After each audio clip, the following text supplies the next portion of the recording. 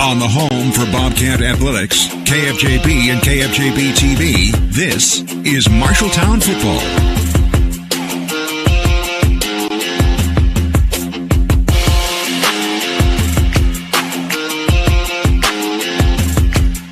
Hey Bobcat Nation, Coach Adam Goodman.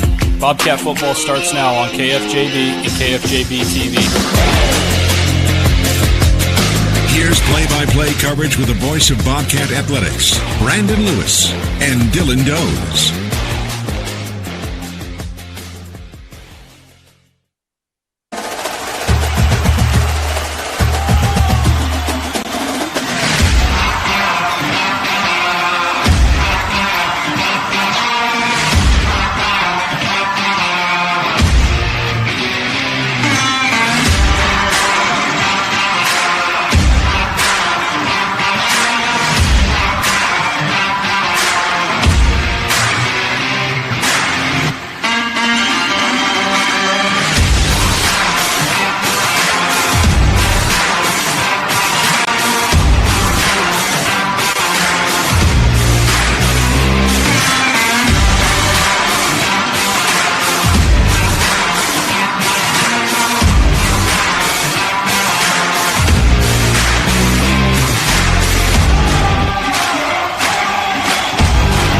Bobcat Game Day Live. Here's Brandon Lewis and Dylan Doze. Bobcat Game Day Live right here on KFJB-TV. We're broadcasting live from Leonard Cole Field right here on KFJB and KFJB-TV. Streaming at Facebook, Twitter, 1230KFJB.com as well as on YouTube. If you're watching and joining us on YouTube tonight, be sure to hit the like and subscribe bar. That way you can get notifications to upcoming games as well as Bobcat Live, heard at Zeno's in downtown Marshalltown every Thursday night here on KFJB-TV. He's Dylan Doze. I'm Brandon Lewis. It is week number 3 already, the fastest 9 weeks of the year, Dylan. Week number 3, a pivotal one for the Bobcats, who look to get above 500 with a victory here tonight against a team took them to the woodshed last year, 42-7. Yeah, this is a big game, as the Nightmare in Newton was just 1 year ago. After 2 years ago beating Newton by almost 40 points, came back maybe overconfident, walked into Newton and came home with not just a loss but a beating. The Cats got declawed in Newton last year, so now coming in, last year we sat at 1-1. That Newton loss really kept us out of the playoffs. This is one where the Bobcats have to bow up, protect their field, and really to be able to get the season that they want. It's been a while since the Bobcats have hosted the Cardinals. Back in 2020, the Bobcats went on the road, as well as last year they went on the road to face the Newton Cardinals. They split them in 2020, defeated Newton in a blowout fashion, and then last year they were blown out the other way. So both these teams 4-4 over the last 12 years in their matchups. We've got plenty to preview here tonight, not just this game, but East Marshall, West Marshall in action tonight, and we'll get a preview of the big game tomorrow, which is Iowa and Iowa State in Iowa City.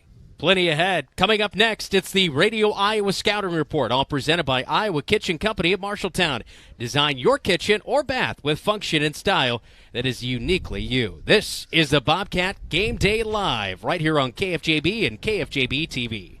It's time for a new ride or a new-to-you ride. Lennox Employees Credit Union is here to help with new and used vehicle loans. Rates are as low as 2.24% for up to 60 months for new vehicles and used vehicles for 48 months. Go to their website, lennoxecu.com, for further details and membership eligibility, or call the office to talk to a loan officer. Low auto loan rates from Lennox Employees Credit Union, 1004 East Main Street in Marshalltown. Member NCUA. Small businesses are the backbone of our community. Marshalltown Area Chamber of Commerce reminds you that when you shop locally, you are benefiting members of our community and adding to our local community overall. You'll find local business owners are generally more knowledgeable, provide better service, and even know their customers by name. Marshalltown Area Chamber of Commerce exists to be an advocate for our business community. Membership in the Chamber benefits your business and adds to the strength of our advocacy efforts. For more information on shopping locally and Chamber membership, go to Marshalltown.org. From Radio Iowa Sports, this is the Scouting Report, an in-depth look at this week's prep and college games. Now from our studios in Des Moines, Todd Kim. It's the 69th meeting in the Cyhawk series as Iowa State looks to snap Iowa's win streak at 6. UNI opens the Missouri Valley race, and in high school play, there's a 1 versus 2 clash in Northwest Iowa. That and more on the Scouting Report. Here's farmer and landowner John Prue. We purchased the land about 3 years ago, and there was an old farmstead on there with trees. We were going to clear the land so we could farm through it. We thought we knew where the pipe was, so we didn't call to get it located. The work on our property led to the damage of a light crude pipeline. Fortunately, no one was hurt, but it could have been much worse. Never assume the location or depth of underground lines. Always call 811 or visit clickbeforeyoudig.com before you start work. A message from the Pipeline Operators for Ag Safety campaign. Some of the best sounds you'll ever hear are generic. Safe. Effective. Even money-saving, just like FDA-approved generic drugs. Even if they don't come in the exact same color or shape as their brand name equivalents, they have the same key ingredients and go through a rigorous review process. Talk to your doctor or pharmacist today and visit fda.gov/generic drugs. Generics are safe, effective, and can save you money. You'll like the sound of that. The Scouting Report from Radio Iowa Sports.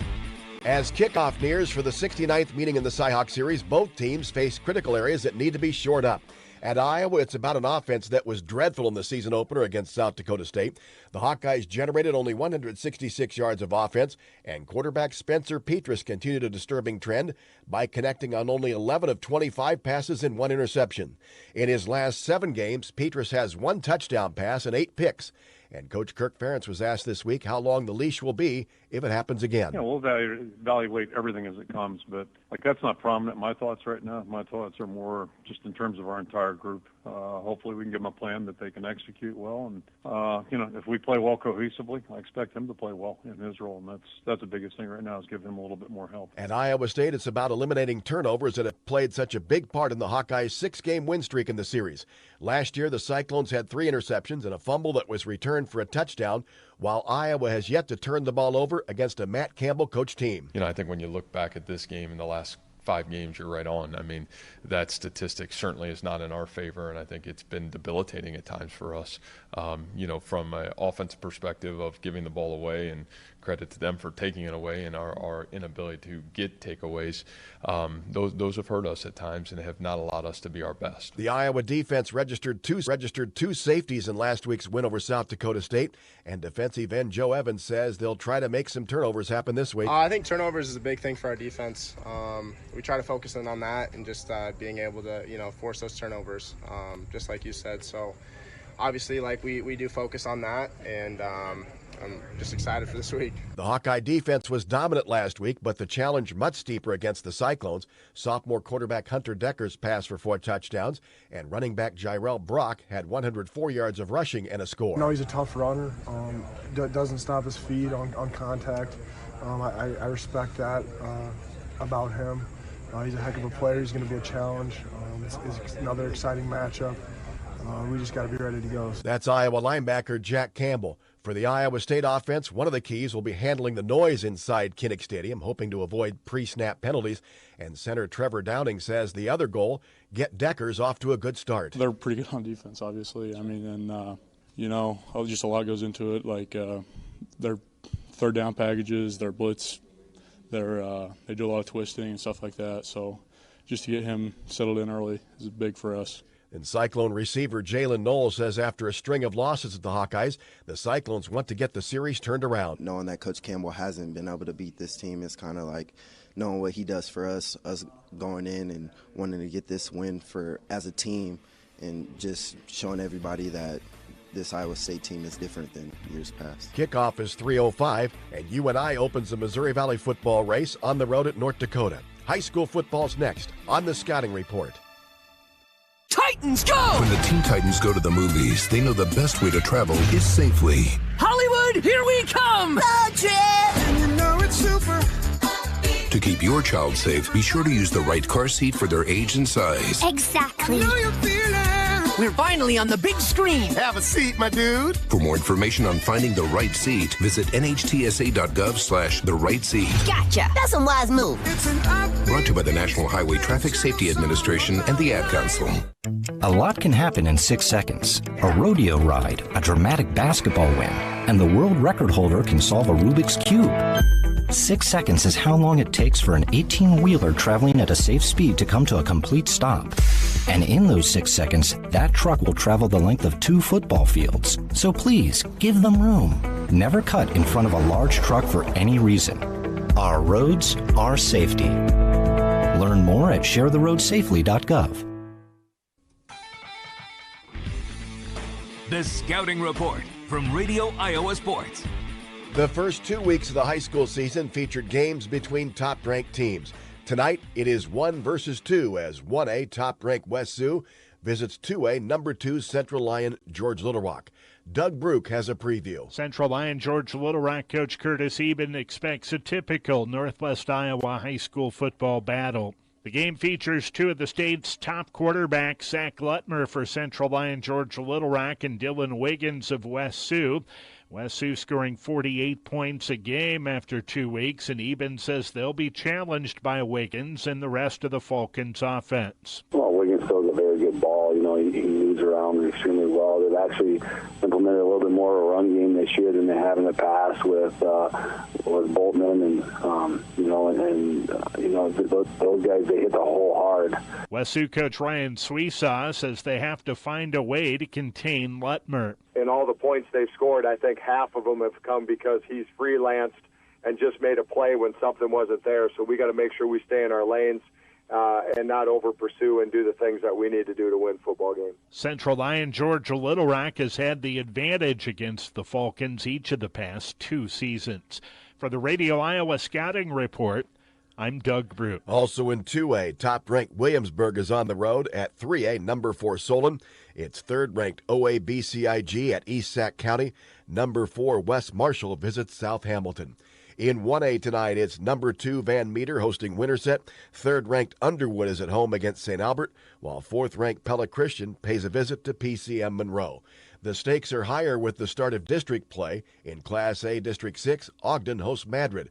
Ryan Wendt reports. Madrid head coach Brock Hinkle talks about the importance of tonight's district showdown. Anytime you're playing a district opponent, it's a big game, especially like you talk about postseason stuff, difference in traveling 2 hours for a playoff game or hosting one. They want some revenge on some of these teams moving forward, and district play cranks it up a notch too. Ogden head coach Jacob Berger talks about the importance of not just a rivalry game, but also a game that has a lot to do with district implications, even though this is only week number 3. We also keep in mind, our end goal is, make it to the playoffs and advance to the playoffs. And in order to do that, you got to win district games. And so not only is this a rivalry game, but it's also a district game. And so there's just a lot of importance to it. And I think we're, making sure that our kids are dialed in. Reporting for the Radio Iowa Scouting Report, Ryan Wendt, KWBG Boone. Also in Class A tonight, top-ranked West Hancock is at Lake Mills. Number 2 Linville Sully visits East Marshall. Third-ranked Grundy Center's at home against Wapsie Valley. This season, Bex is recognizing student-athletes that are not just a star in athletics, but a player that shows heart in school, at work, through the community, and in the ag industry. Clayton Meyerman of Northeast Goose Lake remembers as a 4-year-old riding the tractor and frequent trips to the sale barn. My parents have raised me very strong from that very young age, and I look back and I just, wow, those starting at 4 years of age and where I am now just helps me a lot. And where I am now, I help the younger kids that are in my family on the family farm, and I want what I had, I want what they want. Besides being a 4-sport athlete, Mason Trimble of Seymour also takes part in cheer, color guard, yearbook, and National Honor Society. She also finds time to help train show pigs. You work with them every night, and you have to walk them, and depending on how many you have, you have to walk them for, quite a while because you want them to stay in shape and everything and be able to drive good. Ryan Franzen of Turkey Valley helps with the beef herd on the family farm and says it's not just work, but a lifestyle. It's been the way my brother was raised, and I followed in his footsteps, and it's just kind of the way we do things. And, I mean, I wouldn't trade it for the world. It's been very amazing for me, and I feel I live probably like one of the best lives of any high school kid can. Briar Prochniak of North Union says he acquired some of his running back judging aggressive cows on his grandpa's farm. Being out in the feedlot and comes at you, you got to make a move on them, get them going. Just juking out cows, I guess. He also plays safety and enjoys the team aspect of the sport. Just it takes all 11 guys to win. You have to be in sync. If one guy's not, and you don't win, and just getting everybody together. That's probably my favorite part. Beck's Players with Heart. The rest of Week 3 is next on the Scouting Report. Every farmer has their reason for why they do what they do. For Beck's, it's faith, family, and farming. Since 1937, the Beck family and family of employees have been committed to honoring God and helping farmers succeed. Farming is full of extremes, and we face the challenges with hard work and steadfast determination, delivering quality line of products backed by legendary customer service. We look forward to standing by your side, supporting you as you live out the life you were meant to live. Beck's, when it comes to farming, we believe in something more. Who is a Beck's player with heart? Growing up on the farm, you know, you got to get stuff done. I have to get the job done there. I love the team effort in football. It really couldn't be done by just a few people. You need every single person. Beck's is recognizing student athletes that are not just a star on the playing field, but a player that shows heart in school and in the ag industry. Nominate a player today. Go to brownfieldagnews.com and search Player with Heart. Beck's, we are and will remain farmers at heart. The Scouting Report from Radio Iowa Sports. Two teams with postseason hopes collide in 8-player District 6 tonight as Winfield Mount Union hosts New London. Slayton Swords reports. A 30-minute drive separates these two teams, but the way New London has dominated the last couple of years provides the real separation between the Wolves and the Tigers. The Tigers have won the last 6 matches by an average score of 53-8, including a 71-18 thrashing last year. However, this is a Wolves team that hasn't put up less than 50 points this season. Let's take a further look at the two teams. For the Wolves, Cam Buffington came into the season as the headliner, and he hasn't disappointed. With 512 rushing yards, averaging over 12 yards a carry and 10 total touchdowns, he's been the guy. The main issue has been the defense, allowing over 50 points a game through the early portion of the season. Moving over to the Tigers, they had a shutout victory over Tri-County 52-0, but they've been struggling to finish game in close losses to Moravia and Clarksville. The Tigers count on a 3-headed rushing attack in Reed Seaberg, Borden Pickle, and Dom Lopez, who leads the team in touchdowns with 7 total. It'll be a tough task for the Tigers. They try and extend it to 7 straight wins over the Wolves, while Buffington will try and run up and down the field in front of the home crowd. For Radio Iowa, this is Slayton Swords with KILJ. Also an 8-player, top-ranked Remsen St. Mary's visits Siouxland Christian. It's number 2 Waco visiting English Valleys. 3rd-ranked Don Bosco is at home against Collins Maxwell. In 3A, it's a rated clash as 5th-ranked North Polk visits number 10 Adel ADM.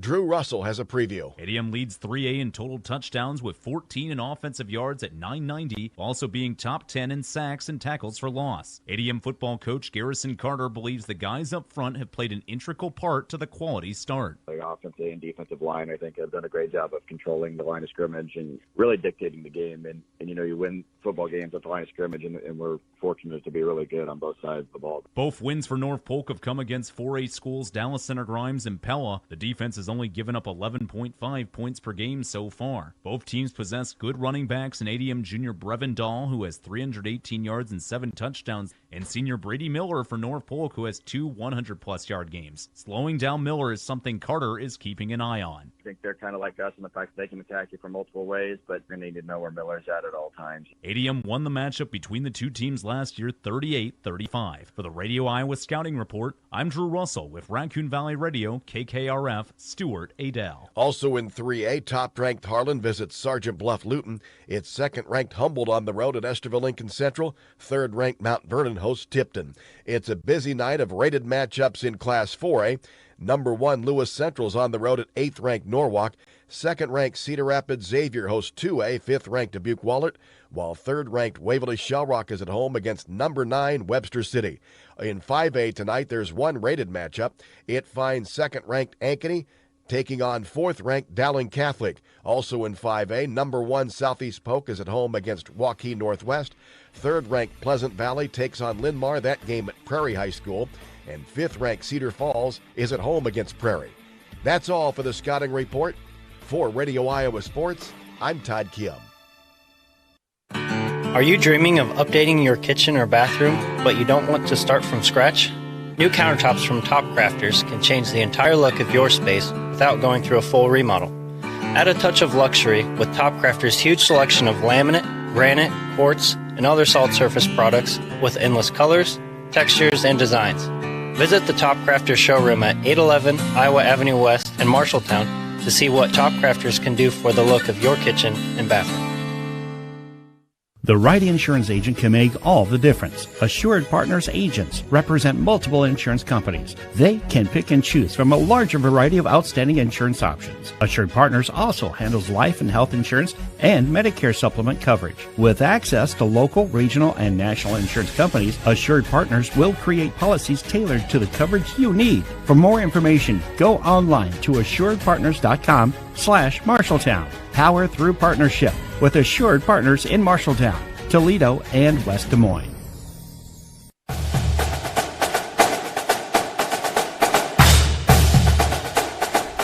Back in on Bobcat Game Day Live here on KFJB and KFJB-TV. He's Dylan Dose. I'm Brandon Lewis. It's now time to take a look at key area matchups, all presented by Brown Shoe Fit in Marshalltown. And a lot of really good games. We'll get into East and West Marshall coming up in just a little bit. But big games in Class 5A tonight, Dylan. Speaking of a big game, the new school, Waukee Northwest on the block. They'll take on Southeast Polk tonight. Southeast Polk 2-0 on the season. And, of course, ranked number 1 in the latest Radio Iowa Scouting Report. Ankeny, they're going to take on number 4 Dowling. So number 2 versus number 4. And Ankeny 2-0. Dowling 1-1 to begin the season. West Des Moines Valley, just a couple weeks from now, the Marshalltown Bobcats will take on them. And tonight they take on Urbandale. So it's number 6 there for West Des Moines Valley, as they did drop a spot in the poll. Sioux City East sneaking in there. They've got Lamar's last night. I'm not quite sure how they did. Johnston and Dallas Center tonight, as well as Iowa City taking on Ames last week in week number 2. And Iowa City High, they are 1-1 on the season as they take on Ames tonight. Ames had Fort Dodge last week, and Fort Dodge gave Ames everything they could handle, but Ames off to a 2-0 start, Dylan. Yeah, we were talking to Coach Furch last night. He believes Salzer's the best quarterback we'll see all year, really with that Luth combination, and then we know Jamison Poe, be it on the hardwood or on the grass, he's a playmaker. Meanwhile, in 3A, interesting to keep your eye on some of those communities. Benton community, they take on Marion tonight. Benton's at number 6 in Class 3A. Nevada, the Cubs, they take on Roland Story tonight. Nevada 9 in Class 3A. They're 1-1 on the season. Who they lose to? Oh, yeah, West Marshall in an absolute heartbreaker. We'll talk about that one coming up in just a little bit. In Class 2A here tonight, New Hampton and Owine. That's always an interesting matchup there, as well as in Class 1A. Dyke New Hartford and Clear Lake tonight. Denver is at Sumner Fredericksburg. Iowa City, Regina, and Mid Prairie.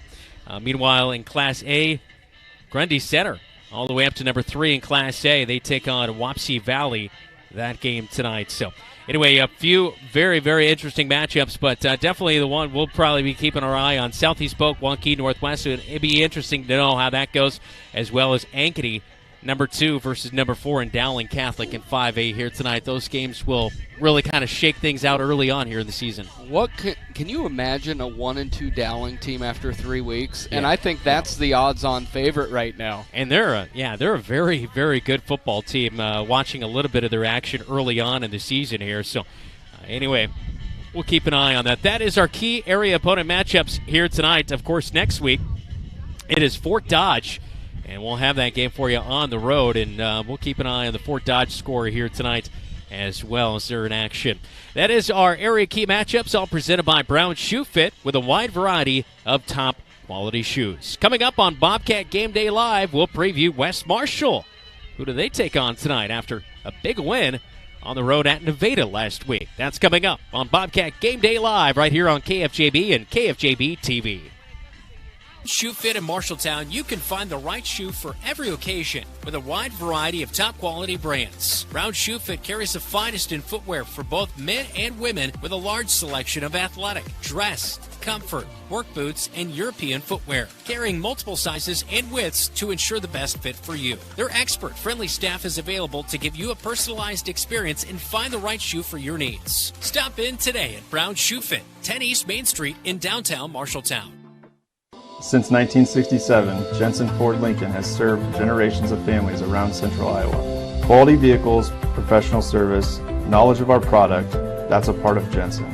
But what's more important to us is a trust that is passed down from every generation. Jensen Ford Lincoln wants to serve your family. We want to be there for your first car, we want to be there for your family SUV, and we want to see you drive away in the Mustang you always dreamed of. At Jensen, we want to be here for you now and every mile along the way.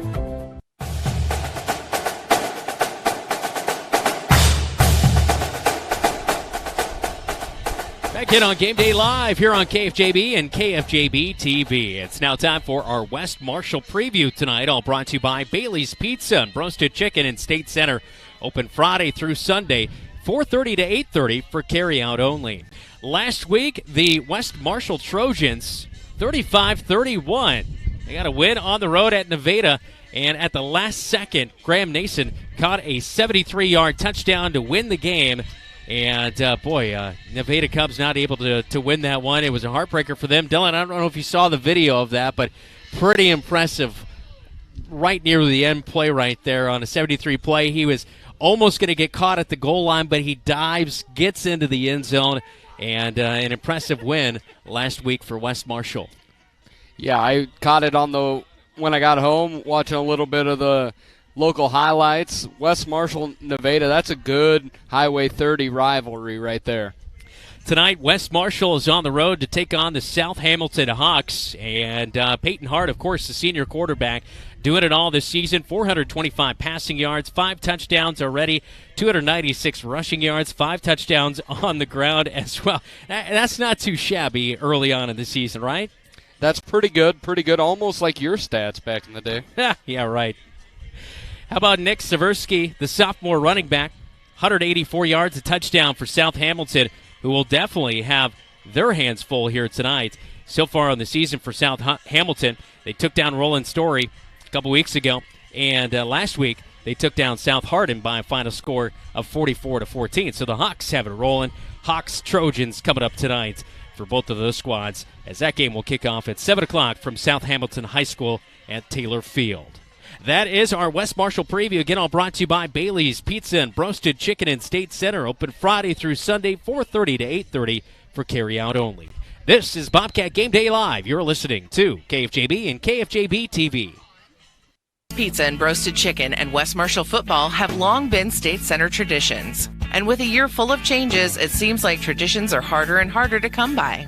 While where you enjoy it might have changed, Bailey's commitment to delicious pizza and roasted chicken can still be found in every bite. Enjoy the local tradition of Bailey's Pizza and Roasted Chicken, open Friday through Sunday, 4:30 to 8:30 for carry-out only. Bailey's Pizza and Roasted Chicken in State Center, proud sponsors of West Marshall football. At Sports Plus Sports Medicine and Physical Therapy Center, we customize each patient's treatment plan to their individual needs. What does that mean? It means that not every back or knee problem is treated the same, and that your program will be unique and designed especially for your needs or problem. This improves how quickly you will return to work or sports. The Sports Plus staff is encouraging and takes pride in your successful recovery. This is just one more reason why champions choose Sports Plus Physical Therapy as their favorite place to rehabilitate and train.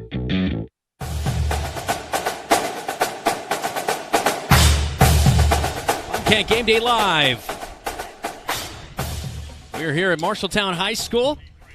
Take a look as we come back from break right there. The new tennis facilities. Great place. You been there yet, Dylan?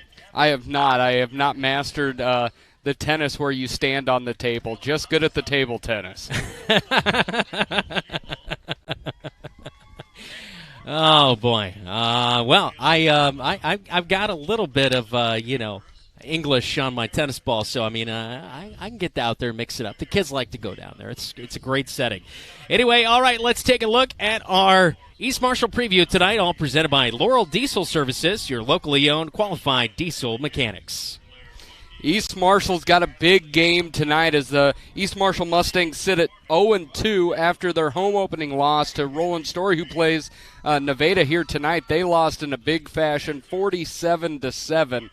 And the road will not make it easy on the Fighting Dylan Dozes here tonight. As East Marshall travels south to Linville-Sully, who sits at 2-0, always a tough out. And I really believe if East Marshall's going to have any shot, it's going to have to be on the shoulders of senior running back Tyler Fuller, who at 28 carries has amassed 186 yards in two losing efforts. So the question tonight, the big question tonight with East Marshall is they switched signal callers last week. Bo Kelly, the senior quarterback, coach's son, was in game one in that BCL-UW heartbreaking loss in overtime. He was 4-7, but did not play last week, and the call went to sophomore Jacob Farrington, who completed 10 of 21 passes in that 47-7 loss. So what does the night have for the Mustangs? Hoping for an upset here. That is a terrible Mr. Ed. It's a bad horse, and I want the world to know that was not me. I would never do that to my alma mater. Hey, go Mustangs. We'll see what they do against Linville-Sully tonight. We're calling an upset here. All right. Let's do it. That's good. And how about the Bobcat kickoff live on KFJB when we are back? We will be back with the countdown to kickoff. You're listening to KFJB, 12:30 a.m., KFJB, and 93.9 FM. Mike Overton moved to Laurel, Iowa. He had a vision to have a diesel repair shop that would support his growing family and passion for working on diesel engines. Being part of the East Marshall community means ensuring that farmers, truck drivers, and businesses run smoothly. With a large building and state-of-the-art equipment, Laurel Diesel Services is always up for a challenge. When your farm trucks, semis, or other diesel equipment requires maintenance or the occasional repair, take it to the qualified technicians at Laurel Diesel Services at 105 East Market Street in Laurel. Don't let concerns about current events derail your long-term financial strategy. Edward Jones financial advisor Zach Wall can help. He'll work with you to understand today's financial landscape and how to be positioned for the long term. Edward Jones can give you the tools for a reasoned, disciplined approach to investing. Call Zach Wall at 641-752-3017 in Marshalltown or online at edwardjones.com. Edward Jones, member SIPC. This is the countdown to kickoff on your home for the Cats, KFJB and KFJB-TV.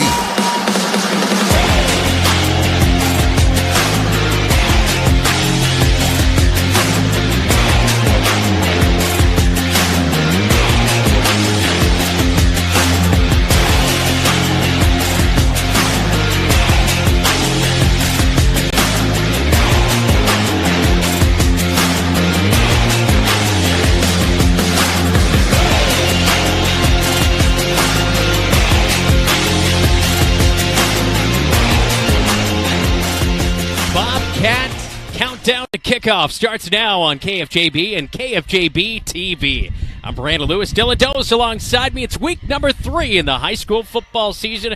Like I mentioned earlier, the fastest 9 weeks of the high school football season. And this year, the Marshalltown Bobcats will host the Newton Cardinals after going down to Newton for the last 2 seasons. Last year, this game did not go how the Bobcats had hoped. A loss, 42-7, the final score from that one. But here tonight, the Bobcats look for a little bit of payback. Of course, 2 years ago, 42-8, the Bobcats won in the game against the Newton Cardinals. Bobcats know they want to get above 500 here tonight. They're going to have to come out, be real physical in this matchup here tonight. Yeah, I think physicality, that line of scrimmage is a huge deal. And I really feel like the Bobcats are going to be ready because you could feel just the frustration and maybe even a little bit of anger with Coach Goodman at the end of last game, just thinking back to the Newton game of a year ago. So I anticipate the Bobcats being ready to hit Newton in the mouth, and if Newton's up to the challenge, it should be a really good game here tonight. If you've never been to Bobcat Live at Zeno's on Thursday nights, we really encourage you to join us live at Zeno's. Take part in what we're trying to build here, which is really highlighting the athletes who are doing an amazing job this season. Volleyball, football. We talked with Brett Umpton from the marching band. We'll see them play at halftime here on our coverage on KFJB-TV, and you'll maybe hear a little bit on KFJB as well. But,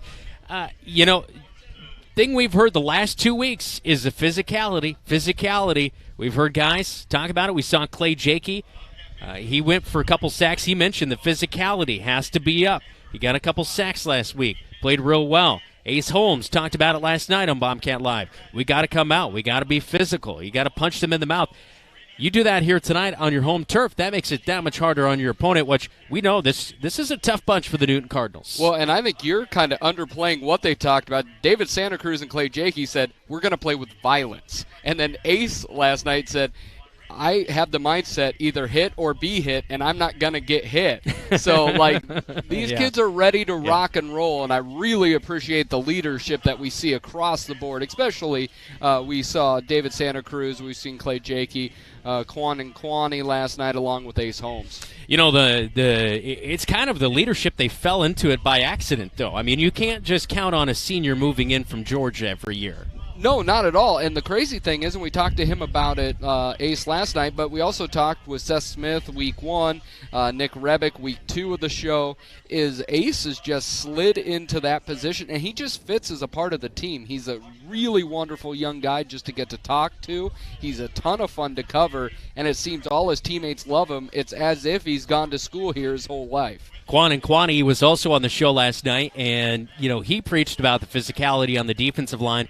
It's hard to believe he does not have a tackle on the season, but we've seen him involved in so many plays. This is a defensive line that's going to have to really get after it, unlike they did. I mean, they've gotten after it all season long, but they're really going to have to get after it tonight, facing a very, very tough running back. As, of course, we take a look at number 21, Cody Klein, the running back for the Newton Cardinals here tonight, who already is near 300 yards through just 2 games on the season. Yeah, he's the stud. I think that's pretty clear and straightforward. He not only can run the ball effectively, he's a pretty good receiver out of the backfield with his 7 catches, got a touchdown on it. But they'll spread you out. They'll dink and dunk, and the Bobcats have to stay home. One of the things I think of Quanon is just thinking back to the really great Ravens defenses. If you ever looked at the late, great Tony Siragusa's stats, they were never much. No. But he was that core of that defense. You think go up north to the Cheesehead country, Gilbert Brown was the size of a small village. Bubba. He was the size of a small village. He didn't get a ton of tackles. And Saragusa, they had to find a new helmet because his head was so big. Right, he had like a size 8.5 or something. Quanion's wearing somebody like an NFL helmet out there. He's a big dude, and he's a great kid. Yeah. And it was great talking to him last night. When we come back on the countdown to kickoff, we will get our Dylan Doza scouting report, all presented by Bruin Manufacturing of Marshalltown. This is Bobcat Football. You're watching and listening to KFJB and KFJB-TV. Home is the one place where everything should be perfect, including your air. Capon & Brown helps you achieve the perfect air you deserve with reliable, groundbreaking, award-winning Lennox products. Call Capon & Brown to hear more about how they can help you feel healthier and happier in your home. It doesn't get any more perfect than that. Call them today at 641-753-3563 or visit them online at caponandbrowninc.com. Your local premier Lennox dealer, where quality has been a promise for 48 years. Named Marshalltown's best pizza, Zeno's is the place to get delicious homemade pizza from scratch that the whole family will love. For some, it's a family tradition, and Zeno's Pizza is all about old-school family-owned pizza making. Zeno's respects tradition so much that they have had the same thin crust pizza recipe for over 70 years. There are a couple of ways to get your Zeno's Pizza. You can dine in, order online for pickup, or call 641-752-1245. Zeno's Pizza, 109 East Main Street, downtown Marshalltown.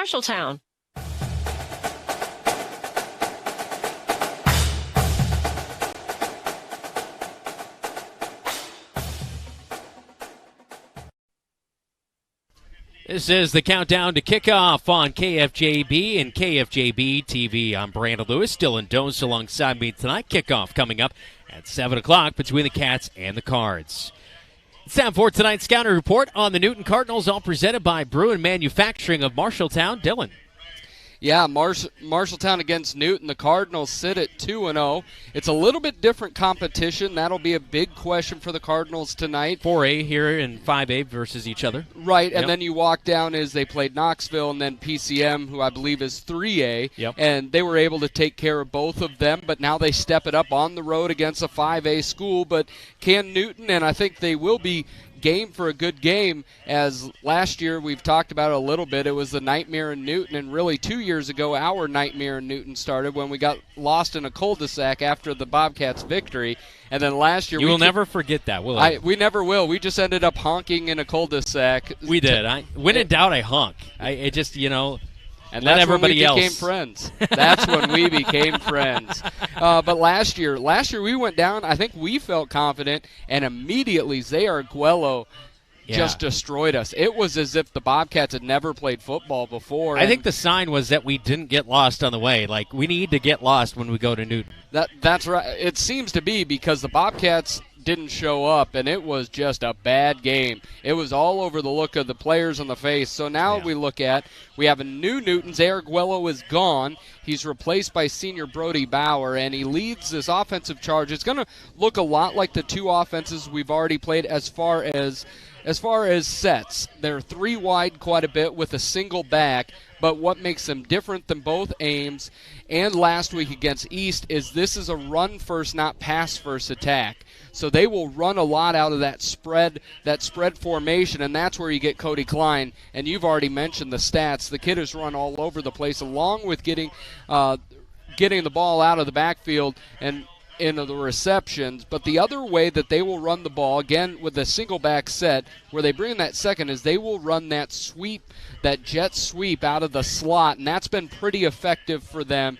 With on the outside, when they're looking to throw the ball to their receivers, they go to Christian Ergenbright, who leads them in receptions. On the flip side, they're a basic 4-3. It's the first time we've seen even front for the Bobcats. Both Ames and East plays a three-man down front, so that'll give us a little bit of a different form. And their defense is led by a name we know well from basketball and football, Caleb Mattis, and followed by their end, Wyatt Weeder, has 2.5 sacks. So that's Newton. And later on, I'll give the Bobcats keys to victory here tonight. That is our scouting report presented by Bruin Manufacturing of Marshalltown, driven to prove innovative plastic molding solutions. Your Cat Connection and a visit with head coach Adam Goodman next on the countdown to kickoff right here on KFJB and KFJB-TV. Manufacturing is a family-owned and operated business founded in Marshalltown, Iowa, and we have a unique approach to plastic injection moldings with our own custom in-house tool shop. Since 1949, Bruin Manufacturing has provided injection molded plastic parts for construction, industrial, agriculture, medical, sports, and recreational purposes. We are an industry-leading manufacturer of precision plastic components. To learn more about Bruin Manufacturing, visit our website at bruinmfg.com. Bruin Manufacturing is a proud sponsor of the Marshalltown Bobcats. McGregor's Furniture and Mattress has your mattress. Every firmness, comfort, and support level, each at a great price. Make the investment today for a good night's sleep for years to come. McGregor's also has quality furniture for every room in your home. Beautiful, comfortable sofas, recliners, dinette sets, and office furniture to help you work and relax in comfort and style. McGregor's Furniture is proud to bring you quality furniture and great service, and they are proud to support Bobcat Athletics. McGregor's Furniture and Mattress, downtown Marshalltown, open 7 days a week. Welcome back in our Cat Connection on the countdown to kickoff right here on KFJB and KFJB-TV. Number 14, Seth Smith. How are you? Good. How are you? Good. You've been all over the field on the defensive side of things. 10 tackles, already a fumble recovery on the season. How much is the job of the defensive lineman making your job easier to be able to run around and make those plays? It makes it really easy. You know, everyone on our team's been working so hard, especially the guys on our D-line. So them, you know, getting outside contained and us just having to fill the B gaps, it makes it so much easier to get tackles. Of course, we've talked to Nick Rebick already this season about the linebacking crew, and I know you guys play baseball together, and he talked about that bonding and being able to have a good relationship with your teammates and how that helps you on a Friday night to communicate and that kind of stuff. How do you see it on that side? Yeah, I see it the same way. You know, we all have a great connection, all have a great friendship, so if we tell each other something, you know, it's nothing personal. It's just trying to help each other out, so that's all it really needs to be. Seems like I hear a lot of different stuff. I just heard you talking with Kwanyan about a team meal that you guys had just kind of on your own. I mean, you guys are just hanging out all the time and just kind of bonding? Yeah, we're always just hanging out, having fun, texting in the group chat, and just having a good time. Yep. Of course, you guys had a lot of fun last Friday night. 31-6 was the final score. You guys got the job done. How much different was week 2 compared to week 1? Did you guys kind of breathe a sigh of relief after that win to kind of get that first one off your chest? Yeah, definitely. It felt really good to get that first win, and you know, you just got to keep things rolling because when we get going, I don't think there's many people that can stop us. Of course, the game tonight against the Newton Cardinals, Cards and Cats didn't go your way last year. What do you guys know you need to do to make sure it doesn't end up so lopsided this year? You just got to stay focused and do your job. You know, they run that RPO offense, so you just got to stay home if you don't know what they're running and do your job. So. Of course, big area matchup here tonight between the Cats and the Cards coming up a little bit, visiting with Seth Smith. He is a senior, so I know you've still got your entire senior year to go, but what's kind of in hold for you after your senior year? I don't know yet. You know, I'm debating on whether or not I want to play at the next level or if I want to just go straight to Iowa State. So. You got plenty of time to think about it, right? Hey, that is Seth Smith, number 14 for the Marshalltown Bobcats. That's our Cat Connection this week. All brought to you by Applebee's in Marshalltown, where you guys were at, right? For the They know where it's at, right there at your local Applebee's in Marshalltown. Now that's eating good in the neighborhood. When we return on our countdown to kickoff here on KFJB, we'll talk to the head coach Adam Goodman, right here on KFJB and KFJB-TV. Applebee's Neighborhood Grill and Bar in Marshalltown offers a lively casual dining experience, combining simple, craveable American fare. Soups and salads, classic burgers and steaks, from the Whiskey Burger to the Bourbon Street Steak. Signature items like Fiesta Lime Chicken and Applebee's Riblets are favorites. Applebee's soups are amazing too. Tomato basil, chicken tortilla, and French onion. And oh, the salad. Now that's eating good in the neighborhood. Applebee's, 3101 South Center Street in Marshalltown. Applebee's proudly supports Marshalltown Bobcats student athletics. You should never have to wait after ordering new appliances. At Pence Appliance, you wouldn't. With an incredible selection in stock and ready to install today. Our friendly team is here to help you pick the perfect set to match your style. And let our professional technicians install and set up your new appliances, often delivering the very next day. Stop in today, see all the new features, and find your new look at Pence Appliance. For sales and service of everything appliance, go see the Pence team. Back in on the countdown to kickoff here on KFJB and KFJB-TV. Make sure you hit the like and subscribe button on our YouTube channel. We just hit 100 subscribers on that, so thanks for following along. And got a lot of views on the game last week, Coach. It was a big win for you, 31-6 at home against Waterloo East. You know, I kind of talked to Seth Smith about it a little bit, but what was kind of your feeling after that game? Was it a little bit of relief to get that win? Yeah, it was. You know, I think the first thing I told the guys was, man, this is a heck of a lot better feeling than we had a week ago. So, you know, the guys were excited. That's what we want to get used to. You know, the NFL season is starting, and I hear everybody talking about, you know, this could happen, and then some people with voice of reason say it's just week number 1, and I think that's probably a good way to put it for you guys, too. It's just week number 1. It was your rival game, and so you come back and execute in week number 2. Yeah, you know, I told them all of our goals are still out ahead of us. You know, this is obviously we don't want to get used to this feeling, and you know, we came out week 2 and took care of business, and you know, ultimately we're looking to improve every single day and take each week one week at a time. One thing we noticed, you know, was just the conditioning and the preparedness and the readiness of week number 1 to week number 2. Is that just kind of continuing to build upon and you know, I mean, there's nothing to simulate a real game too. Yeah, you know, every Friday night, you know, on top of getting better with our schemes, we're getting better conditioned as well, and that's going to hopefully pay off for us tonight. I mean, it's another hot one, so hopefully we see guys that are in better condition and able to play a full football game. Of course, last week, one thing I did notice that there was a few times, especially in the first half, it seemed like that the play clock was getting near, 1 or 2 seconds before the snap was coming. We saw a few snaps right before the play clock ran out. I know you kind of mixed things up on your offense a little bit. You've added some new tweaks to the offense. Is that just kind of continuing to learn and the play calling style as you work with the guys? Yeah, I think our guys have got to realize when we do mix some things up with with our plays that some certain ones require us to get the play called and up on the line of scrimmage a little quicker than others. So, we clean that up this week in practice, so we should be fine. Defensively, though, you guys, I mean, you did a heck of a job against Dallas Salzer, picked him off 3 times. You have 6 turnovers, by the way of an interception, couple forced fumbles. Clay Jakey went off last week with 3 sacks in that game. So you guys have really gotten after the quarterback. You've turned the other teams over in just 2 weeks. Yeah, that's huge. Coach Furch and Coach Winkler and Holmgren have all 3 done an excellent job of preaching, all 11 guys of the football and making sure we're aligned properly pre-snap. And, when the defense can turn the football over, 3 times in a game, on average, that's going to give us a really good opportunity to be successful and ultimately win a football game. So it's huge. Yeah. We talked to Ace Holmes in our Cat Connection last week.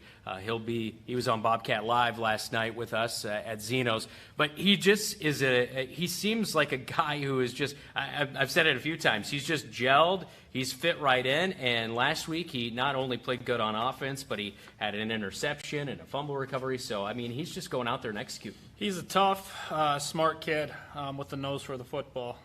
He does a lot of things for us. We ask a lot out of him, and he can handle it. So it's been a pleasure to work with him and see all the different things that he can do within a football game. And we're fortunate to have him, he brings a lot of energy to the table every day, and kids feed off that. Seems like Clay Jakey brings a lot of energy to your team as well. I mean, he got after it for 3 sacks last week. He really seems like he's getting into midseason form early on here. Yes, Clay's another one. He's got a motor that never turns off. So, we want to keep it that way and watch him improve. When you guys last week you switched, we asked you about switching from 3-4 from the 4-3 defense. It seemed to go pretty flawless last week.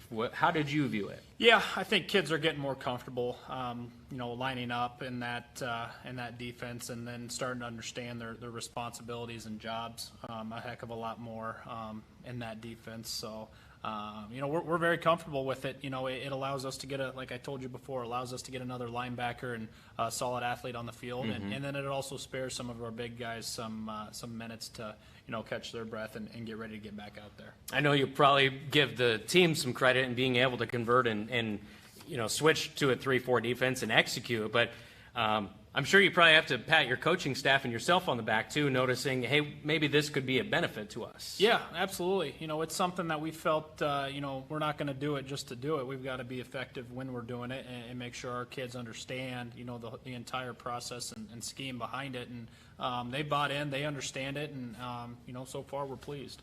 It's the Cats and the Cards coming up at 7 o'clock tonight. We will get Coach Goodman's thoughts on that coming up next when we return on our Countdown to Kickoff right here on KFJB and KFJB-TV.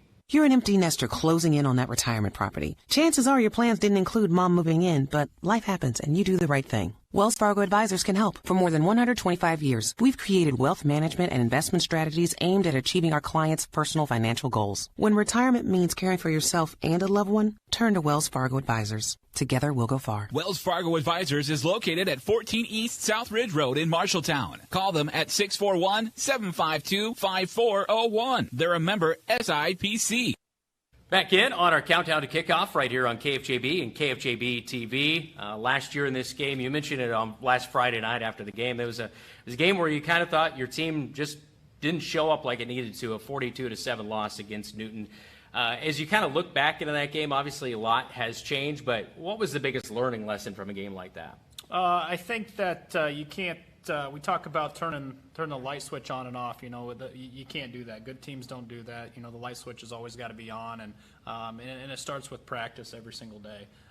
If we're locked in and we're having solid practices, at the minimum mentally, we're going to give ourselves a chance. And they're young kids, so being able to keep that consistency rolling every single day, it is a challenge and it is tough, but that's necessary to win football games on Friday nights. So how's practice been this week? It's not been too bad. We've been fighting some illnesses and some things like that. So we've got our guys back, and we're fortunate that they are older guys and they do understand what we're trying to do. And I don't think we missed a beat, and we'll be ready to roll. Mm-hmm.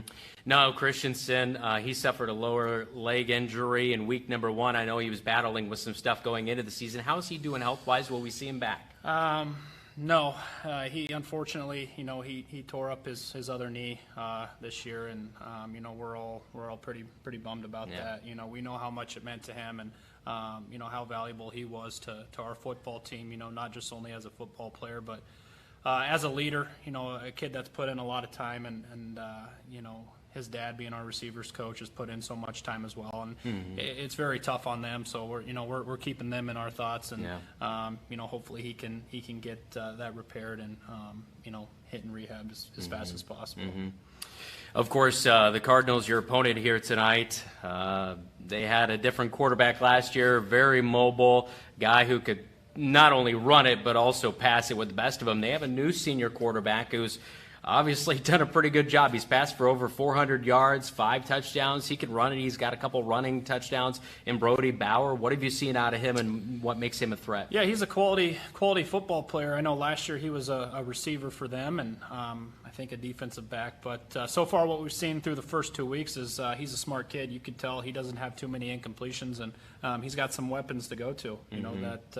I don't know if you're going to touch on it yet, but that tailback of theirs is a pretty talented player. We saw him a year ago as a sophomore, and he's improved, and he's much better this year as a junior. So it's going to be a fun challenge. Yeah.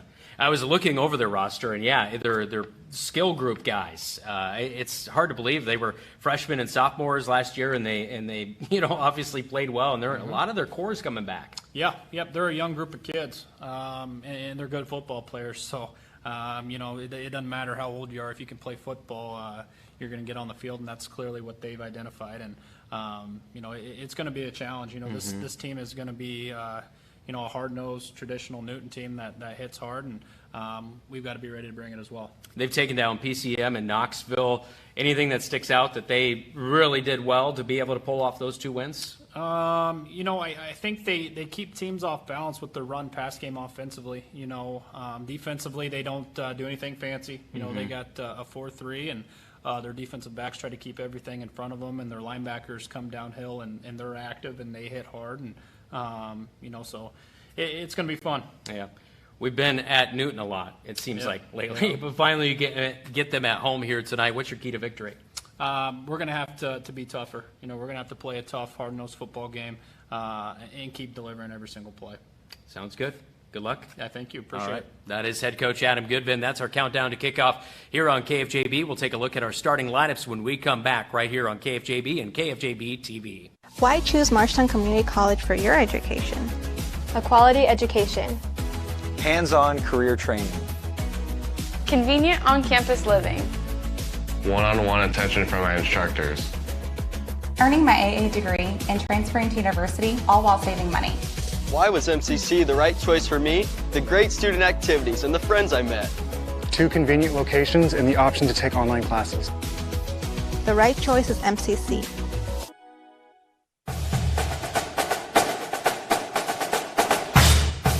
Week number 3 upon us. It's the Cards and the Cats from Leonard Cole Field. I'm Brandon Lewis. Dylan Doe's alongside me. Gomez will kick off for the Marshalltown Bobcats. Hits down at the 15-yard line. It's picked up by Klein for the Newton Cardinals. And they'll sprint out to the near side. Coverage downfield. Finally, Braden Weatherly comes up with a tackle. And actually on the return, it was Cade Bauer for the Newton Cardinals, as they'll have good starting field position. That kickoff all brought to you by 5-Star Real Estate Group in Marshalltown, your home team advantage. All right, week number 3 here on KFJB and KFJB-TV. On the opening quarter clock, 11:53 to open up the game, as the ball will be at the 41-yard line for the Newton Cardinals. His quarterback, Brody Bauer, will come out, number 3, as he led his team to a win last week in week number 2, 27-13 against PCM. Bauer's coming into tonight, no interceptions, 5 touchdown passes, couple rushing touchdowns. They'll move pretty much exclusively out of the shotgun here tonight. They'll snap it, hand off inside to Klein. Klein will be hit up underneath. Ace Holmes got it out of his linebacker spot. It's a 4-yard gain right up the gut, and it will be 2nd down and 6 for the Newton Cardinals. Ball resting nearly in the center of the field. That's exactly what we talked about. Spread them out. Gonna look to run first. Bauer will throw off of that run. Bobcats have to stay home. Bauer. Cody Klein, the running back to his right, nearly 300 yards on the season. A delay to him. He'll jump up. Quanian Quani gets his first tackle of the season as he plows Klein down just shy of midfield at the 49-yard line. Another solid gain to bring up 3rd down and a short 2. And this is the thing we saw from them last week when they were in the short distance on 3rd down. A lot more manageable for a team that does lack a little bit of size in comparison to your Marshalltown Bobcats. Yeah, Bobcats definitely bigger, but this is where Bobcats have to manhandle that line of scrimmage. Right now, Newton's getting nice little chunks of yards. Cards in the white tops, black bottoms, hand off to Klein, bounces off a defender, and now tackled for a loss in the backfield. Getting in there, that's the big boy, 74. Quanian Quani in there, as well as his teammate who leads the team in tackles right now, Carter Hunt, number 20, coming up from his safety spot. And it's going to be a loss of 1 yard. It will bring up 4th down and 3. Ball resting on the far side hash mark for the Cards, who are in town for this matchup in week number 3 against your Marshalltown Bobcats. Offense staying out there, apparently. Why not, right? Yeah, I guess so. Drew Loney's the one who blew that play up. Now the Bobcats have a chance to get the ball at midfield. Andy Swinjelm will hand it off to Klein, and Klein dives forward for a 1st down. So Swinjelm, the offensive coordinator as well as the head coach for the Newton Cardinals, gutsy there on 4th and 3, and he gets just 3, enough to get the 1st down for the Newton Cardinals, who get into Bobcat territory at the 48-yard line. So a rush of about 4 yards to get the 1st down as Klein lines up to the left of Brody Bauer, the quarterback. He'll put a man in motion. They'll get the wide receiver to the near side, fake the handoff, quick screen pass out to the far side of the field. And, boy, they've got some speed to burn over there. That's Nate Lampy, the junior wideout at 5'10", 145, picks up the 1st down as it is a pickup of 13 yards to move the chains down to the 35-yard line. Corey Smith does a nice job of tackling there, but you see what Newton wants to do. Everything's going to be kind of within that 5-yard bubble of the line of scrimmage. Bobcats are going to have to tackle well on first opportunities here tonight. 1st and 10, ball resting on the far side hash mark, going right to left on your radio dial and your TV screen. Bauer looks to pass. Jakey's in there.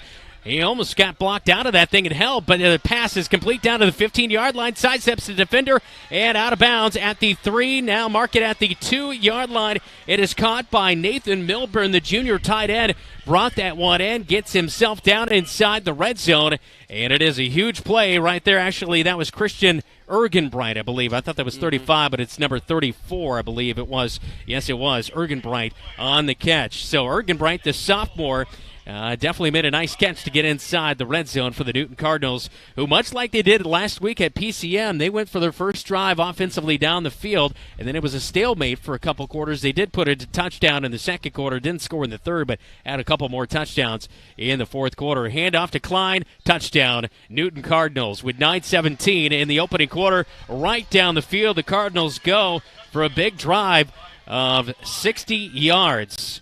And they take the lead, actually 59-yard drive for the Newton Cardinals to begin the game at 6-0.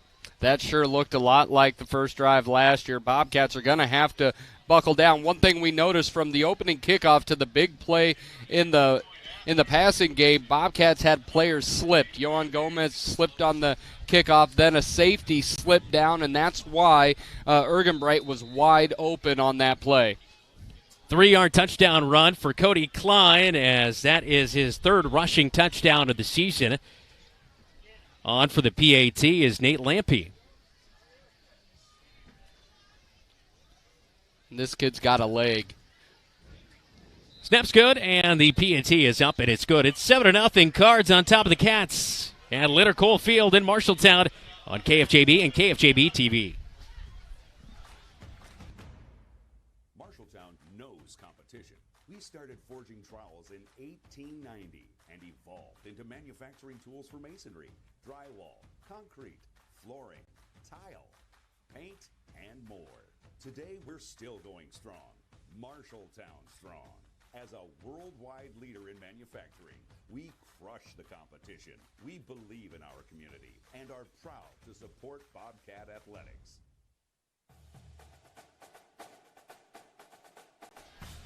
Cardinals strike first, 7-0 on their opening drive. Take it 59 yards down the field. Kickoff all brought to you here tonight by 5-Star Real Estate Group in Marshalltown. Online at 5starhometeam.com. Cardinals kick away to the Cats, and it's a good kick into the back of the end zone. A touchback back out to the 20-yard line with 9:17 in the first quarter of play. Bobcats will go to offense for the first time here tonight, led out by junior quarterback in Dalen Houston. Had himself a nice week last week, Dylan. 2 touchdown passes, 2 rushing touchdowns. Did have an interception, his first of the season. He's got to be cool, calm, collected here tonight to get the Cats right back into this one early. Last year he struggled in that game, and really be a key factor here tonight. One thing we've noticed, Dalen struggled in those first 3 games last year. He has not struggled this year so far. Couple things to tweak, but I think the junior play caller is going to have himself a whale of a game tonight. 3 wide receivers set for the blue and whites. Dalen Houston passes out near side. Nice catch on the near side. Pushed out of bounds up at the 30-yard line. Looks like it's going to be a 12-yard gain on first down, and a nice job by Corey Smith to come in there, make the catch. Little sit-down route, 5-yard route on the near side. Got out of bounds for the 12-yard pickup, and Dalen with a nice little confidence play to get going on first down and 10. Yeah, put it right on the numbers. Corey Smith's having a nice little start. The junior had a nice tackle on defense, and now with the 12-yard pickup. Out of the shotgun again. Nick Rebick lined up at wide receiver. We saw that change this week on the 2-deep. Tate Ring is at running back, standing to the left of Dalen Houston. Near fire, Trayshawn Brooks, can they cover his speed? Boy, he breaks a tackle, gets up to the 45-yard line, and quickly, just like that, another solid gain for the Marshalltown Bobcats. This time a 13-yard gain. First down Cats as they get near midfield with 9:03 first quarter, 7-0 Cards on top of the Cats. If Newton's going to play off 10 yards, I think number 15 will take that all day, putting it right on the numbers. Trayshawn Brooks with a big catch, already at almost midfield. Taking a look at your Marshalltown Hy-Vee scoreboard, 7-0 with 8:48 and counting in the first quarter. Bobcats on their first drive. Roll out, far side of the field for Dalen Houston. Holds onto it. He'll run for it. He's trying to get back to the line of scrimmage. He'll be dropped for a loss of 1 yard. Good job by the defensive line for the Newton Cardinals to spread that thing out. Dalen not able to get to the line of scrimmage, brought down by Nathan Milburn, the junior linebacker right there, as the clock will count under 8.5 minutes first quarter, trailing 7-0 to the Cards. That was a great job of stringing that out by Newton's defense. Everybody stayed home. Usually we see Dalen just kind of glide around that edge for at least a handful of yards. Cats will break the huddle. As at running back now, it's Seth Smith for the Bobcats. Trayshawn Brooks to the near side. Single coverage on him. Ball on the far side, hash mark. Bring a man in motion. It's Rebick. Handoff to him. Seth Smith will pull and run. And a huge block by Ace Holmes as he plowed a defender. It's going to be a first down run for Nick Rebick. A 12-yard gain, and that will move the sticks as the Cards give up the first down and the Cats get into Cardinal territory. That's the benefits of moving a running back into the slot now that James Reed is out this week. Niall Christensen out for the year. A little bit thin at wide receiver, but getting Rebick, a traditional running back, great job by Seth Smith with that pin-in block, allowing Rebick to get outside and getting those yards. Bobcats moving down the field here as Seth Smith will stand offset in the pistol to the right of his quarterback. 2 wide receivers far side. Trayshawn Brooks by himself to the near side. Handoff, Seth Smith right up the gut. He'll get up to the nearly 41-yard line, and he'll be brought down after a couple of yard gain. As out to the near side here, it looks like Clay Jakey got his shoe knocked off, and he's struggling to put that thing back on. Actually, that's Nick Lucas, the center as he gets his shoe back on. Always a tough situation there, Dylan. I always have a little bit of PTSD. I saw some hobbling. I didn't know his shoe was off. I was like, nope. Yeah. Luckily not an ankle issue or anything like that. Out of the shotgun for Dalen Houston, the quarterback will look over the Cardinal defense. Stacking the line of scrimmage here with 5 guys there. They'll hand off Seth Smith. He goes behind Kwanyun Kwani, who pulls and gets down to the 35-yard line and inside at the 34. And that's going to be close to first down yardage on 2nd down and 8. The Bobcats get about 7 yards. That'll bring up 3rd down and 1. A very manageable situation. Kwanyun Kwani did a nice job to pull and open something up right there for Seth Smith. Yeah, when you have 6'3", 6'4", and 285 bearing down on you as a pulling guard, that's a difficult thing to move around. 6:40, first quarter. First drive of the game for the Marshalltown Bobcats. 2 wide receivers far side. Nick Rebick in the slot. Seth Smith in the backfield with Dalen Houston. Wingback is Ace Holmes. They're going to fire over to Trayshawn Brooks. He breaks the tackle from the defender. Flag flies in the middle of the field. I'm not sure if we're going to see holding here or what the call will be. It's a first down. Trayshawn Brooks got inside the 25-yard line, and it's going to be holding, brought back on the play. Spot foul will come at the pretty much the line of scrimmage right there. So, unfortunately, this is going to be a very long 3rd down and right around 11 yards as the officials will spot the ball back there. So, 7-0 our score from Leonard Coalfield. I'm Brandon Lewis, Dylan Dose alongside me as the Bobcats here in week number 3. Off to a little bit of a slow start now as the penalty backs him up on 3rd down. They are in Cardinal territory. Ball resting on the near side hash. Dalen Houston standing on the 49-yard line out of the shotgun. Looks to the near side. Single coverage. A little delay. Yeah, that's where they want to go. Trayshawn Brooks, man-on-man coverage. Push late. No flag. Boy, he was pushed late trying to go for that ball, but out of bounds he falls.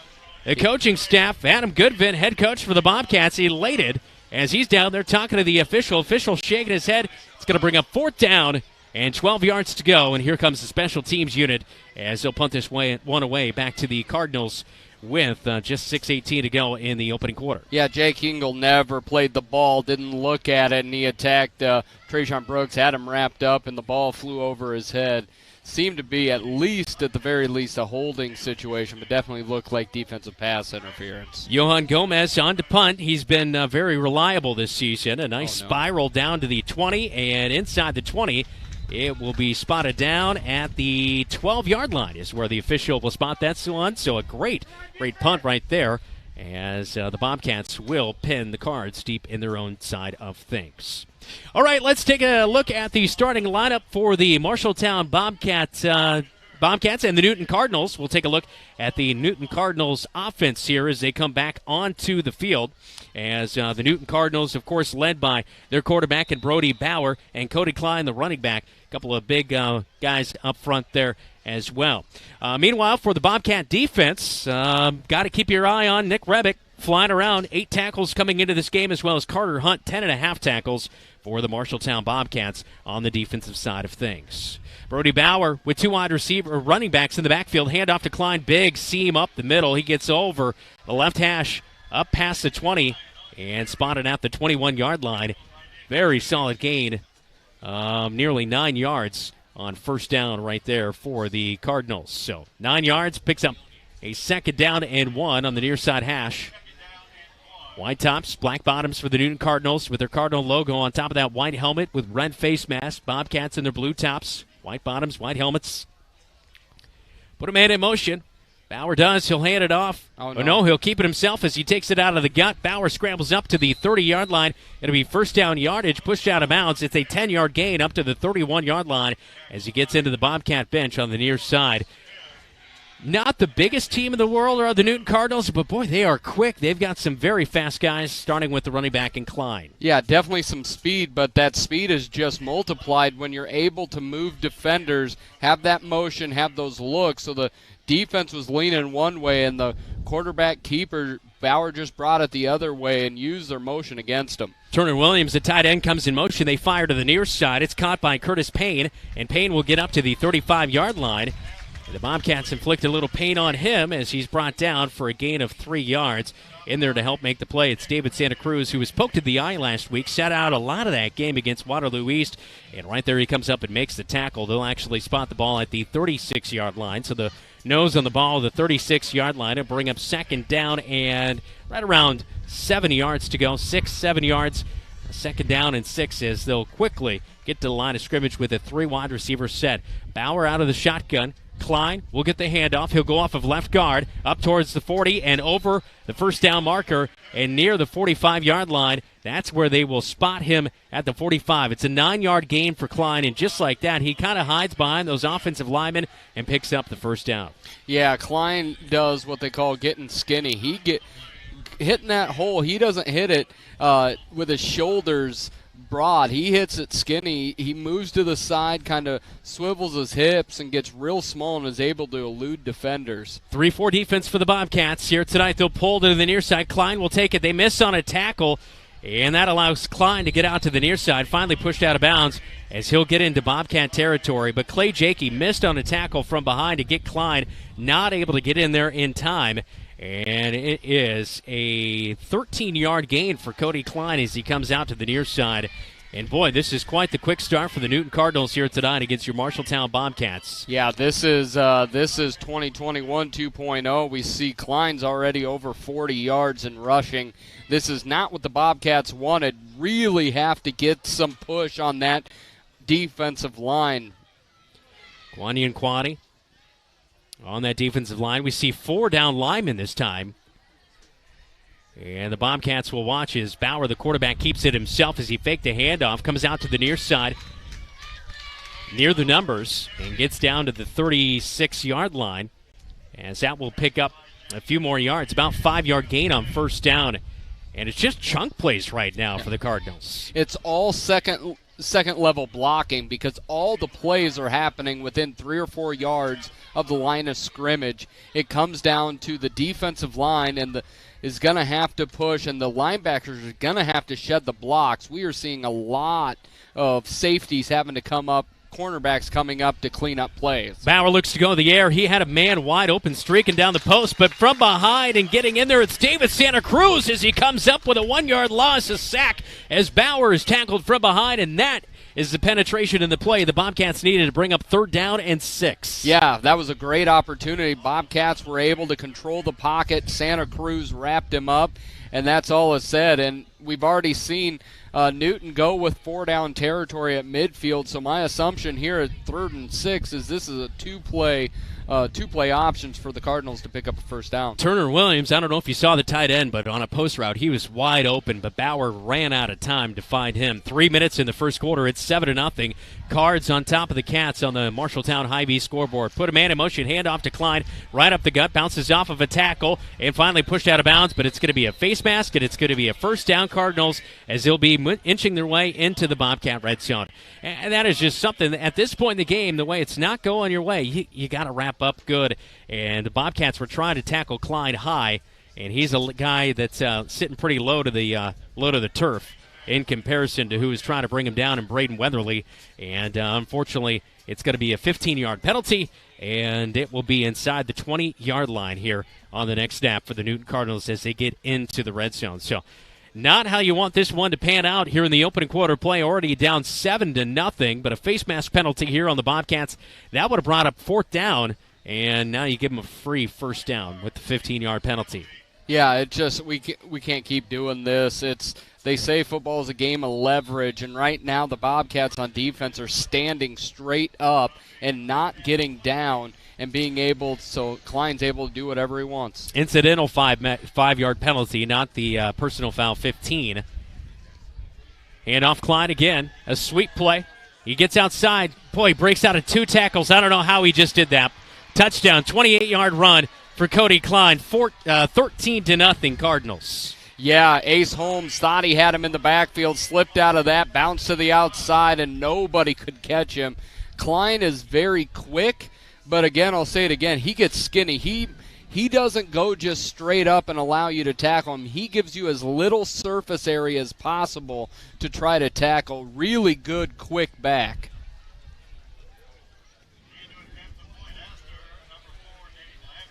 So they get downfield for an 88-yard touchdown drive.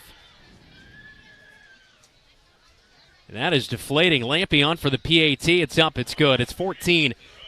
Cards on top of the Cats. First quarter, 2:44 on the Hy-Vee Marshalltown scoreboard on KFJB and KFJB-TV. Equity in your home is power. Power to remodel your home. Take a memorable vacation. Add a deck or patio. Lennox Employees Credit Union can help you unleash the financial power you possess with a home equity loan. Consolidate debt, fund a student loan, or pay for a wedding. Home equity loans are as low as 3.74% for a 5-year fixed-rate loan. The loan process is easy. See Lennox Employees Credit Union, 1004 East Main Street in Marshalltown. Member NCUA, Equal Housing Lender, online at lennoxecu.com.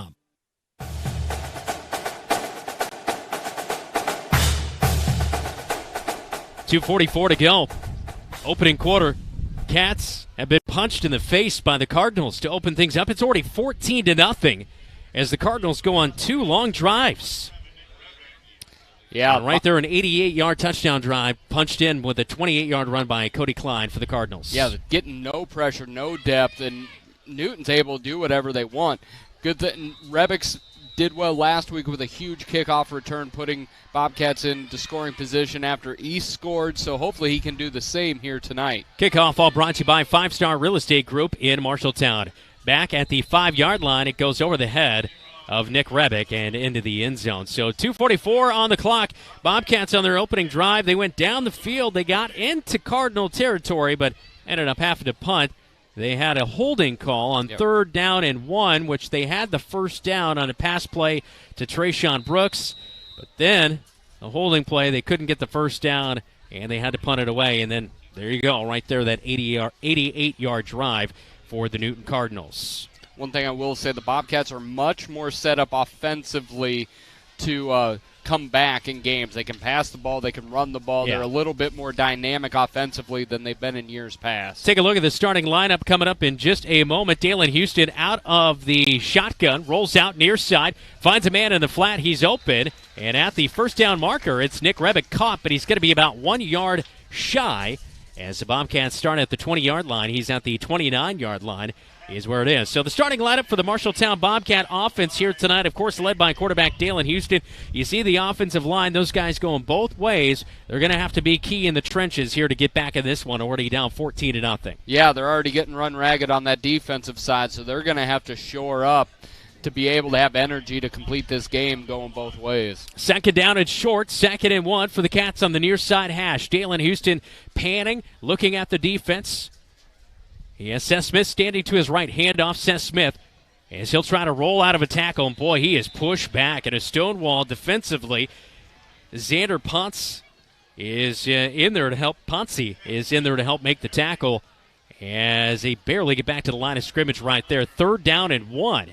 And just really not a big push so far out of that offensive line for the Marshalltown Bobcats. Same we saw by the defensive line. Yeah, we've already seen Seth Smith carry as much tonight as he did all this year in both games combined. We don't see Tate Ring and then Nick Rebick playing in that slot. Now Ace Holmes is in that backfield for his first time, I think, lining up next to Dalen all year.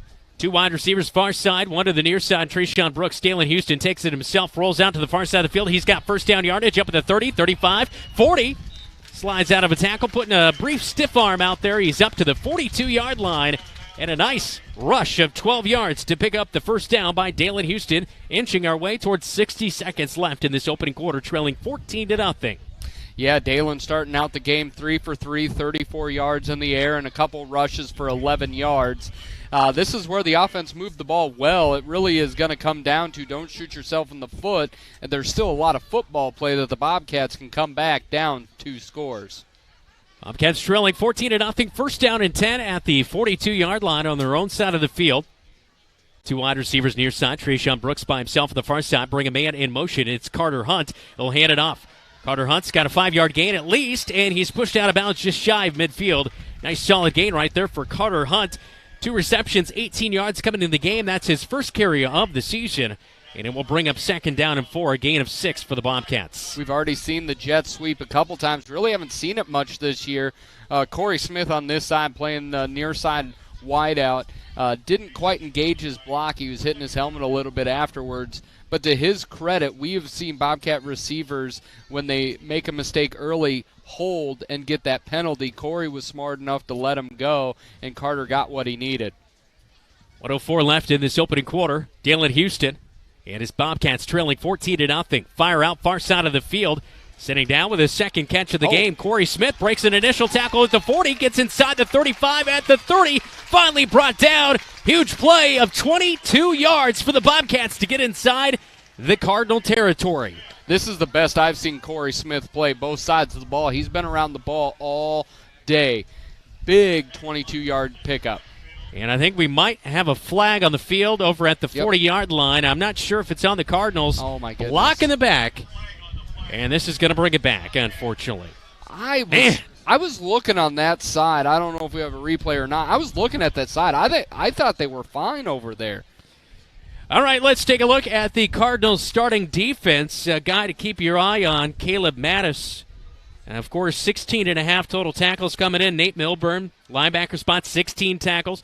That's the thing. These guys are quick, fast. They get around, make some of those plays for the Newton Cardinal defense. Yeah, they're very fast, very fly around the ball. But if the Bobcats can hat on hat get some movement, they're a much bigger team. Athletes on all sides. Even you look at Trayshawn Brooks is much larger than Engel on the outside. Bobcats can make some plays in the passing game and in the running game. So they accept the penalty. It'll be 2nd down and 2 after marking it off as the flag was down at the 40-yard line.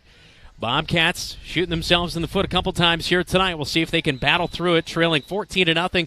Play clock was almost running out. We talked to Coach about that in our pregame interview in the countdown to kickoff, and he said, yeah, just plays and getting them in, and guys, knowing situations and all that kind of stuff, getting lined up. There's been some changes offensively. 55 seconds in the first quarter. We'll take a timeout. It is 14-0 on the Marshalltown Hy-Vee scoreboard here on KFJB and KFJB-TV.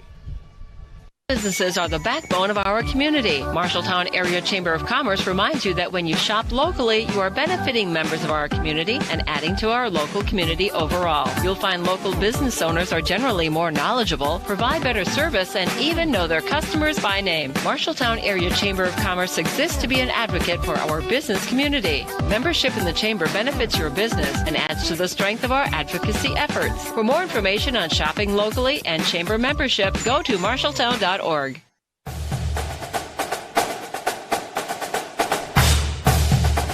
Marshalltown Bobcats in an early hole in the first quarter, 55 seconds to go as they take a timeout. Adam Goodman, the play clock was counting down offensively.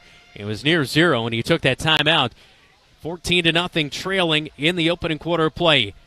Ball resting right at midfield. Fake the handoff. Ace Holmes, as the keeper for Dalen Houston, dives up to the 40. It's a first down run of 12 yards for Dalen Houston, and that'll move the chains as he's spotted at the 39-yard line and going in. Bobcats did move it on their opening drive, but a penalty cost them that drive. So, again, offense has moved pretty good, but the defense, which has forced so far on the year 12 turnovers, not able to really do anything defensively.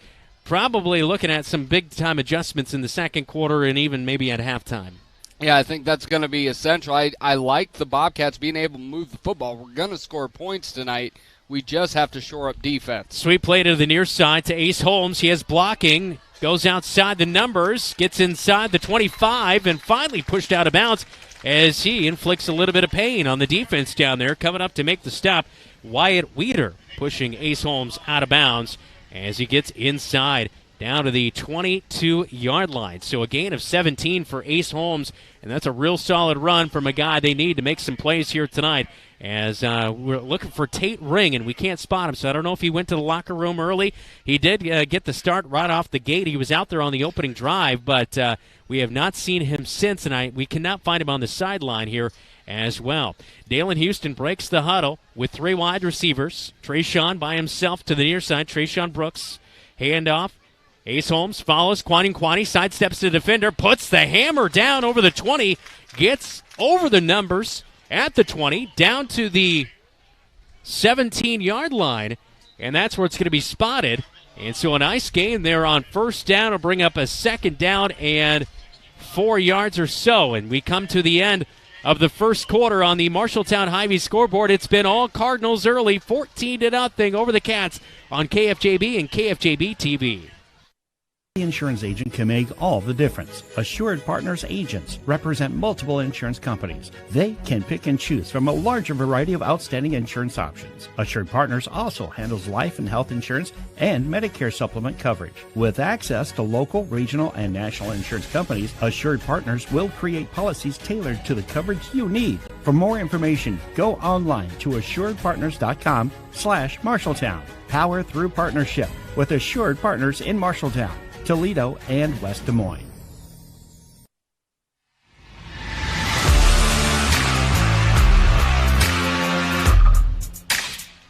Bobcats trailing 14-0 as they'll have the ball to start off the second quarters. They are in the Ethington Heating and Cooling red zone. We're not comfortable until you are. Let's take a look at the regional scoreboard, all brought to you by Central State Bank. Dylan. Yeah, so quick matchup here as the Bound app just crashed, which is the Bound app's way. But we had the matchup of Dowling and Southeast Polk here.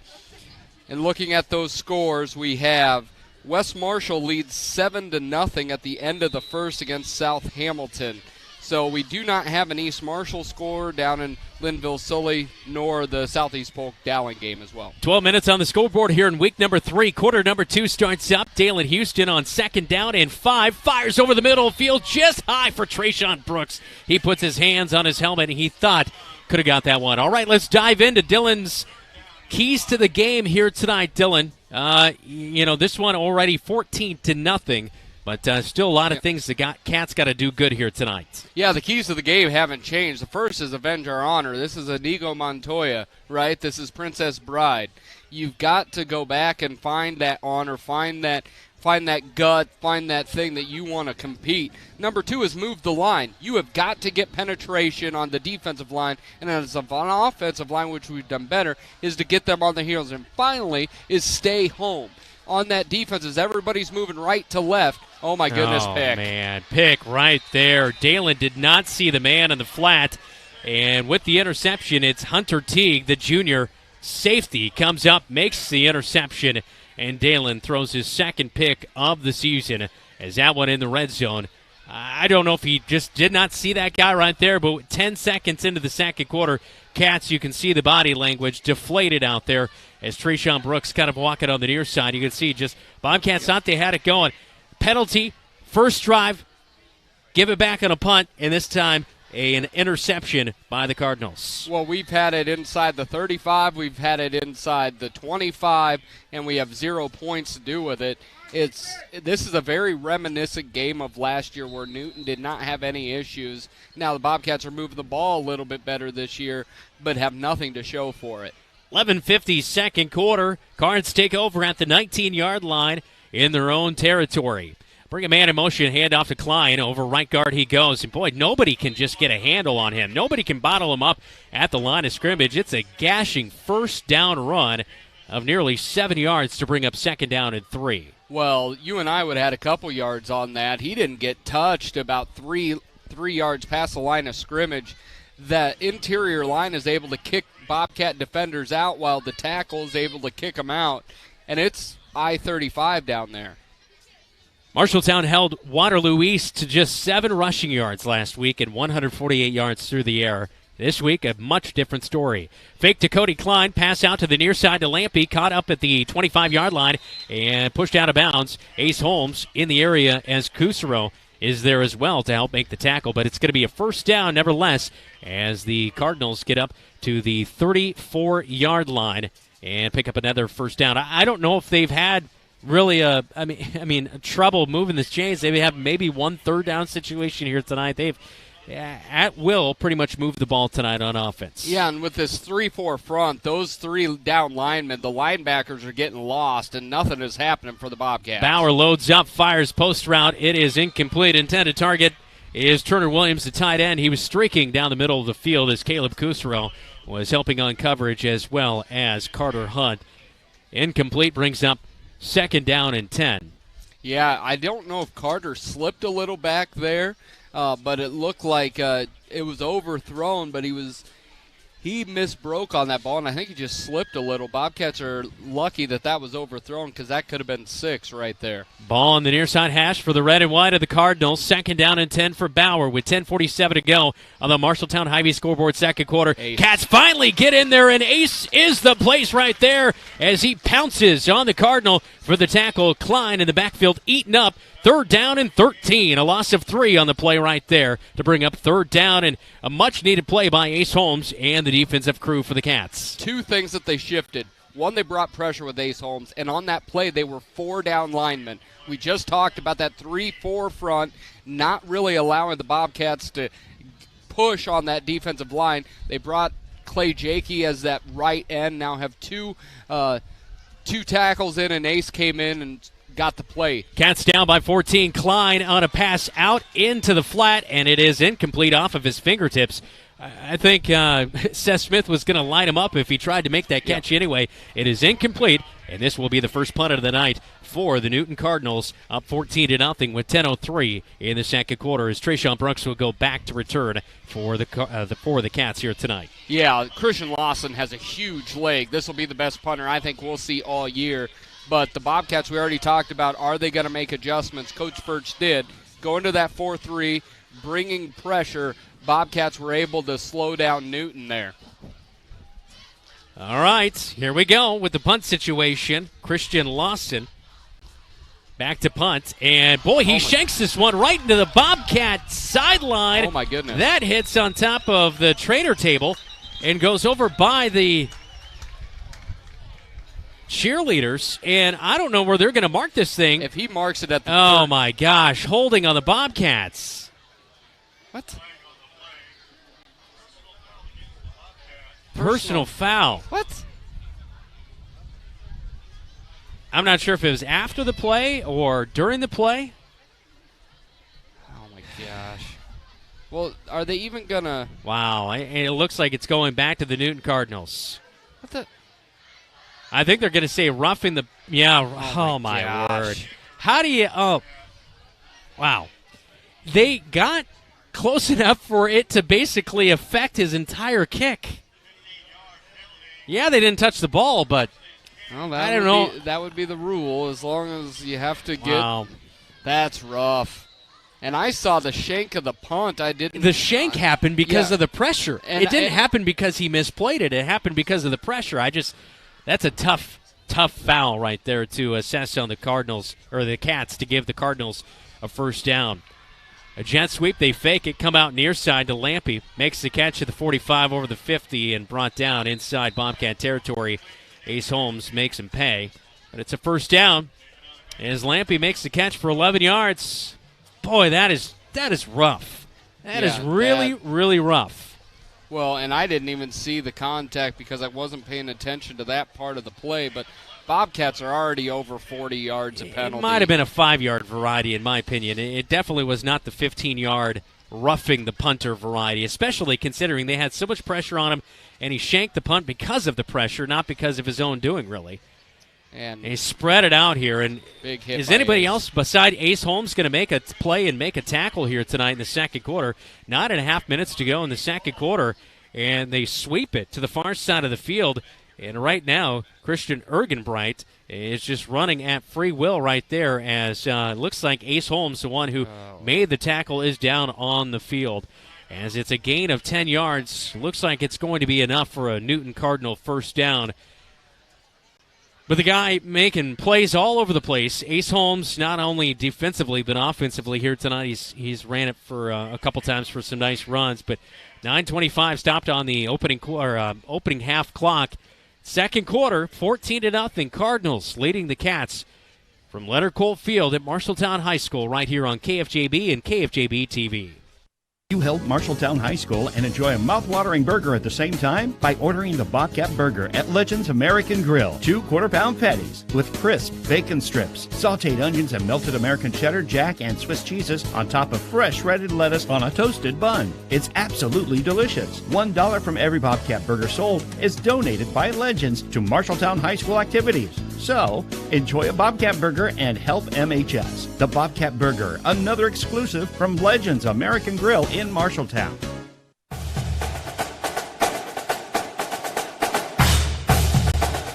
14-0, second quarter, 9:25. Cardinals with the ball inside Bobcat territory. Ace Holmes is up and walking off the field on his own pressure. I think it might have been a shoulder injury. They're kind of stretching out his left shoulder as he'll get a tap from the coaching staff and comes to the near side. So looks to be okay as far as not a significant injury, but definitely feeling it. They'll toss it deep. Wide open. Incomplete to Lampy, though, as Bauer sails it over Lampy's head. He was wide over, burned the coverage for the Cats. And it ends up being second down and 10. It's been not a good start for the defense here tonight. No, and you're even seeing it where they're having success right around the line of scrimmage. Again, safeties were caught with just standing on their heels there. If that would have been on the money, that would have been 6 because they just went right over top the safety and got to play with a little bit more angle on that if you're the deep safety. Bauer mounted motion. He's got pressure behind him, but scrambles out of the pressure, and he's going to be brought down after first down. Keeps the legs going, and he drags Clay Jakey all the way down to the 20-yard line, as that is a gain of 13 yards for Brody Bauer, who had pressure at his face but scrambles out of it and gets the first down into the red zone. He goes into Cat territory. I'm in shock, I think, right now. I just did not expect this tonight, and it's just it's not executing. It's penalties. It's all of it. It's Bauer all takes a three snap. levels. Quick fire out to the far side of the field. Wide receiver screen. Another good play. Bobcats struggling to wrap up and finally driving back Curtis Payne, but it's a little too late right there as they get a nice connection on first down. And it's a pickup of 5 yards as they get inside the 15 at the 14-yard line. So a 5-yard gain on first down. Second and 5. Ball on the far side hash. Cardinals on top, 14-0 on your Marshalltown Hy-Vee scoreboard. As the Cardinals look to the sideline for the play call. Cardinals 2-0 after taking down Knoxville and PCM to open up the season. 4A versus 5A here tonight. Shotgun formation. Bring a man in motion. That's Ergenbright. Bauer drops back. Looking to pass.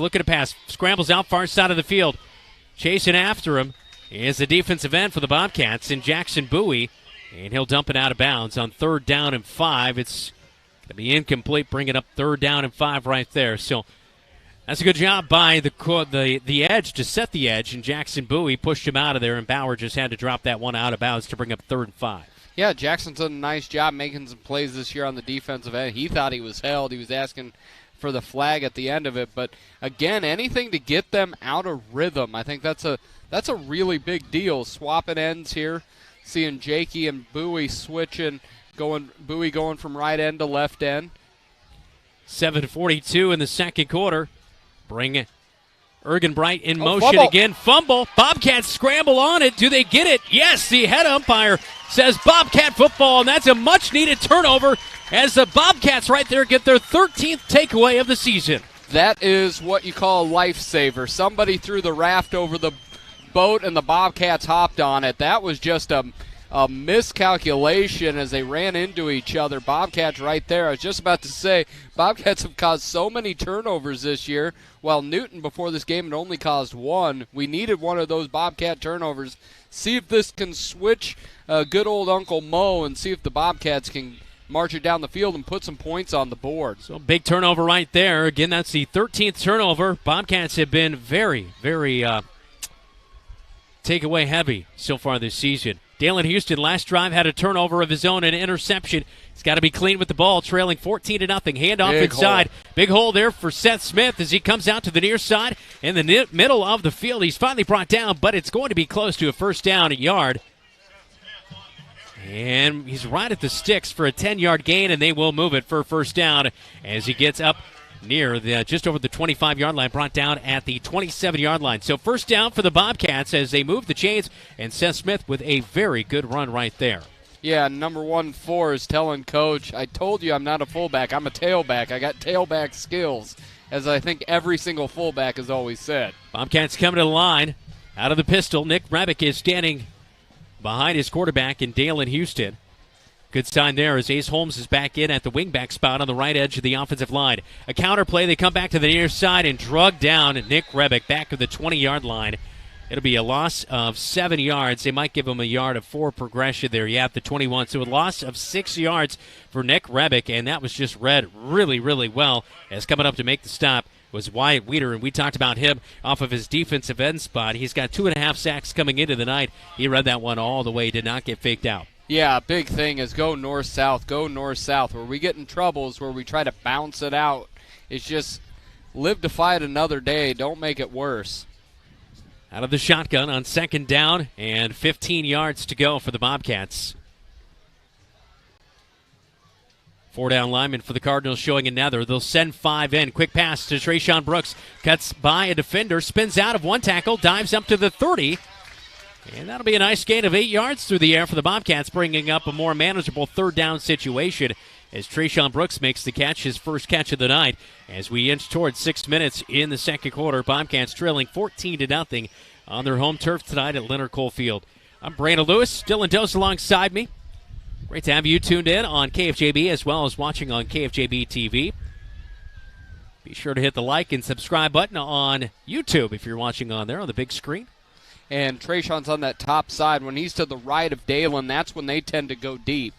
Sweep play. They fake it to Ace Holmes. They'll fire out to the near side. Slant route. Caught. Good play by Corey Smith. He's going to be near first down yardage on 3rd down and 7, and they will move the sticks. So first down, and Corey Smith with his second catch of the night. That's a big one right there for the Cats to move the chains. Yeah, Dalen starting out 5 of 7. He's right about 65 yards passing. Outside of that pick, he's been right on the money. We're going to need all of that here tonight as the Bobcats need to get something rolling. Seem like they have something stewing here. Shotgun for the red and blue. Ball in the middle of the field at the 38-yard line. Quick fire out to the near side. Trayshawn Brooks beats the defender. Slips a tackle. Slips another tackle over midfield down to the 40 and pushed out of bounds at the 35-yard line with 5:02 to go in the second quarter. Cats get in Cardinal territory on a big connection right there from his quarterback in Dalen Houston. About a 25-yard connection to pick up the first down. Yeah, there are 4 words that I love to hear. Trayshawn Brooks in space. There's not a lot of people that can match up with him. And he's making some plays here. I love to see what the junior is doing on the field. Trayshawn with his 3rd catch of the night. He's got 3 catches, 48 yards. Out of the shotgun again, 2 wide receivers far side. Nick Rebick is in the slot. Bobcats with a one-back set. They'll fake the sweep to Ace Holmes. They'll go deep to Nick Rebick on the far side of the field. Put up, intercepted. Boy, that one just floated a little bit too much right there for Dalen Houston. Returned up the far sideline for the Newton Cardinals. And coming up and making the interception, I believe that was number 4, Nate Lampy, the safety. He read that one, and that was not the best ball from Dalen Houston. That's his 2nd interception thrown of the night. He never saw the safety. He knew where he was going, and he never saw the safety. Didn't look him off or anything, and that was just a pop fly. 14-0, a turnover, the second one of the night for the Marshalltown Bobcats, as the Bobcats turned over on a fumble from the Cardinals on their last drive, and another interception. That's now on the season. Yeah. Dalen Houston's 4th interception thrown. Handoff to Klein on first down. Too many men on 10. the field. And it looks like there will be a penalty flag here assessed on the Bobcats. Yeah, sophomore Owen Eaton was sprinting to get off the field but didn't get off in time. Had about a step and a half when they hiked the ball, and immediately the side judge threw the flag. So penalty on the Cats here in this situation with 4:45 stopped on the second quarter clock. Tonight's game is all brought to you by Raycom of Marshalltown. When the Raycom building sign is lit in Bobcat red and blue, that means the game will be airing on KFJB and KFJB-TV. Raycom, located at the corner of North 2nd and West State Street. Raycom, critical communications. So, ball resting on the far side of hash mark at the 48-yard line, right in there at the 48-yard line. Just shy of midfield for the Newton Cardinals. 3 wide receiver set. Klein to the left side of Bauer. Bauer drops back, looking to the far side of the field, fires out into the flat. He's got his tight end who slips and falls out of bounds, but it's a first down catch for Turner Williams as he'll roll out of bounds and move the chains as they get into Bobcat territory with 4.5 minutes gone, or 4.5 minutes left in the second quarter. Newton's done a nice job of getting that tight end to the second level, putting him right over the linebacker, right underneath the safety, and he just finds a little hole about 15 yards down the field right along the sideline. First and 10 for the Cardinals at the 42-yard line of the Bobcats. Williams on the right side of the line. They're going to fake a run and a pass out to the flat on the far side of the field. Slung out of bounds. Nick Rebick is there to help make the tackle. Coming up and making the catch is Christian Ergenbright. Number 34 came into the night. 9 receptions, 120 yards, and 2 touchdowns on the season. It's second down and 6 yards to go, a catch of 4. Yeah, Bobcats here with 4:20 left. We do get the ball to start the second half, so the Bobcats need to hang tough. And if they're able to get the ball back before half and being able to do anything, Bobcats could kind of get back-to-back possessions. Blitz here. Ace Holmes eats up the play, but Bauer on a quarterback keeper scrambles out to the far side. Braden Weatherly comes out, pushes him out of bounds. It'll be a short gain of 1 or maybe 2 yards as they were at the 38-yard line. We'll see where he is officially. I think he's at the 37, so a gain of 1 for Bauer. Going to bring up 3rd down and 5 for the Cardinals in Cat territory. Ball resting in the far side hash mark, moving left to right on your radio dial and on your TV screen. They're going to leave it at the 38 there, actually. All right, so no gain right there as Bauer got out of bounds. Bobcats almost jumped off sides. Bauer with a hard count, and I think they're going to just wait and call a timeout here for 3rd down and 6 as Bauer is walking towards the far sideline, and there is the indication for the timeout. Cats are trailing 14-0 on the Marshalltown Hy-Vee scoreboard with 4:13 second quarter. We're back next with with Bobcat football on KFJB and KFJB-TV. Since 1967, Jensen Ford Lincoln has served generations of families around central Iowa. Quality vehicles, professional service, knowledge of our product, that's a part of Jensen.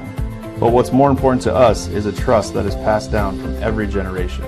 Jensen Ford Lincoln wants to serve your family. We want to be there for your first car, we want to be there for your family SUV, and we want to see you drive away in the Mustang you always dreamed of. At Jensen, we want to be here for you now and every mile along the way.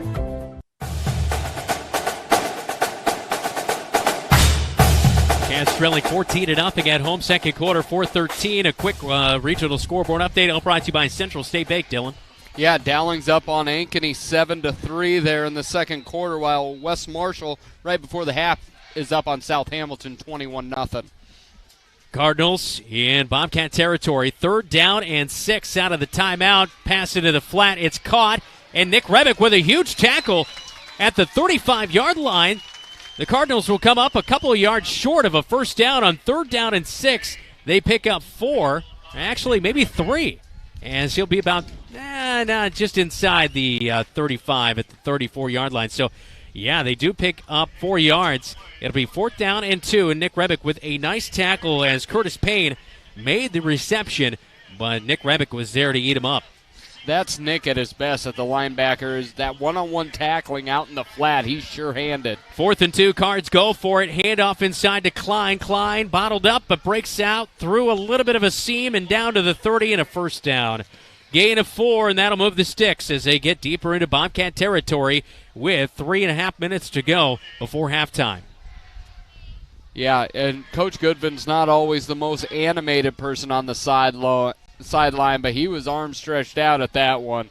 I think frustration might be sinking in a little bit on the Bobcat sideline. 4 down linemen on the defensive line for the Bobcats. Bauer by himself out of the backfield. They'll send pressure, fire deep over the middle of the field, but well played. They were going for Cody Klein, the running back, on a post route. It is incomplete, 2nd down and 10 at the 29-yard line in Cat territory for the Cardinals. Bauer came in with a 75% completion rate, but anything over about 5 to 10 yards, he has been off and deep, so he's not throwing them short to where they can be picked off, but he's just kind of airmailing those throws. Bobcats are starting to pin their ear back. Yeah. They're bringing a lot more pressure with each down. Bend but don't break here. Bauer goes back to the air, fires into the flat. He's wide of his intended target, and that is incomplete for Christian Ergenbright.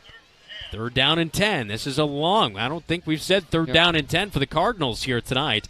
But we do right here as we are deep into the second quarter. 3:18 before halftime. It'll have to be a tale of two halves for the Bobcats to come out on top of this one as they're 1-1 on the season. Bobcats trying to avenge a 42-7 loss last year to the Newton Cardinals as the Bobcats were eaten up by Zay Arguello last year as he accounted for 5 touchdowns. Bauer out of the shotgun, Klein to his left. He looks deep down the middle of the field, post route, nobody there defensively. Where was the defense? Caught, touchdown. Caleb Mattis wide open. It is 20-0. 3:12, second quarter. Cardinals on top of the Cats. That was number 20, and the reason you know is his hand went, that was me. Carter got caught inside and just let the guy over top. They were playing quarters back there, and he just let him go.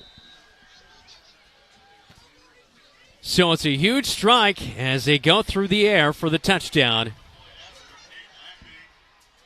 A 29-yard touchdown pass for Brody Bauer. PAT is up, and it is good. It's 21-0.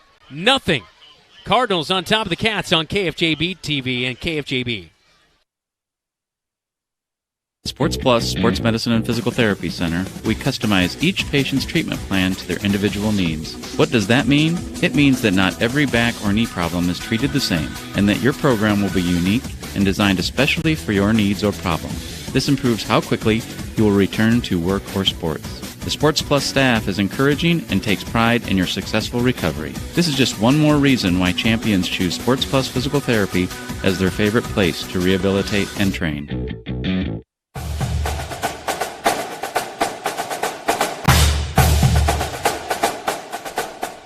29-yard touchdown pass.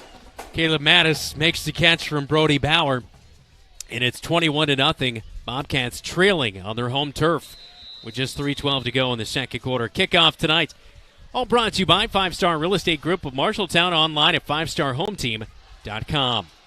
Kickoff away, and this will be another touchback. 3 for 3 on the touchbacks here tonight. He's got a huge Cardinals. leg. Yeah, huge leg right there as that one goes for a touchback. As the kicker tonight, Christian Lawson, the junior, at 6'1", 185, huge leg, and that one for another touchback. Bobcats will start at their own 20-yard line here, trailing 21-0 in the second quarter. Not how we thought the Bobcats would play here tonight. It's like you mentioned, it's a repeat of last year. It is, but I'm going to be Mr. Optimism here. I don't think it could go worse. And we have 3 minutes left. Bobcats can't move the ball, and we get the ball first. Start the second half. We need a score here. Got to score here. That is for sure. Dalen Houston, a little bit of a rough night tonight. 2 interceptions thrown.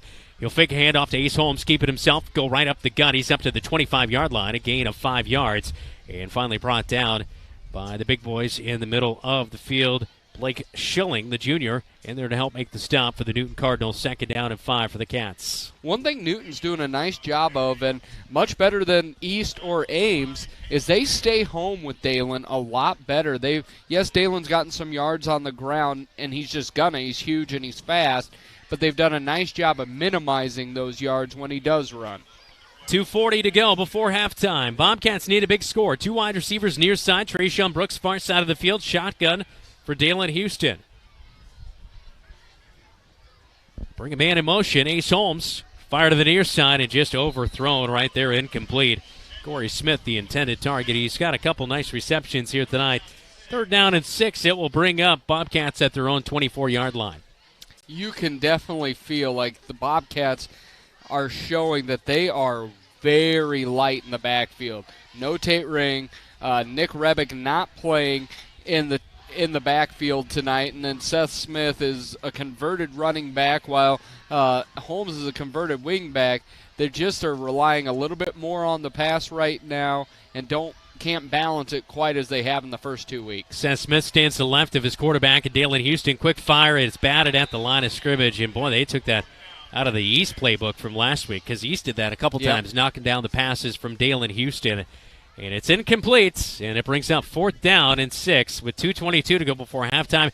And this is kind of the last thing you wanted right now. 21-0. You said it couldn't get any worse. Last Worse you could get 28-0 before halftime, giving Newton a pretty good amount of time here before halftime with the ball. First 3 and out of the night. Need a really good punt here.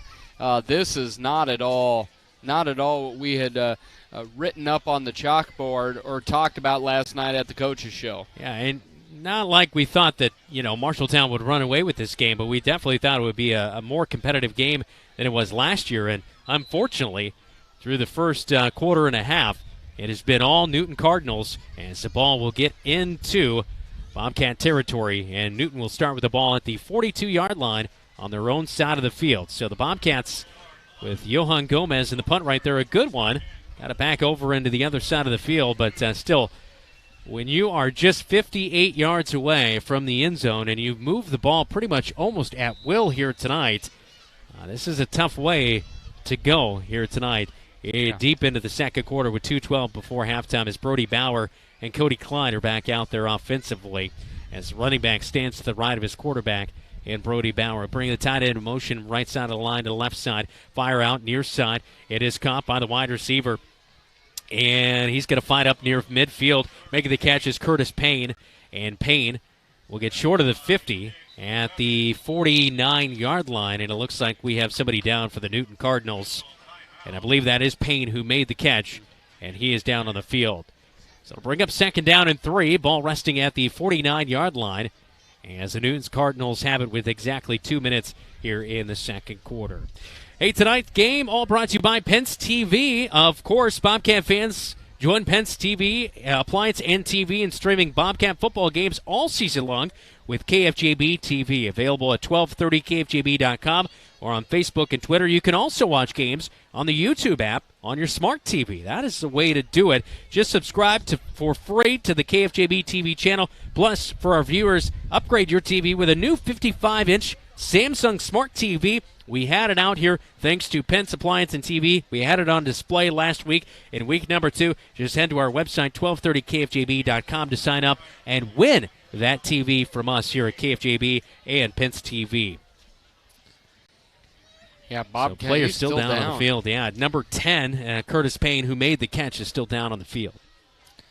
Yeah, Bobcats was rotating players in. We're seeing Rogelio Seren in for Trayshawn Brooks here on the near side cornerback. Nothing wrong with Brooks. He was just getting some water, getting some rest. Again, most of the Bobcat players are playing both ways, so Coach Furch will mix them in and mix them out just to make sure that the Bobcats are ready to roll here in the second half. So he's up and looks to be okay as Curtis Payne, as wide receiver, a junior, came into the night. 2 receptions, 83 yards, and a touchdown.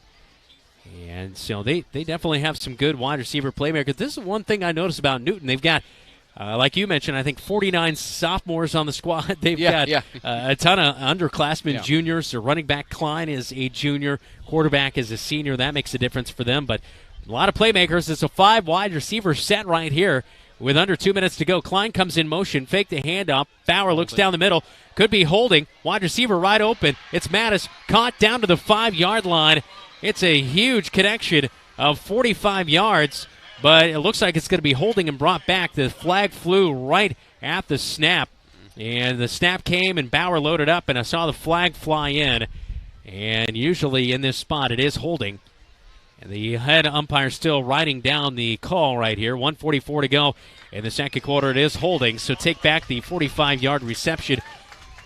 Boy, that is just one of those things where the secondary has struggled here tonight. And right there, it was going to be a goal-to-go situation if that was not brought back for the holding call. Yeah, and it was kind of masked by Bauer overthrowing receivers on 3 different occasions.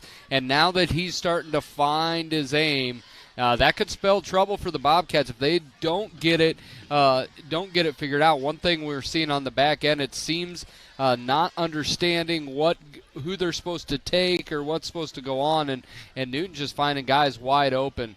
That's why it's so important for the Bobcats defensive line to push that line to put some pressure on Bauer so he has to get rid of it quickly.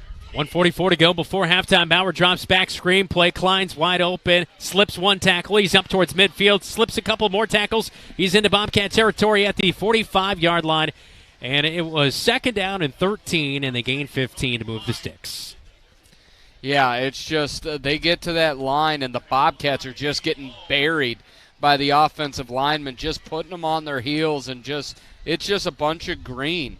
Klein comes in motion, handed off. They'll pull two guys. Gets outside the hashes and finally brought down. As coming up to make the play, Rogelio Seren.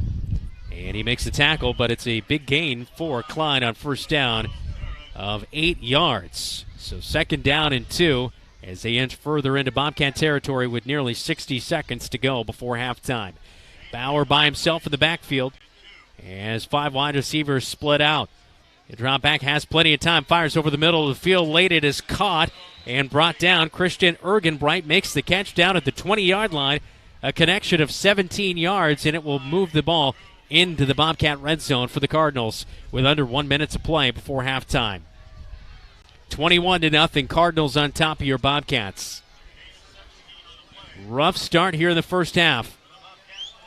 A lot of corrections to be made in the second half for the Bobcats if they want to get back into this one. Fire out far side over the head of Lampy, the intended target. Braden Weatherly on the coverage. Weatherly was trailing. If that one was leading the wide receiver, that would have been 6 for Nate Lampy. Yeah, it just would have been touchdown. This is just gut check time because it's been the same. They've been blown off the ball, and I didn't expect them to get out physical again, and this is kind of what's happening right now. 37 seconds to go before halftime. Ball in the middle of the field in Bobcat territory in the red zone. 2nd down and 10 at the 20. Bauer rolls out near side, firing into the end zone. Caught. Oh, and out of the hands of the tight end. Incomplete for Turner Williams. That would have been a 20-yard touchdown pass. He had him, but out of the hands of Williams. I don't know if that wind, which is out of the northwest at 10 miles per hour, kind of got that thing a little bit out in front of Williams. But, boy, Bauer, like you mentioned, he started out a little slow. He's been heating up and putting balls almost nearly right on the money. Yeah, that wind did cause the ball to flutter a little bit, but it was still right in the breadbasket. Bobcats dodged one there. 3rd down and 10. Klein gets the handoff. Breaks 2 tackles, and he's got a run of nearly 10 yards on 3rd down and 10. And we see it coming back. There is a flag on the far side of the field. It looks like a false start or an illegal formation. It is a false start, and that will be a 5-yard penalty. It'll bring 3rd down and 15. As the Cats, I don't think, want to flirt with a 4th down and 3 or 4 yards to go here. Take the penalty, back them up on 3rd and 15 with 25 seconds to go before halftime. I think we're going to see a timeout called by the Cardinals here, as they do have 2 left, and they'll take a timeout. We'll keep it right here as just approaching halftime. Coming up at halftime, we will talk to AD Ryan Isgrigg for the Marshalltown Bobcats. Also get you first half stats and get our keys and adjustments to the second half, all brought to you by Ken's Transmission of Marshalltown. All right, Dylan, 25 seconds to go before halftime, 21-0. You trail up on the Marshalltown Hy-Vee scoreboard. What do you do here to make sure that you don't give up a score late before halftime? 2 things. One, you can't let it go over your head. You have got, if you're a safety or a cornerback, you've got to play things in front of you because now the clock is the 12th defender. The other thing is keep them in bounds. Make them use, trying to think, they may have 1 timeout left for Newton, but make them use that. Really what I anticipate, if Newton finds themselves where they are, though Christian Lawson is their punter, I did see he is their kickoff guy as well, and as you can tell in the kickoffs, it's a huge leg, so I would anticipate with a little bit of wind behind him, Newton going for a field goal if given the opportunity going into the halftime. 21-0 the score. Cardinals out of the timeout taken by their head coach, Andy Swendlum, as they'll fire deep on the far side. It is broken up. And a nice job back there. Carter Hunt breaks up the pass to the intended target. Is that Nate Lampy again? Oh, no, Christian Ergenbright was the intended target. So incomplete with 18 seconds to go before halftime. And it looks like the special teams unit, and they've got the legs. This will be nearly a 40-yard field goal at least. It's going to be a 42, 43-yard field goal for the Cardinals. And so Nate Lampy is on for the the kick. Yeah, Lampy's their traditional field goal kicker, but it seemed during warm-ups Lawson was kicking him from a little bit deeper, but I did see Lampy making him from here. Into the line, it's a 42-yard field goal, no good, and it's picked up by the Cardinals as that one went behind the line of scrimmage, and it'll be 4th down and a turnover on downs as the field goal is no good, as the ball will be run up back to the 25-yard line. I guess that's a live ball, especially if it kicks the Bobcats. If you're a Hawkeye fan, you know remember that's that a live against ball you and I. because Yeah. you had to block 2 kicks to make sure that game was won. 8 seconds to go before halftime. Bobcats trailing 21-0. We see Kwanyan Kwani kind of limping out here, offensive lineman, just before halftime. So I know the Bobcats I think have he's had tired. Yeah. I don't think he's hurt. I just think he's tired. Most likely we'll see a handoff and just get this thing to halftime, trailing 21-0. We'll pack it in tight here. Dalen Houston underneath center for the first time tonight. And he will pitch it out to the near side. Nick Rebick has it, slips one tackle up to the 25-yard line. It'll be a 2-yard gain, and that will take us to halftime. So 21-0 after 2 quarters of play, as the Bobcats really struggled defensively in this one, as the Newton Cardinals take a 21-point lead into the halftime break. Coming up at halftime coverage, we'll get you stats as well as talk to AD Ryan Isgrigg. This is Bobcat Football. You're listening to KFJB and watching on KFJB-TV.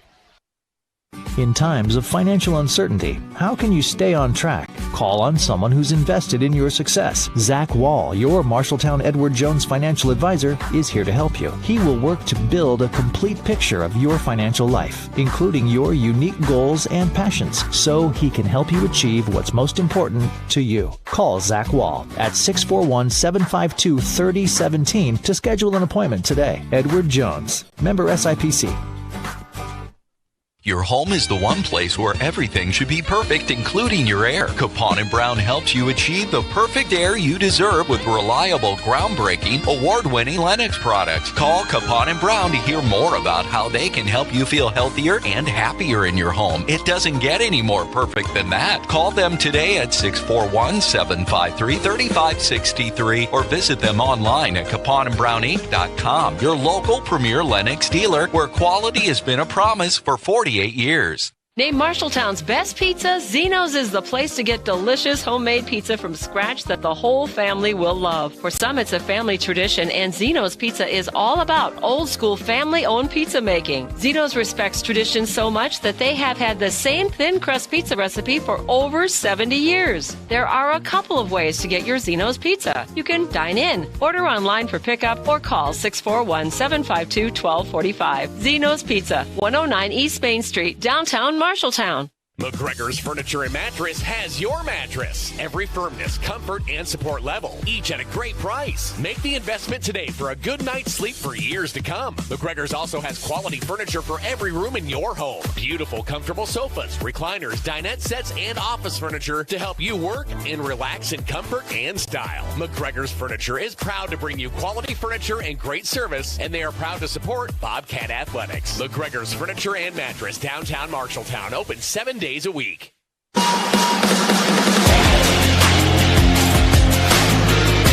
Welcome into the Bobcat Halftime Report. Here's the voice of Bobcat football, Brandon At Lewis. halftime, the Bobcats trailing 21-0 to the Newton Cardinals. Our halftime report here tonight with Dylan Doze. I'm Brandon Lewis. At a halftime, 21-0. It's been all Cardinals. Offensively, they've just driven the ball down the field here tonight. It's not been a whole lot that hasn't gone their way offensively. No, not at all. Really, it all starts right there at the line. They're just getting gaping holes. And what we've seen with Klein, we've talked a lot about it. He is so good at giving little surface area to tackle. He gets sideways really quickly. And that of course, opens up the pass, and where they've been incredibly effective early was right around the line of scrimmage. But as the game went on, the half went on, they were able to hit a couple big home runs for touchdowns. Let's take a look at our halftime stats, all presented by Ken's Transmission of Marshalltown, Dylan. Yeah, so when we're looking at the Bobcats moved the ball effectively for a while, but it would come down to costly turnovers or costly penalties. But Ace Holmes has 2 carries for 19 yards. Seth Smith, 4 carries, 20 yards. Dalen Houston has 3 carries for 15 yards. And then Nick Rebick, 3 carries for 9 yards. And then we have Carter Hunt with 1 carry for 6 yards. Dalen Houston behind center was incomplete on his last 3 passes, but the junior play caller ended up 7 of 12 with 2 picks, but had 88 yards in the air. For receiving, Trayshawn Brooks had 3 receptions for 48 yards. Corey Smith had a couple of catches for 20, and Nick Rebick had 1 for 9. Punt, interception, punt, end of half. I mean, that's the drive summary for the Bobcats, and I think that just tells the story right there. Yeah, Bobcats had 2 great opportunities to score there in the first quarter, came away with nothing, and then we came out. It was 14-0, and quickly had the 3 and out there. So Bobcats really struggled as the first half came along, but still able to move the ball at points. So it isn't hopeless because the Bobcats are able to move the ball. Now we just need to execute. But when you flip on to that Newton Cardinals side, Brody Bauer, the quarterback, has 5 carries for 32 yards. Cody Klein is just cleaning up. 12 carries, 89 yards. That's right, 12 carries for 89 yards. Christian Ergenbright has 1 carry for 11 yards. Brody Bauer has thrown the ball 21 times, has 159 yards with 1 touchdown, but out of those 21 passes, he is 13 of 21 for 159. Nate Lampy has 3 catches for 29 yards. Caleb Mattis has a touchdown and a 27-yard completion. We have Curtis Payne, 5 catches, 4 catches for 21 yards. Cody Klein has 1 catch for 16. Christian Ergenbright, 2 catches for 21 yards. And then Turner Williams, the tight end, has 2 catches for 43 yards. That's our halftime stats out presented by Ken's Transmission of Marshalltown. When we come back, Dylan will visit with the AD for Marshalltown, Ryan Isgrig. That's ahead next. Cats trail at halftime, 21-0 on KFJB and KFJB-TV. Never have to wait after ordering new appliances. At Penn's Appliance, you wouldn't. With an incredible selection in stock and ready to install today. Our friendly team is here to help you pick the perfect set to match your style. And let our professional technicians install and set up your new appliances, often delivering the very next day. Stop in today, see all the new features, and find your new look at Penn's Appliance. For sales and service of everything appliance, go see the Pence team. You planned and saved for your child to go to college, but medical school after graduation was a surprise. A happy, expensive surprise. Wells Fargo Advisors can help. For more than 125 years, we've created wealth management and investment strategies aimed at achieving our clients' personal financial goals. When opportunities surprise you, turn to Wells Fargo Advisors. Together we'll go far. Wells Fargo Advisors is located at 14 East South Ridge Road in Marshalltown. Call them at 641-752-5401. They're a member SIPC. And we're back here at Leonard Cold Field. I'm Dylan Doze. You're watching the Bobcats halftime with the Bobcats trailing to Newton Cardinals 21-0. I am joined here by the athletic director for Marshalltown High School, Ryan Isgrig. Ryan, we have had the opportunity through the Coaches Show really to be exposed to a lot more of the fall athletics than maybe normally we are just covering football in the fall. So we've been able to talk with the swimming and diving team. We've got to talk to volleyball a couple different times along with cross country. And from your estimation, how has the fall season for Bobcat sports started off? Well, I think it started off great, and you nailed it. I mean, there's a lot going on right now. We had a cross-country meet yesterday out at MCC, and it was we had over 2,100 runners here from all over the state, Dubuque, the Des Moines area. It was a huge event. Thousands and thousands of people here. We had a swim meet yesterday, football game tonight, a JV volleyball tournament tomorrow. So, yeah, it just really never stops right now. Yeah, we were talking to Kaylee Pashong yesterday. They may have up to 4 or 5 matches just tomorrow down in Des Moines. One of the things that we were actually talking to Mr. Umpton last night, and one thing that's always jumped out to me is my kids are in band. My son's marching band this year. is we see him at Lenahan. We've seen him all the way through. And when we talked about the best sports teams at the Bobcats, is there is this connection with the youth program all the way up to the high school level. We talked a little bit about it on the coaches show, but I'd love for the halftime show for you to say how important is that for your coaches and for your leaders of the athletic department in Marshalltown to be locked in even at the elementary level? Yeah, it's extremely important. Obviously, any successful program is going to have, development at the youth level, and you have to have a coach involved in that and get it rolling. And I think for the most part, we have some good participation, and there's always ways to improve. So yeah, we're definitely trying to get our coaches more involved in that aspect and create more awareness for our students in the community that there are tons of opportunities, in Marshalltown, whether it be Little League or little kids soccer or MGSA. There's tons of great organizations that make our program successful. Yeah, and one of the good things that we've been able, just as we've kind of expanded some coverage and stuff, is as more people kind of consume the Bobcat athletic things, is how many people care. You hear about it from all four corners of the community, but you're also hearing across state lines as people are listening in. So when you look at, here we are, middle of September, going into homecoming, looking to the winter, what are some things that you're looking forward to from your position as you continue this first semester? Well, you're looking at one right now. I mean, it's Friday night lights. There's nothing more special than that. With Newton being here, it's a historic rival between Newton and Marshalltown, and just to be able to honor you guys, KFJB, before the game, and have our band out here, senior night recognition right now, and then we have Miller football recognition after this. So, yeah. You're right. You're exactly right. A lot of people care. We have great support here in Marshalltown. The crowd tonight's awesome. And I know there's a big community event going on in town right now, too, and we still have a big crowd out here. And not a great first half for us, but hopefully the Bobcats can come out and make some plays here the second half. So here's the rule. When the AD comes on, that's worth 4 touchdowns. So when we come I like that. So when we come back in the second half, that's what we're going to see. I want to thank you very much. This has been Athletic Director Ryan Iskrig, and we're going to come back here, and we'll give the adjustments for the second half. You're listening to the Bobcat Halftime Report here on KFJB, or you're watching us on KFJB-TV. Choose Marshalltown Community College for your education. A quality education. Hands-on career training. Convenient on-campus living. One-on-one attention from my instructors. Earning my AA degree and transferring to university, all while saving money. Why was MCC the right choice for me? The great student activities and the friends I met. 2 convenient locations and the option to take online classes. The right choice is MCC. Trilogy Embers, independent living for active seniors. This is your invitation. Hi, this is Lindsay, Director of the Embers Retirement Community, inviting you to tour the Embers. While you are here, I'll show you the studio, 1 and 2 bedroom apartments, and all of our amenities. We will socially distance for your safety, and I'll show and share with you all the Embers has to offer. Call me to schedule a tour at 641-754-7000. Embers Retirement Community, 1211 West State Street in Marshalltown.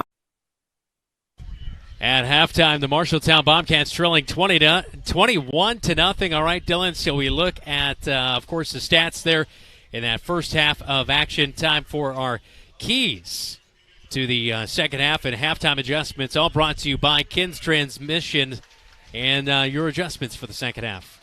Yeah, it really comes down to, we'll look at the 3 keys. We'll start with number 3, stay home. Right now, defensive line, offensive line's getting evicted from their home. They're not there. Bobcats have to do a much better job of filling holes. Second is move the line. They have not really effectively moved the line. Now, bring them some more pressure. They did get a little bit of pressure on Bauer, but ultimately Newton was able to pick that up. And finally, avenge our honor. That's really where the Bobcats have to be much more physical here in the second half. So what do I see? The adjustments, we already saw one quick adjustment going to that 4-3, made a lot of sense. Bobcats were able to stop. The second is, because they spread you out in those 3 wideouts, there's going to be a lot of one-on-one coverage in the defensive backfield, and the Bobcats have to communicate better in order to find and not get lost in coverage with the cornerback and the safety speaking to each other. Yeah, that's our stats, and of course, halftime adjustments tonight, all presented by Ken's Transmission, your family-owned transmission experts. I know we mentioned it in the second quarter, but I want to remind you, head online to our website, 1230kfjb.com, if you want to win yourself an upgrade for that big TV, right in your living room, a 55-inch Samsung Smart TV from Pence Appliance and TV. And, of course, they are helping us bringing you our streaming all season long, which you can watch every single Bobcat game this year at 1230kfjb.com, Facebook, Twitter. That's kind of the easy way for your mobile. But if you're sitting in the living room, that's what you want to watch it on is your TV. So download the YouTube app. If you've got a Roku TV, a smart TV, you can get that all on there, all thanks to our free channel on YouTube. So download that today, and then you can watch us on the big screen, and you can watch your Bobcats, especially road games. So far this year. I know it gets a little bit hard. We'll be on the road next week at Fort Dodge. So we love being able to bring you Bobcat football, and thanks so much to Pence Appliance and TV for helping us stream games this year with Bobcat football. 21-0 at the break. Bobcats get the ball to start off the second half. That's next right here on your home for the Cats. It's News Talk 1230 KFJB AM, 93.9 FM, and streaming on KFJB-TV.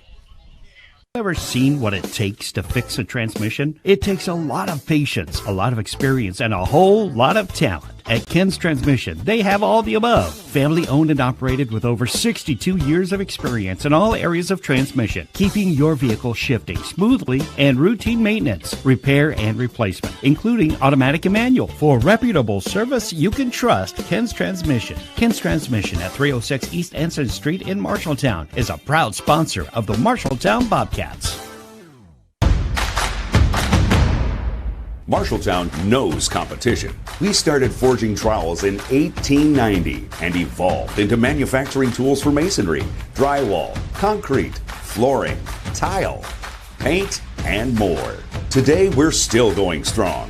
Marshalltown strong. As a worldwide leader in manufacturing, we crush the competition. We believe in our community and are proud to support Bobcat Athletics.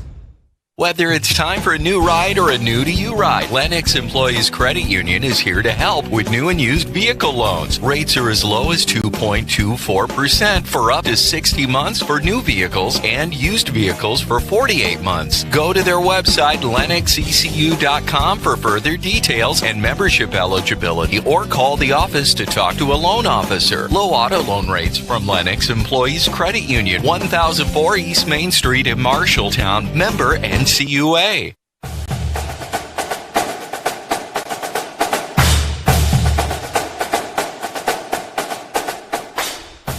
Bobcats trailing 21-0 as they get out and start warming up for the second half here tonight. We were to look at our adjustments for the second half thanks to Ken's Transmission of Marshalltown, but as you dive a little bit deeper, I mean, last year was a gut check. You knew all the words were right leading into this game, and then the game happens, and boom, 21-0 at halftime. And obviously, it's how do you rebound from that? That's you played even college sports as well too, basketball side of things. You know, in the games that are like this, what's your mentality as a player to come out here and kind of change your mindset after getting beaten by 21 in the first half? So if I'm the Bobcats, this is what I'm thinking right away. We have the ball, right? It's 0-0. We have the ball. And we've moved the football. Yeah. We've moved the football effectively. Now it lessened over the second quarter, but I don't think there's one person on that offense that doesn't think they can score 6 right here. Yeah. So that's where you start. You get 6, and then you move to the next piece. I think this offense is good enough to put 4 or 5 touchdowns on somebody in a half. It just is going to come down to, is the defense good enough to give up just get a few no stops, score or one score here in the second half? You know, we've turned it over 13 times on the season, and so that's been so key. One of those 13 turnovers here tonight, but the Bobcats will have to do much more than that, and it'd be a good start to get a touchdown start off the second half.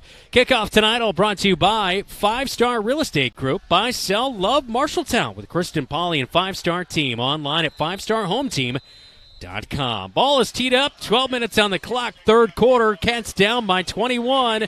Boom, it's into the back of the end zone to start the second half. And what a huge leg. You got to be excited. He's only a junior in Christian Lawson, the kicker for the Newton Cardinals. And the Cats, like a few other times tonight, their fourth time starting at the 20-yard line to begin their drive right here. And so first down and 10, Dalen Houston will set up shop. We touched on those first half stats, but obviously not as good of a first half for Dalen Houston with those couple of picks. He's got to be real clean in the second half with those passes. Yeah, he struggled there late with 3 incompletions his last 3 throws, one of those being a pick. A lot of it is throwing almost every down. High snap, brings it down, hands it off. Ace Holmes runs over a guy, and he got the best. The defender got up saying, hey, I made the tackle, and Jake Engel, but boy, Ace Holmes trucked him right there for a 4-yard gain up to the 24-yard line. Second down and 6, 11:40 on that Marshalltown Hy-Vee scoreboard here in the third quarter. I'll give Engel this. Man alive, he hung on. Yeah, he wasn't afraid of contact. It was Luke Perry in the old movie 8 Seconds. That was about what that was. Cards and the Cats, I don't know if it's a rodeo, but third quarter, 21-0.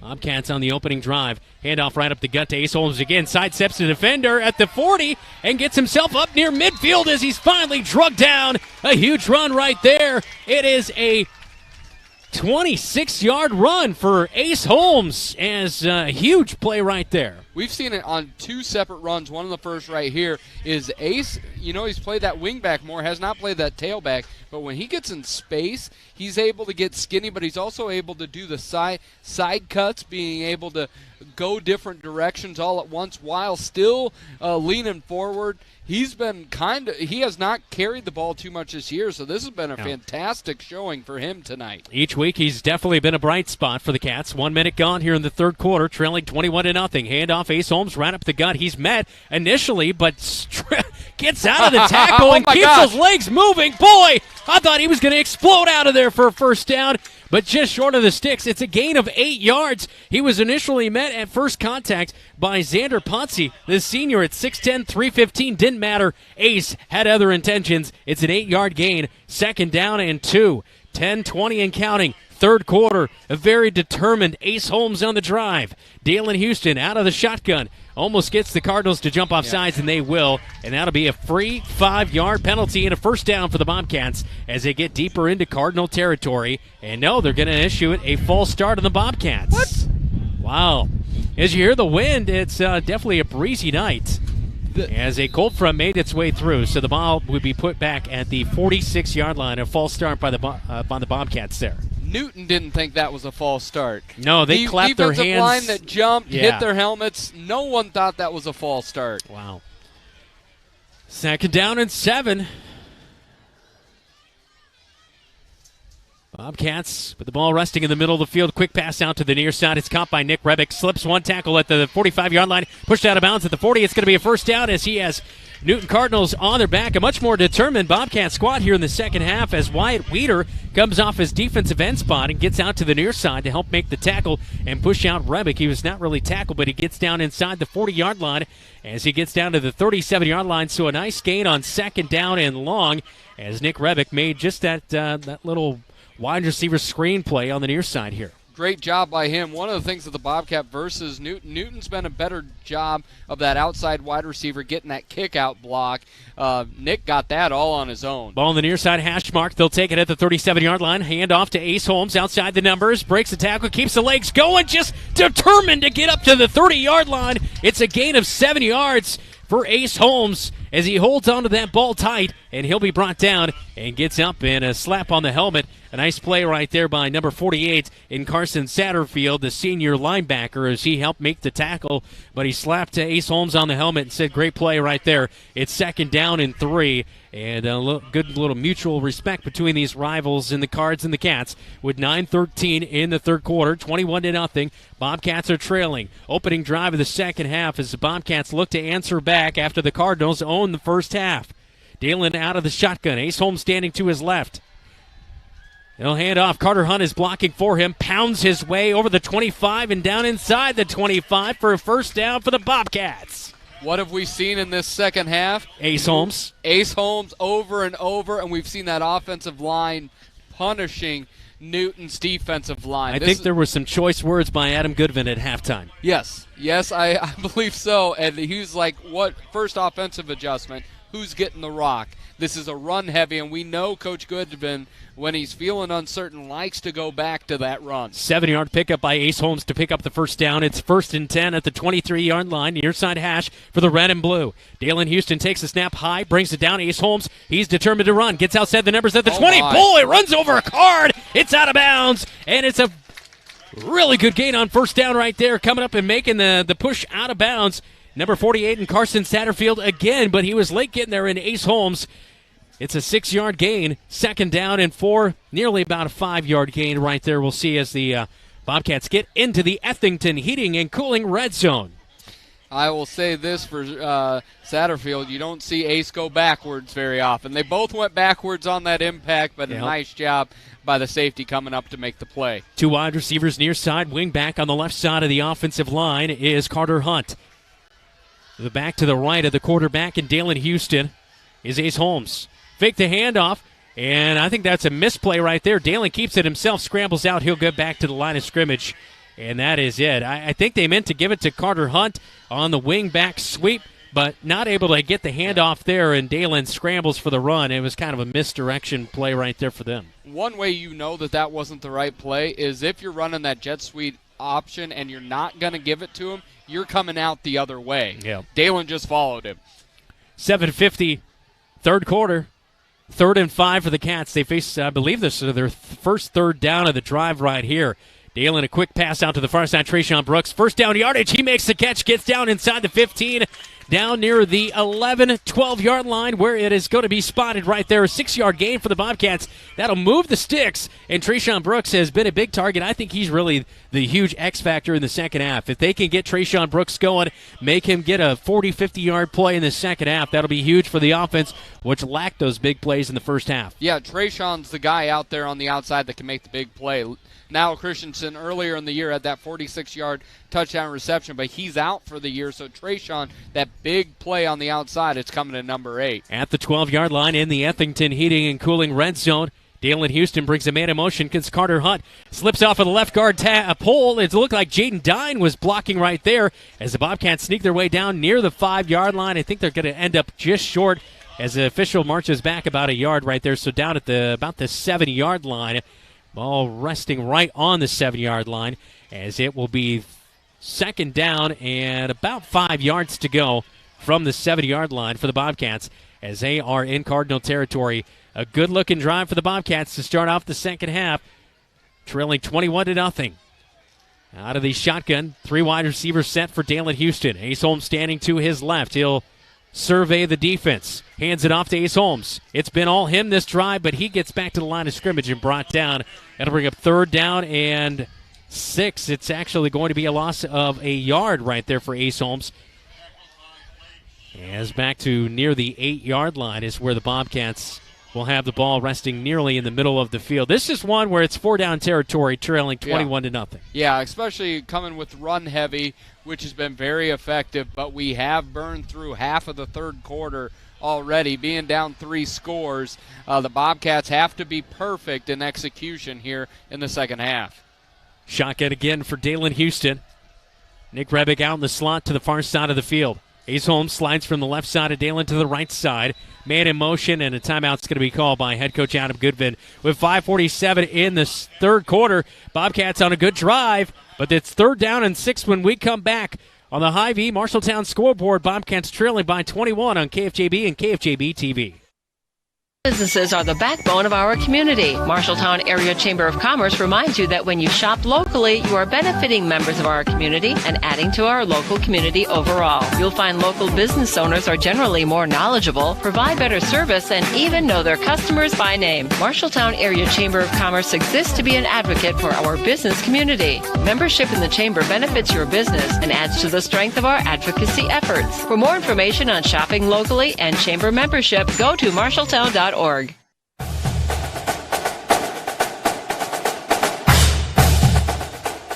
Bobcats trailing 21-0, 5:47, third quarter. Good drive. Started at their own 20-yard line. They've gone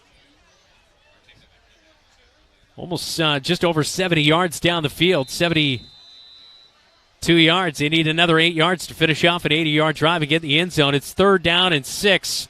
Inside the Ethington Heating and Cooling red zone, Dalen looks to the air. Here's the X Factor. Can he make the play? No, it's incomplete. Trayshawn Brooks did not fight for that football, as the DB did, and he broke up the play. And it's going to be 4th down and 6 right there. He's got to work back there a little bit more to that ball. He kind of just let the defender kind of ride on his right hip there. Where I would go at, Dalen's got to throw that to the back pylon. He way underthrew that. That reminds me a lot of what they did on the other side of the field in the scrimmage, where they threw it to that back corner. You've got to allow Trayshawn to use his immense leaping ability over the much smaller cornerback. 4-down territory for the Bobcats. 4th and 6 inside the red zone. Dalen Houston, shotgun. He's got Ace Holmes to his left. In the shotgun, they send in a blitz. Dalen scrambles for his life out to the right side, slips the defender into the end zone. It is an 8-yard touchdown run for Dalen Houston, and the Bobcats get on the scoreboard with 5:34 to go, third quarter. It's 21-6. That touchdown brought to you by his creator, who made him way faster and more athletic than others.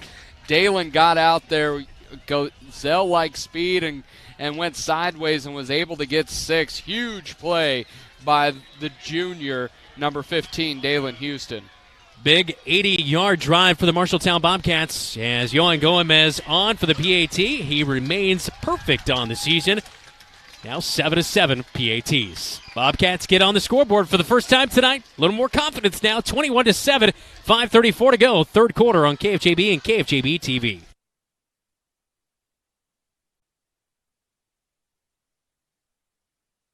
The insurance agent can make all the difference. Assured Partners agents represent multiple insurance companies. They can pick and choose from a larger variety of outstanding insurance options. Assured Partners also handles life and health insurance and Medicare supplement coverage. With access to local, regional, and national insurance companies, Assured Partners will create policies tailored to the coverage you need. For more information, go online to assuredpartners.com/Marshalltown. Power through partnership with Assured Partners in Marshalltown, Toledo, and West Des Moines.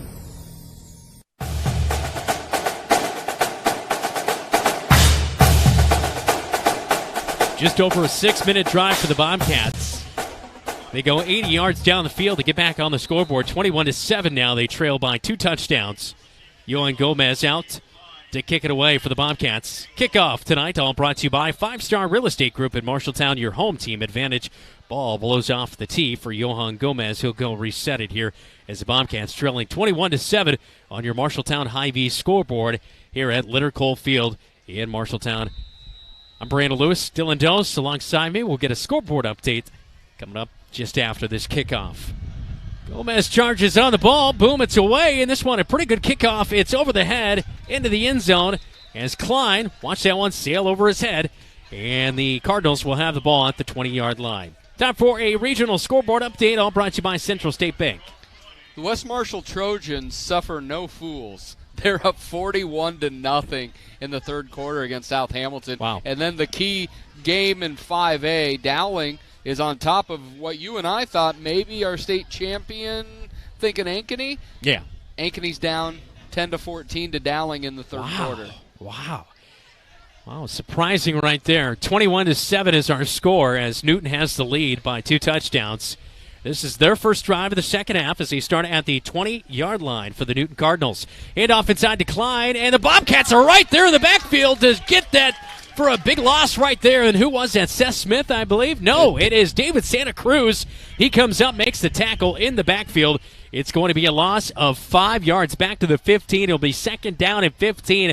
I don't know what was said at halftime, but whatever it was, it worked. I think it did, and I also think there's some adjustments on how they're going at it. And David Santa Cruz, seeing him in person, he's even more imposing than what he looks like in shoulder pads. Klein handoff. He gets a shoulder from Seth Smith. He gets out of it, and Santa Cruz, as well as coming up to make the tackle, Corey Smith in there. And he'll get back those yards he lost, but it's going to be third down and 10 for the Cardinals. Ball in the middle of the field, third quarter, 4:47 to go here in this third quarter of play.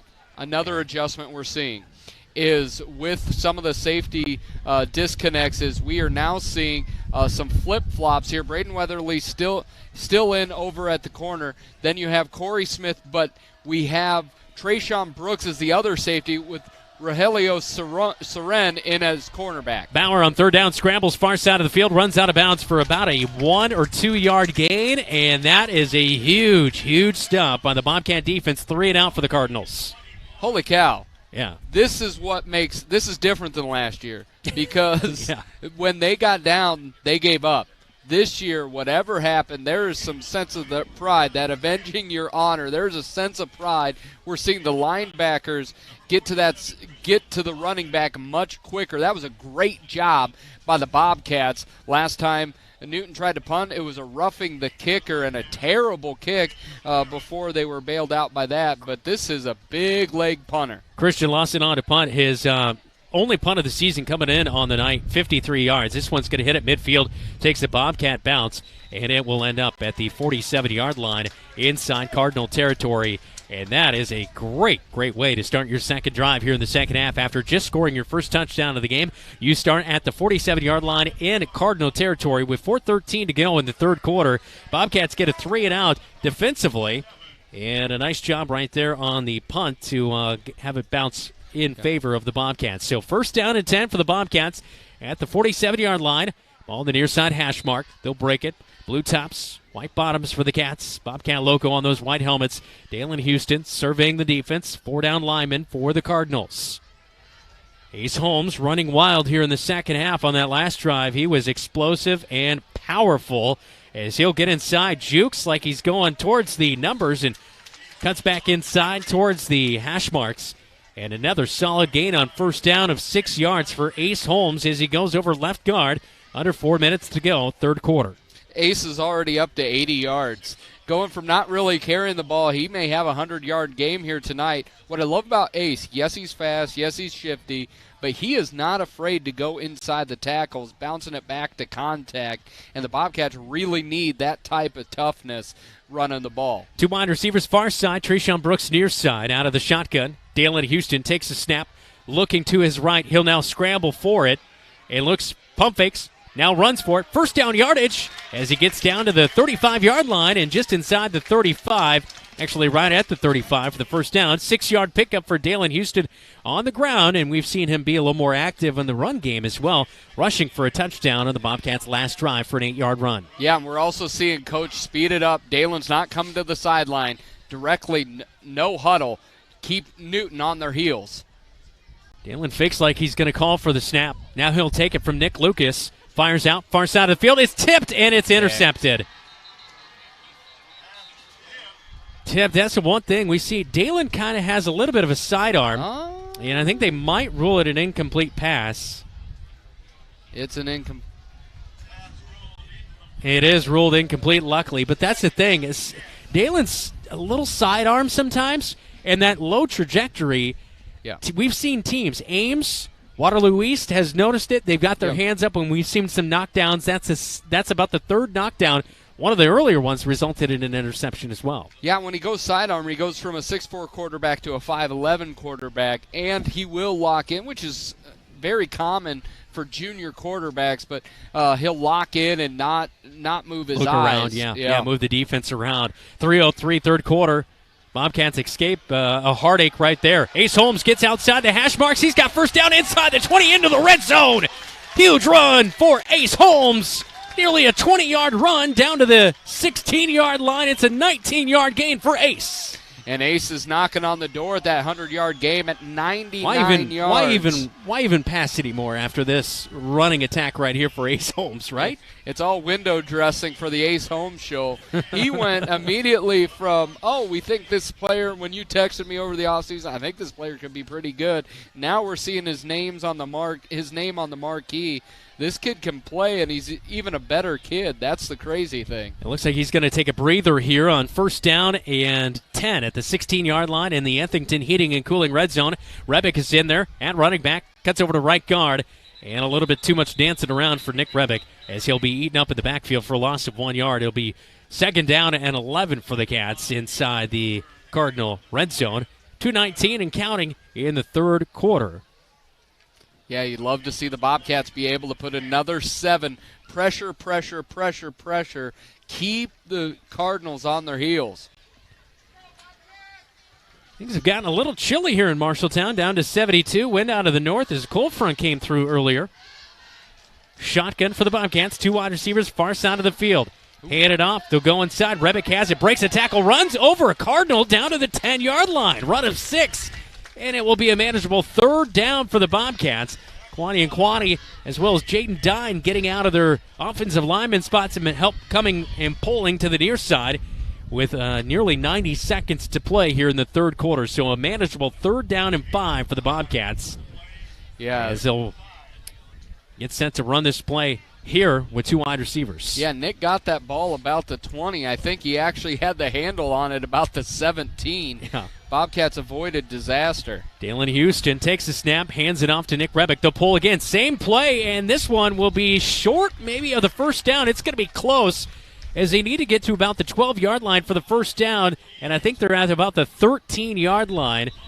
And the Bobcats, I believe, are going to have the officials measure this one, but I think they're about a half yard short. I think they're about 3 yards. No, they haven't moved the stick on the far side yet, so that they need about the 12-yard line for a 1st down. It's going to be 4th down and 1 here with 1 minute to go here in the 3rd quarter up on the Marshalltown Hy-Vee scoreboard. So 4th down and 1 for the Bobcats. 4-down territory just like last time. Dalen ran for a touchdown on 4th. I think quarterback sneak here. And we'll see. Pack it in tight. Cardinals have a lot of guys on the offensive line. It is a quarterback sneak. Dalen has the 1st down. He's going to keep rumbling all the way down to the 1. It's a 6-yard gain. Move the chains. It'll be 1st and goal from the 1 with 31 seconds to go, 3rd quarter. Bobcats trying to get right back into this one and cut this lead down to just a 1-score game. This is what I know. A yard is 3 feet. Dalen's 6'4". That's more than 3 feet. That's what I do every time. So they mark it short at the 2, actually. I thought he got to the 1. So 16 seconds to go, 3rd quarter. Bobcats will take it with Dalen Houston. He'll scramble with it. Reaching out for the end zone. Touchdown, Cats! 21-13 with 9 seconds in the 3rd quarter. It's been all Cats 2nd half. That was a huge job. Bobcats have found their rhythm, imposed their will. And one of the great things that flips over, the Bobcats just went through the 3rd quarter. They had the ball for probably 10 and a half minutes of that quarter and just ran it down the throat of the Cardinals. About as we look at the replay, on Bobcat KFJB-TV, a flag is thrown, the PAT is up, and it's good, and it's encroachment on the Cardinals. It will be declined, and our score will be 21-14 with 9 seconds to go in the 3rd quarter. Bobcats back within 1 touchdown as the Cats go down the field 48 yards and get themselves back into this one, as we'll see the officials coming to the near side and question it. I believe it will be declined, and the PAT will count. But huge 2nd touchdown run of the night by Dalen Houston. And I think because the flag and the whistles came before the kick, they're going to have to re-kick it here. This will be interesting. You could go for 2 here in this situation and put the ball at the 1.5-yard line. You just ran it for 2 yards in, but I don't know if you want to take that chance right now, as Johan Gomez has been solid this year, 7-7 on his PATs. Snap good, hold good, PAT is up, and it is blocked. And wouldn't you know it, it's the broadcaster's jinx. 21-13 as the PAT is blocked. It is no good, and it is an 8-point game as the Bobcats trail at home at Leonard Cole Field. This is Bobcat Football. You're listening to KFJB and KFJB-TV. American Grill is Marshalltown Steakhouse. Ribeyes and sirloins, aged, hand-cut, and served with your choice of 2 of Legends' legendary sides and a dinner roll. If you are a prime rib fan, Legends has prime rib every Friday and Saturday starting at 4 p.m. With 3 sides to choose from, it's chef-seasoned and slow-cooked to tender, juicy perfection. Try Legends prime rib, and you'll know why it's Marshalltown's favorite. Legends American Grill is Marshalltown Steakhouse.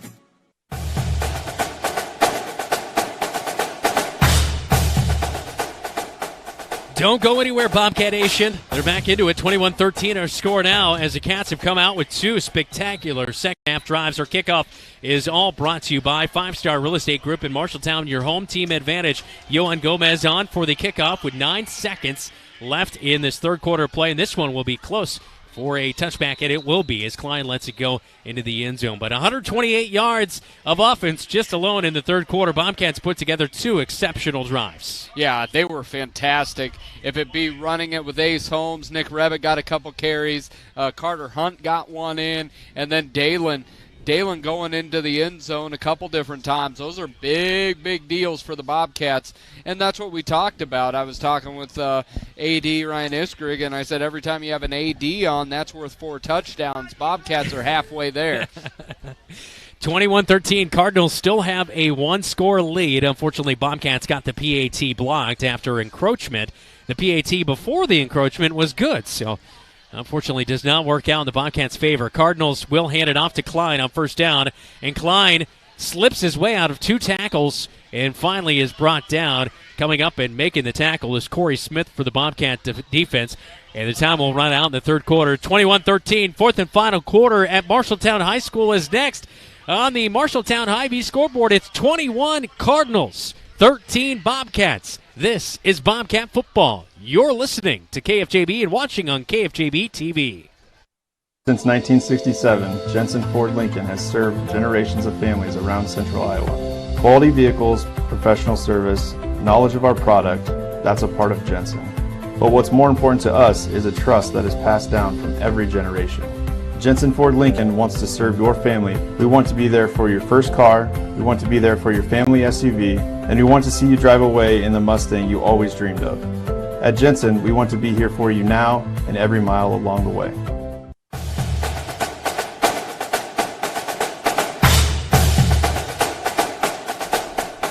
Fourth quarter, 12 minutes on the scoreboard, all brought to you by your Marshalltown Hy-Vee. It's 21-13. If you left this game and you're watching on KFJB-TV, shame on you. But also thanks for watching. What a tremendous second half. Like I mentioned, Adam Goodman, we've seen him a lot in his career since we've been calling games, make really good halftime adjustments, and his teams come out and play really well in the second half. I look at Fort Dodge last year.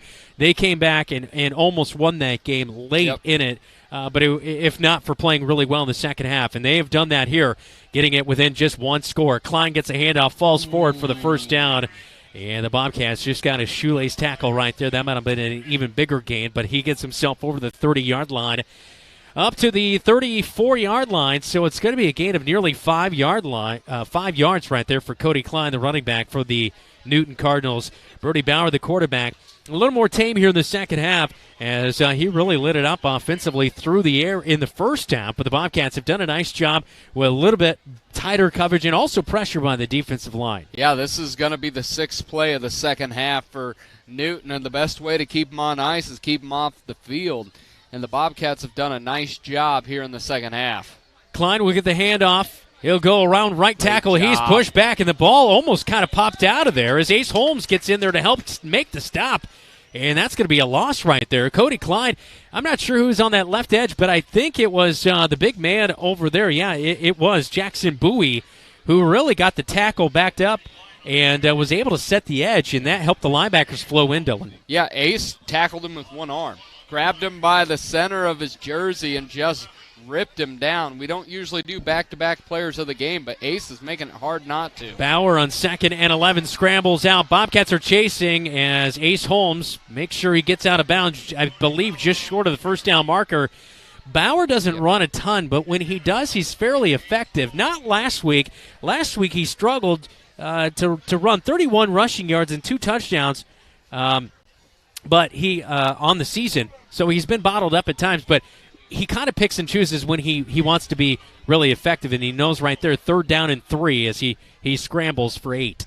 Yeah, and it's always hard, especially because at the high school level, sacks count against your rushing yards. There really oh, gosh darn it. Bobcats blitz, and it's a hard count, and Bauer, a senior quarterback, knew exactly the time to do the hard count as the Bobcats jump off sides, and it will be 3rd down and 3, converted into a 1st down up to the 45-yard line, and that will move the chains for a 1st down.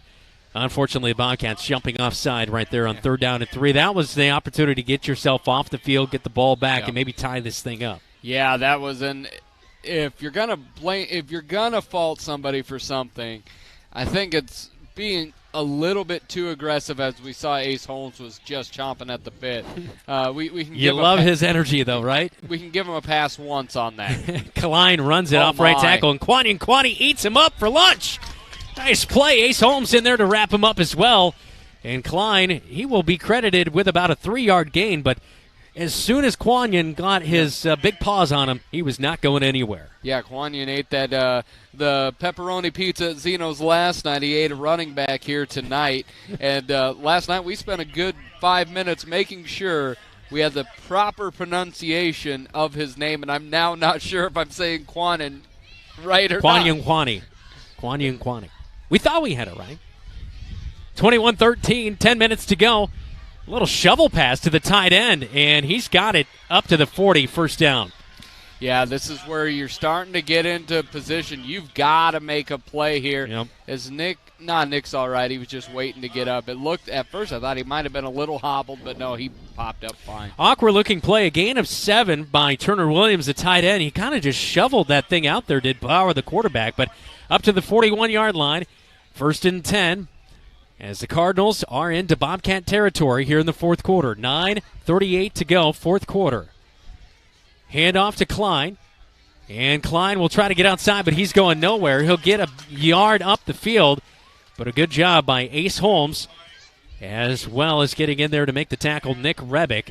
So 2 of the senior linebackers as Rebick comes in with 8 total tackles. He had 5 total tackles in this game a year ago, so the senior with a nice play right there as we inch towards 9 minutes. Ball resting in the middle of the field here in the 4th quarter. Shotgun formation, Klein to the left of his quarterback.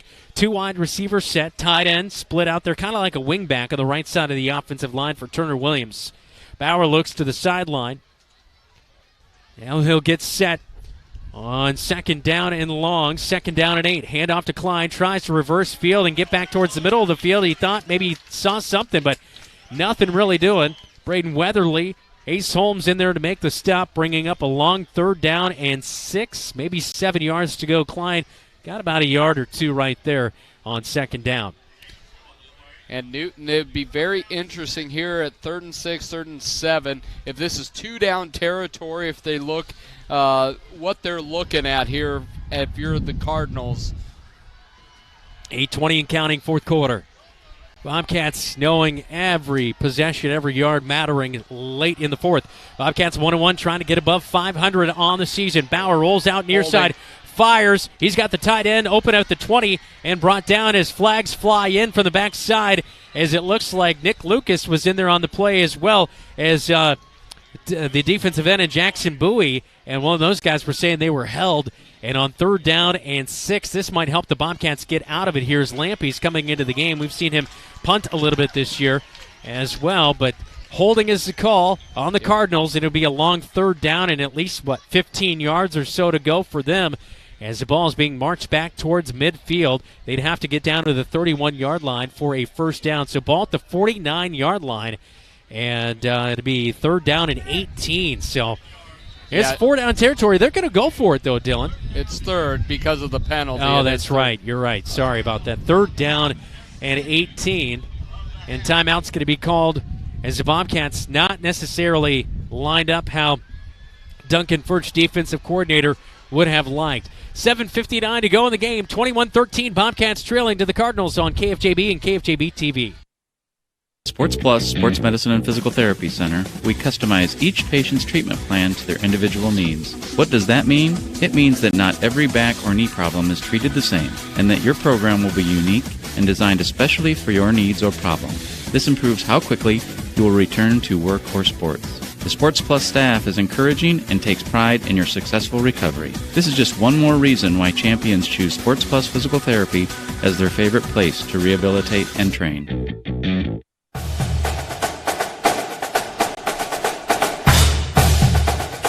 7:59, fourth quarter. Bobcat football tonight brought to you by Raycom of Marshalltown. When the Bobcat Raycom building is lit in Bobcat red and blue, that means a game will be airing on KFJB and KFJB-TV. Raycom, critical communications. Third down and 18. Bauer goes to the air, fires out to Williams, his tight end. He breaks the tackle, gets back to the original line of scrimmage, or at least for the yard markers, up at the 41-yard line. He'll bring up fourth down and 10. As it's a gain of 8 yards as Williams makes the catch in the flat as he went and sat down on a 5-yard out route and got 8 yards, bringing up fourth down and 10 right there. And I think we're going to see the special teams unit come out for the Newton Cardinals as we do have an injury on the far sideline. I cannot see. I believe it's a Bobcat for sure because of the white pants. I think it's Nick Revick. Yeah, Nick Revick. And so Nick Rebick, I don't know, something getting checked out. I don't know if he's got a cramp or what it may be, but they're kind of looking at the left leg, it looks like here. Yeah, it's on that far side, and he looks to be in a little bit of pain there. But, yeah, it's on that far side. It's hard for us to tell. But here's the big thing. 7:38 left to go. 4th and 9. We have seen Newton go for it here. This is a real interesting decision. Do you try to punt and pin and make the Bobcats go over 90 yards or so, or you've been moving the ball okay? It is 4th and 9. Do you try your hand and just go for it and potentially give the Bobcats a short field?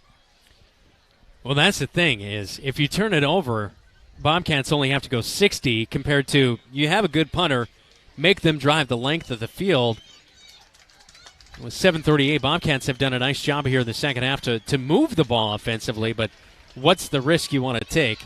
As it is that right leg, I don't know if it's the ankle or what it was for Nick Rebick, but he is limping off the field and fortunately getting up on his own power, able to get up. And they're going for it. And they are going to go on and trying to go for it on 4th down and 9 as Bauer and the offense back on the field. The official's going to kind of slow things down. Newton is getting to the line of scrimmage, but Nick Rebick is still on the field, making its way to the Bobcat sideline. That's been the thing. Niall Christensen out for the season, an injury. Dalen was bumped up week number 1. Nick Rebick here. Yeah. The injury bug has not been great for the Marshalltown Bobcats. At linebacker. We're good at linebacker, not deep. James Reed, also a linebacker. He's out tonight for the Bobcats, so hopefully Nick Rebick is okay. 4th down and 9 with 7:38 to go, fourth quarter, and it looked like a false start by the left guard as the Bobcats went in, and it's going to be a false start on the Newton Cardinals. That's a huge play for the Bobcats. It'll be 4th down and 14. So does that change the opinion of the I don't think so. The head coach and quarterback and offensive coordinator Andy Swinjelm. Should it, or is it? And it's not going to. I don't know if it should or not, but you would think it might, but it's not going to here, as it looks like they're going to keep the offense out there. Last year, the Bobcats would do this, and then they would pooch punt it with Dalen Houston. Yeah. And so you probably not thinking about that right here, knowing that, nevertheless, they're going to let the play clock run all the way down here, and a timeout's going to be called with 7:12 in the fourth quarter. Now, what are we doing? I'm not sure if the game clock was right or not. It seemed like there was still a lot of time on the game clock. I'm not sure if the officials are wondering if the play clock got reset or not. I do have a potential kind of interesting score. Dowling 17, Ankeny 10, 3 minutes to go. Wow. Officials talking it over here still. Both teams are going to come to each sideline, and a timeout is taken by the Newton Cardinals. So that is the first timeout of the second half. Bobcats have just one timeout left here in the second half. That'll be key late in the game to keep your eye on in that situation. 21-13 is our score. Especially Bobcats, it's not just a traditional touchdown because of the offsides and then having to kick the ball again. It is a touchdown and a 2-point conversion. So the Bobcats, one timeout. They've been fairly flawless on both sides of the ball. Now my thought is if they called the timeout here, I wouldn't be surprised to see a punt out of here, but maybe not. But also just another quick score for you. West Marshall did take care of South Hamilton 41-6 to run their record to 3-0. A good start for one of the top teams in 2A in West Marshall. 7-12, fourth quarter up on the Marshalltown Hy-Vee scoreboard. 21-13, Bobcats trailing. Great third quarter, 13-0 outscoring Newton. Still coming out. Bauer's still going to... And we have not seen the wide receiver in quite some time. He was injured in the second quarter, but Curtis Payne is back out there. He split out to the near side. And this is a very interesting set this almost feels a little pooch punny because they have not gone, never mind that far side receiver I didn't see initially. I was like, they're going too wide. I hadn't seen. No, it's their traditional look. They are going with the tight ends going to be set back almost in that halfback position. Rogelio Soren is the corner on the near side, guarding on at Curtis Payne. Shotgun 4th and 14 for the Newton Cardinals. Could be a big situation here for the Bobcats as they move Ergenbright to the near side slot. Quick fire to the far side of the field. It's caught by Lampy and a flip and a hook and ladder, and they flip it to the running back in Cody Klein, and it's a 45-yard touchdown on 4th and 14. Yeah, you could see that wide open because on that out you saw that receiver run and trail, and oh my goodness, you were hoping they would play that outside end, and they did not. That puts the Bobcats in a hole with 7 minutes to go. That's a tough one. 4th and 14, and the Bobcats are on their heels. You could see that thing from a mile away getting set up. Nate Lampion for the PAT. It's good. 28-13, 6:59, fourth quarter on the Marshalltown Hy-Vee scoreboard. This is Bobcat football on KFJB and KFJB-TV. Don't let concerns about current events derail your long-term financial strategy. Edward Jones financial advisor Zach Wall can help. He'll work with you to understand today's financial landscape and how to be positioned for the long term. Edward Jones can give you the tools for a reasoned, disciplined approach to investing. Call Zach Wall at 641-752-3017 in Marshalltown or online at edwardjones.com. Edward Jones, member SIPC.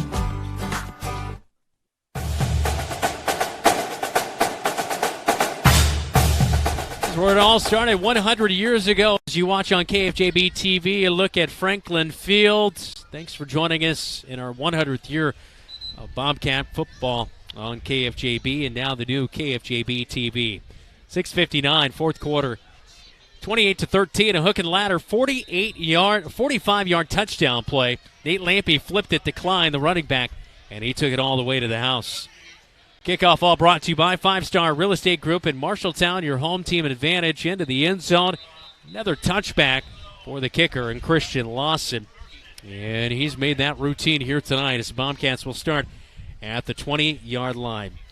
An unfortunate score with 6:59 to go in the game. You got to score quick here. You can't go on another 6-minute drive or you're not going to leave yourself a whole lot of time to work with. No, you're going to work quick. You're going to work in the hurry up. And actually, the second touchdown drive for the Bobcats was much quicker. They utilized the no huddle quite a bit more. You are down another receiver with Nick Rebick not out there right now. His night he's trying to run on the sidelines here to see if he can gut it out. But my anticipation, you won't see him the rest of the way. Luis Valdez scrambles on the field late for an extra offensive lineman for the Bobcats. Dalen comes out near side. It is caught by Corey Smith, as he jukes a defender at the 30, my. gets past up at midfield, and he's brought down just shy of midfield. Ball comes out late, but he was down on the field. Good job by the official to mark Corey Smith down on the field, as Corey Smith is down on the field still, as it looks like maybe his knee went down hard, and boy, the injury bug just strikes again for the Bobcats. I don't know what it is, but last year and this year, it just seems like the injury bug just always there for the Bobcats, as they have lost numerous guys here tonight. We already talked about Nick Rebick, bumped up, and without few guys coming into the game as well, too. Real thin on that sideline for the Bobcats with 6:50 to go. Huge play, though, by Corey Smith as he gets up to the 48-yard line. A huge play right there through the air, and Corey just put on a nice juke move. Yeah, big 28-yard play, and right now it looks like cramps. They're just stretching him out. Okay. Doesn't look to be anything too serious. But, boy, it just seems like, I don't know what it is, but unfortunately. And it always seems to be like getting something caught in the turf or whatever. Yep. It's just kind of the freak things that happen, and a lot of it just seems to be on that that scale that is not in the Bobcats' favor. But you score quickly here. You're able to score and get a stop. It's still within distance. Big 30-yard chunk plays are real helpful in scoring quickly. Nick Lucas back in at center. We saw Ty Jones in at center for a little bit, giving some of those guys breathers as they're going both ways. Dalen Houston out of the shotgun. Ace Holmes, he gets the handoff and not able to get a whole lot right there on 1st down and 10 at the 48-yard line. Got back to the line of scrimmage, and that is it. 2nd down and 10 for the Bobcats. Ball on the near side hash mark as the clock ticks under 6.5 minutes on the Marshalltown Hy-Vee scoreboard here at Leonard Coldfield at Marshalltown High School. I'm Brandon Lewis. Dylan Doe's alongside me. Bobcats will break the huddle. Nick Lucas over center. Yeah, we've been staring at that clock, already using 2 timeouts, puts us in a pickle here. 6 minutes ago, only 1 timeout, need 2 scores. Snap to Dalen Houston. He's got 3 wide receivers. Checks to the near side, now brings it down, scrambles up to the 50 and pushed out of bounds. And that'll be a gain of nearly 3 yards for the Bobcats, as Dalen Houston hobbling a little bit now back as he went off the track, and that's not a good sign either. No, and he's battled a little bit of ankle stuff since Ames week 1, where he went off the field twice due to ankle situations, and now we find ourselves needing everything, and he does not look – he is limping and gimping and bending, and he looks in great pain. 3rd down and 8. Dalen Houston out of the shotgun, obviously laboring. Hands off to Ace Holmes. Newton Cardinals get into the backfield. It looked like almost a face mask penalty, but no foul or penalty called. The Bobcats coaching staff have their hands up. Adam Goodman is about 5 yards onto the field, questioning exactly what's going on right there. And it's going to be 4th down for the Bobcats. 4th and 9 as Ace Holmes loses about a yard. So 4th down and 10.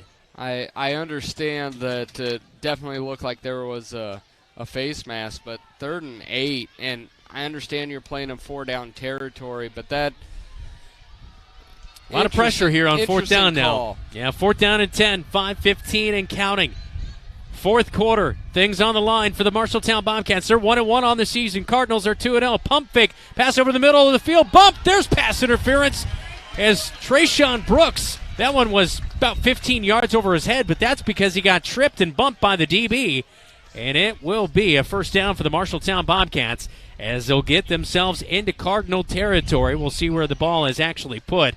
But the flag flies, and it's a 1st down, pass interference on the Cardinals. Yeah, and I feel like the Bobcats, definitely tripped him up. But, man alive, I think the Bobcats got a little bit of a break there. But it looks like nice 15 yards, add that thing on. Bobcats get a 1st down. Still 5:07 to go. Bobcats have a chance to keep in it. It'll be interesting to see what the play call is. I think that idea of running it between the tackles, that play call has got to be real close to not being an option with 1 timeout and 5:07 to go, down 2 scores. Yeah, that's right. 5:07 remaining in the game. Pistol formation. Ace Holmes is the deep back. Trayshawn Brooks split out to the near side here for the Marshalltown Bobcats. They'll go to the air. And what a catch! Oh, what a catch by Trayshawn Brooks. He's down to the 20-yard line. It was deflected by the Cardinals. And Trayshawn Brooks one-hands it as he looks back for it and makes the reception as the Bobcats get into the Ethington Heating and Cooling red zone down at the 17-yard line. What an exceptional play. That might be the leading candidate for our Lily May sweet play of the game. As we look at the replay on KFJB-TV, what a play by Trayshawn Brooks. He's got those basketball skills working early on here as the Bobcats get inside the red zone. Out of the pistol, Dalen Houston with Ace Holmes to his back. He'll hand it off. Ace Holmes runs over a Cardinal down to the 15-yard line and the 14. It's a gain of 4 yards on first down, second down and 6. Yeah, that was a huge play. Tip ball, and then Trayshawn was able to one-hand it. Ace Holmes picked up a blitz at the last second that enabled that to happen. Great big pickup by the Bobcats. Trayshawn Brooks out of the near side. Pistol formation again for the Bobcats. Hand off to Ace Holmes. Runs over another guy. And breaks out of another tackle. Inside touchdown, Ace Holmes. It's a 14-yard run as they could not wrap him up. And the Bobcats get back within one score with 4:14 to go in the fourth quarter. Holy cow. Ace Holmes now 15 carries, 117 yards. Almost most of that there in the second half. With Dalen Houston up, he's now up to 149 yards passing, with Trayshawn Brooks having 75 of those in the air. The Bobcats look to be going for 2 now on this. And Nick Rebick is back out. He was back out in the last couple plays of that series. Bobcats trailing 28-19. They do need a 2-point conversion here to get back as they missed the PAT earlier tonight. Ace Holmes stands, his ball's at the 3-yard line. Put a man in motion. Dalen Houston keeps it himself, dives to the goal line. 2-point conversion is good. It's 28-21. Bobcats back within 7 with 4:14 to go in the fourth quarter. Holy cow, we got a ball game. Bobcats are clawing and scratching and getting back in here. 4:14 to go. We're in for a good one. We'll have the kickoff next on KFJB and KFJB-TV.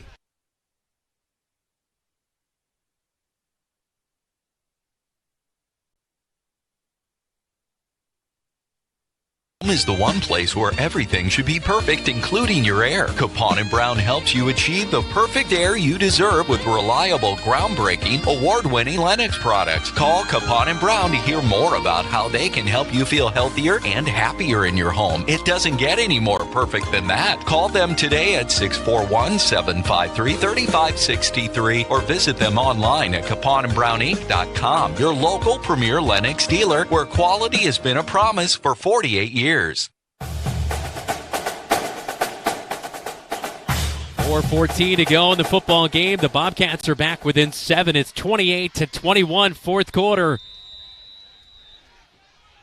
Johan Gomez out to kick it off. Kickoff all brought to you by 5-Star Real Estate Group, and we thought we might see the onside kick. And the Bobcats kick it out of bounds, and that will be I don't see a flag. The Bobcats might have to re-kick this thing. Yeah, there's a flag. And so it'll be Newton's football as the ball goes out of bounds on the near sideline. At the 46-yard line is where it went out of bounds, and they will mark it with the penalty of 5 yards up to the 49-yard line inside Bobcat territory. So that's why I kick it. I would, unless it was... Go both ways on that one right there. I'm one that would probably kick it deep there, though Johan's a really good kicker. That onside is a tricky deal, and when you're a younger player in that high school level, not sure how accurate you're going to consistently be on that. Well, the Bobcats know they need a big play defensively. Klein gets the handoff on first down. He'll be drugged down at the 45-yard line. 4-yard gain on first down as he goes off of left guard. He's been a thorn in the side of the Bobcats here tonight as he's had tremendous success. He scored the last touchdown on a 4th down and 14 play. He got a hook and ladder and scored the touchdown from 45 yards out. 350 and counting. Fourth quarter, 2nd down and 6.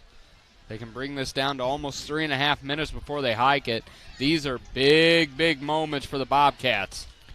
Bring a man in motion. That's the slot wide receiver, Ergenbright. Big. Misdirection. Brody Bauer takes it himself for the first down as he's inside the 40 at the 39-yard line, right at the sticks for a first down. Ace Holmes comes up to make the stop.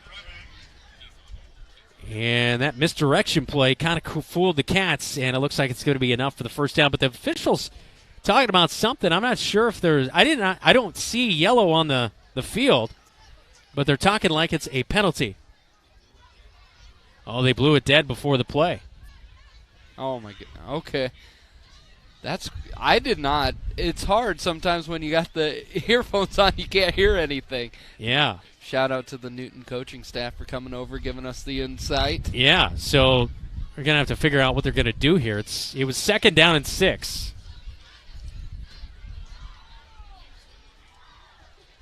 And I'm not sure why. The play clock still had about 5 or 6 seconds, I believe, when the snap came, so I don't think there's a penalty or anything of that nature, but maybe a miscommunication or somebody was warning about something on the officials' crew. So I would just think you would go 2nd and 6 and replay the down, right? You would think, because and this is where we always talk. It would be awesome if we had some sound system for us to understand what's going on the field, because that's where college and the pros have it over we us. got you a new microphone. We've got you an applause sign. Yeah. We've constantly delivered. I don't know what else you want. The two things I want: a mic this cover, is not. I mean, a mic cover for my current mic, and then we do a tremendous job, but this is not Fox, Dylan. Okay, all right. No. So I know Joe Buck's gone and Troy Aikman. Maybe you can. Well, this is a shout out to. We can be Fubo TV's #1 sports on Friday night. All right, so we don't really know what's going on here. No. The coaching staff said that they blew the play dead, and usually when they blow the play dead, it means there's either a penalty or somebody's calling a timeout, but we are seeing them pick up the football and move it back, and I'm not really sure what's going on. I haven't a clue, because let's get intern Zach on a mic and run him down to the field and get in the middle of that huddle 100 right years there. ago, how many they took we can string like a core down there. Like 100 yards through a ditch. We can do 100 yards across the track. All right, so we don't know what's going on. Replay the down. Back. It's right there back at the 45-yard line where it was. So 2nd and 6, they're going to replay the down at the end of it. That's where you had us 2.5 minutes ago. Yeah. So, but here's the thing. They're running the clock again. Yeah, and they reset the play clock as well. And they reset it, so now this is going to take another 20 seconds off the clock that shouldn't be taken off, and I have no clue why that's the case. 2nd and 6 for Brody Bauer. He's got Klein to his seconds. left side, and they'll take the snap, hand it off to Klein. It was a little bit of a bad handoff, but Klein did bring it in. He's going to get up to the 42-yard line. It's a gain of 3 right there for Klein. 3rd down and manageable for the Cardinals here, about 3rd and 3. One thing I would love to ask is why did they rewind it and then run the clock where the Bobcats actually lost 20 to 25 more seconds that are going to prove insanely costly? Oh, it sounds like Dylan's already working on a letter to some association. I'm not sure. Yeah. 3rd and 3. Bauer will put a man in motion. Bring to the near side. Sweep to the near side, and the Bobcats trying to get a big loss. Oh, that's a nearly a block in the back on Ace Holmes as he was taken out from behind, as well as Jackson Bowie, but it's going to be a first down. Officials don't see it, but boy, I don't know if the wide receiver got his head in front of the defender trying to chase him down from the backside, but Bobcats nearly had Klein, and now we're going to tick inside. 2 minutes on the next snap. First down and 10 at the 35-yard line for the Cardinals. Yeah, this might be all she wrote if the Bobcats can't get a heroic play here. Bobcats showing blitz. 4 down linemen. Linebacker showing blitz. Bauer's going to take it, snap it, pitch out to the far side of the field. And the Bobcats will come up and make the tackle with Corey Smith. As that pitch out to the far side of the field, the Bobcats will take their last time out. It'll be second down and right around 7 yards to go here as the Cardinals just quickly pitched it over to Christian Ergenbright. And 1:42 remains in the football game up on the Marshalltown Hy-Vee scoreboard, 28-21. Coming up after the game, we will get our Bobcat Player of the Game, all brought to you by, as always, Calvin Rocket Bar and Grill in Marshalltown. We'll get our Lily May Chocolate Sweet Play of the Game, and we'll also have our Top Crafters post-game interview and reaction with head coach Adam Goodman. Coming up on, of course, our post-game show, all brought to you by your Marshalltown Wells Fargo advisors. So, anyway, big key right here. Second down and 7. You take the timeout there, conserve some time. 1:42, you're down by a touchdown. You're trying to strip that ball out of there, doing whatever you can, but you cannot allow a first down. That would end the game. Yeah, I'm bringing the house, not so much for quarterback pressure, but just to try to disrupt. I don't anticipate Newton passing. And Newton has shown they did have the fumble early as bad exchange, so you're just hoping for that to happen again. Bobcats have been valiant in the second half, but that big hook and lateral play is the difference. Bobcats have outscored the Cardinals 21-7 in the second half. They were outscored 21-0 in the first half. 2nd and 7. Klein gets the handoff, and he'll go off a right tackle. He is caught up. And he'll get a gain of about 2 yards up to the 30-yard line. Third down and 5 yards to go here as the clock will continue to tick. The next snap will come inside the final minute of play in the fourth quarter. Yeah, Bobcats, if everything falls their way and if they're able to get the ball back, it looks like they'll probably have around like 10 to 12 seconds to work with. Bobcats out of timeouts. 3rd down and 4. Cody Klein, Brody Bauer out there, the quarterback and running back. 2 wide receivers, far side of the field. Near side split out by himself, Curtis Payne. And a timeout going to be called by the Newton Cardinals. 56 seconds to go in the football game. Timeout, 3rd down and 4. And we will take a timeout with them. 28-21, fourth quarter. This is Bobcat football on KFJB and KFJB-TV. Marshalltown's best pizza, Zeno's is the place to get delicious homemade pizza from scratch that the whole family will love. For some, it's a family tradition, and Zeno's Pizza is all about old-school family-owned pizza making. Zeno's respects tradition so much that they have had the same thin crust pizza recipe for over 70 years. There are a couple of ways to get your Zeno's Pizza. You can dine in, order online for pickup, or call 641-752-1245. Zeno's Pizza, 109 East Main Street, downtown Marshalltown.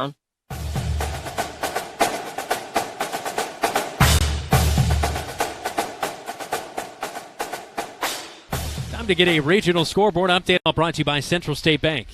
We have Dowling did pull out the win against Ankeny, beating 17-10. Wow. Urbandale 10, West Des Moines Valley 7. Southeast Polk doubled up Waukee Northwest 42-21, and AGWSR beat BCLUW 28-26. 28-21 our score here at Leonard Cole Field. I'm Brandon Luce. He's Dylan Doe's. 3rd down and 4. Cody Bauer, the quarterback, and Brody Bauer, he runs for it.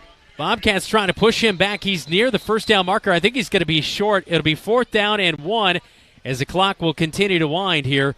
And even if the Bobcats come up with a stop on 4th down, I think that's going to do it. Yeah, they were late to blow the whistle as the pile kept moving. Bobcats could get lucky and have about 1 second in the game, but most likely that will be all she wrote. Bobcats with a valiant effort in the second half, a totally different team in the second half. Yeah. As head coach Adam Goodman and his squad doing a nice job to battle back down 21-0. Cats get back in at 28-21, but looks like they will come back up a little bit short here tonight. As the timeout taken with 5 seconds in the game, as the Cardinals will have 4th down and 1. They'll run one more play. This is that kind of play where you just drop back and you throw one deep and you let the time run out. Yeah, you just kind of the idea of what I would probably do is set up in shotgun, and I wouldn't throw it, but I would definitely take the snap, give yourself a couple seconds to run around if you can and just see if you can get those 5 seconds out. I'm a little surprised in a sense that they took the timeout and didn't just let it run all the way down. How do you and just take the yards, because you'd have a couple more seconds down and you would never have to give the ball back.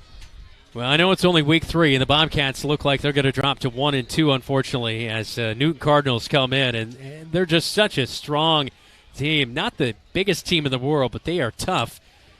And it's looking like they're going to go to 3-0 to start the season here tonight. 4th down and 1. 5 seconds to go in this one here at Litter Cole Field at Marshalltown High School. Brody Bauer out of the shotgun. Cody Klein is standing to his left. He'll take the snap. Brody Bauer keeps it himself, scrambles for it, first down yardage down to the 20, and he'll get down out of bounds. That's the game.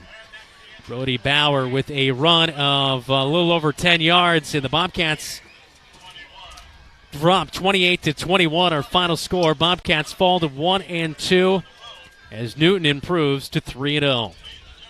Coming up, it's the locker room report tonight from Litter Cole Field. All brought to you by Wells Fargo Advisors in Marshalltown. We'll name our player of the game, and we'll also have post-game reaction with head coach Adam Goodman.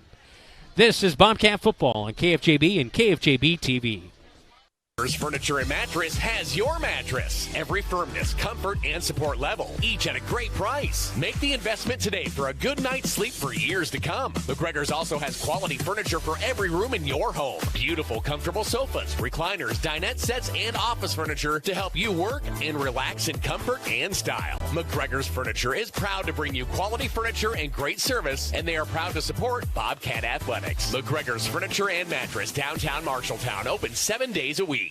You planned and saved for your child to go to college, but medical school after graduation was a surprise. A happy, expensive surprise. Wells Fargo Advisors can help. For more than 125 years, we've created wealth management and investment strategies aimed at achieving our clients' personal financial goals. When opportunities surprise you, turn to Wells Fargo Advisors. Together we'll go far. Wells Fargo Advisors is located at 14 East South Ridge Road in Marshalltown. Call them at 641-752-5401. They're a member SIPC.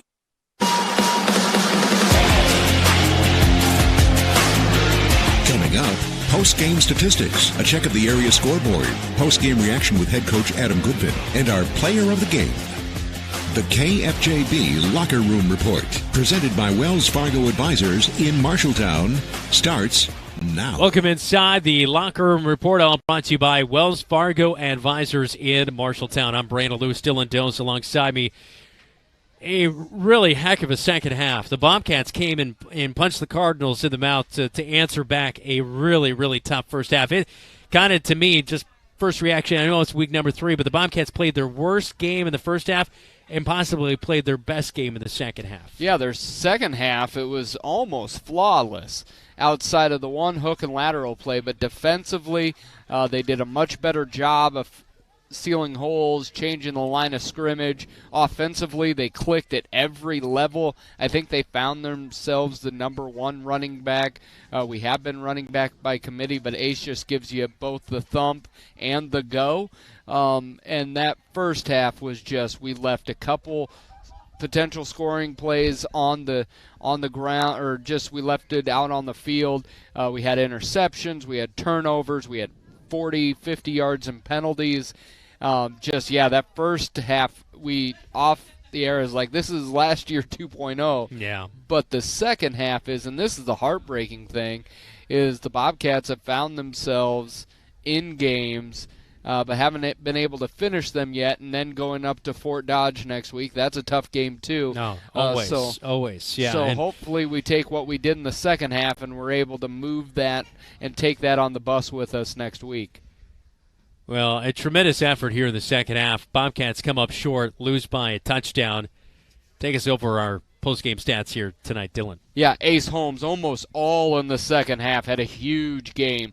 15 carries, 117 yards, including a 14-yard touchdown run. Seth Smith had 4 carries for 20 yards. Dalen Houston had 2 touchdowns on the ground, 9 carries, 37 yards, including a 2-point conversion as well. Nick Rebick on 5 carries had 15 yards. Carter Hunt, 3 carries, 13 yards. Now, under center, Dalen had 18 pass attempts, threw for 149 yards. He did complete 11 of those passes, 11 of 18, but he had those 2 costly picks in the first half. Ace Holmes also had a reception for 11 yards. Trayshawn Brooks had an incredible catch. Yeah. And 5 catches in total for 75 yards. Corey Smith had, I think, his best night as a high school player. Yeah, I think so too. 3 catches, 49 yards, a huge 29-yard catch on that last touchdown drive. And then Nick Rebick, 2 catches for 14 yards. Then when we flip it on the other side, Brody Bauer, 10 carries, 61 yards. The senior play caller was fantastic. Cody Klein, though, 115 yards on the ground, 23 carries. Man, it felt like more. Mm-hmm. But the Bobcats did a much better job in that second half of bottling him up. Christian Ergenbright had 3 carries, 19 yards. Turner Williams, 1 carry, 11 yards. Brody Bauer had 210 yards on 23 passes. He ended up being 15 of 23 for those 210s. He also had 2 passes for touchdown, including that 45-yarder on the hook and lateral. And that will round it out as the Bobcats lose to Newton, as Newton had a total of 416 yards, both in the air and on the ground. We mentioned that the Bobcats went punt or interception in the end of half in that first half. And in the second half, they really executed really well. Newton, meanwhile, in the second half, they went turnover downs, punt. They had a huge touchdown, and they didn't do a whole lot. Defense was exceptional here in the second half, especially for your Marshalltown Bobcats. They come up short, 28-21. We're inside the Wells Fargo Advisors Locker Room Report. When we come back, we will name our Calvin Rocket Bar and Grill Player of the Game. We'll also check out our Sweet Play of the Game, all brought to you by Lily Mae Chocolates. This is the Locker Room Report. You're listening to Marshalltown Bobcat football on KFJB, AM 1230, FM 93.9, as well as watching on KFJB-TV.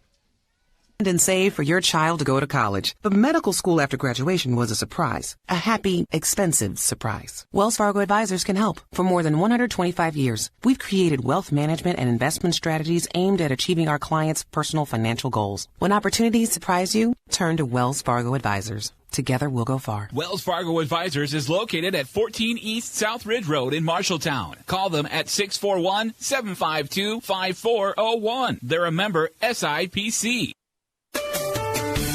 Trilogy Embers, independent living for active seniors. This is your invitation. Hi, this is Lindsay, Director of the Embers Retirement Community, inviting you to tour the Embers. While you are here, I'll show you the studio, 1- and 2-bedroom apartments, and all of our amenities. We will socially distance for your safety, and I'll show and share with you all the Embers has to offer. Call me to schedule a tour at 641-754-7000. Embers Retirement Community, 1211 West State Street in Marshalltown.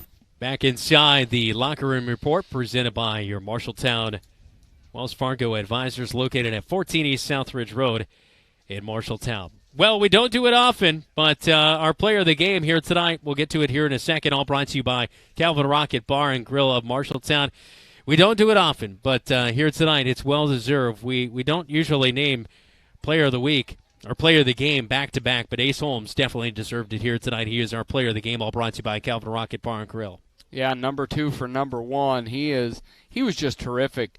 Really had not carried the ball almost all year. That second half, when they just kind of philosophically said, hey, we're going to run first, throw off that run. Ace, I don't know if I've seen it this year where he goes down on first contact. No, he does not. And, you know, I know he wanted to be courteous and nice to his teammates and football in the state of Iowa, but he alluded to it that the 6A football he was playing in Georgia, it's a whole other breed. And when you bring him in here, he sticks out in a real good way. Well, yeah, and there's definitely very good football played here in Iowa, but part of the reason, and not to speak out of school or anything, but the Iowa Alliance Conference is in existence because you have those metro area schools, all right, Southeast Polk, the things with the 5 stars, that are just recruiting to those areas. That's 6A in Georgia, you know, at even more schools. So that's kind of that level.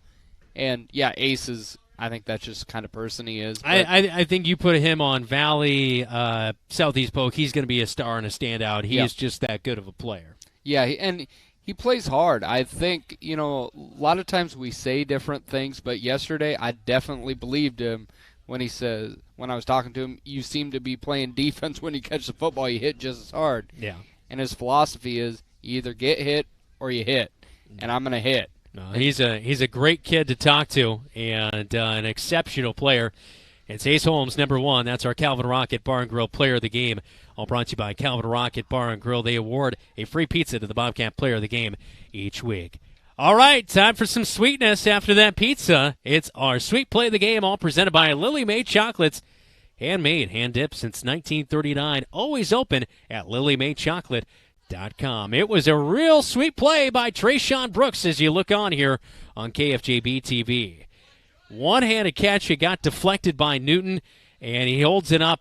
And that is our Sweet Play of the Game, all brought to you by Lily Mae Chocolates. Handmade, hand-dipped since 1939. Always open at LilyMaeChocolate.com. When we return, we will talk with the head man, Adam Goodman, on our post-game interview, all brought to you by Top Crafters on the Locker Room Report. Presented tonight by Wells Fargo Advisors in Marshalltown. This is Bobcat Football. You're listening and watching KFJB and KFJB-TV. In today's world, you are what you put on social media. If you don't believe me, go check out Calvin Rocket on Facebook. Not only will you find enticing pictures of delicious specials and favorite menu items, you'll also see a whole lot of Bobcat pride. From football to fine arts and everything in between, Calvin Rocket is always sharing what makes them proud to be Bobcats. Keep up to date with Calvin Rocket specials and events at facebook.com/Calvin Rocket Marshalltown. Share the pride, and don't forget to share the cheese curds.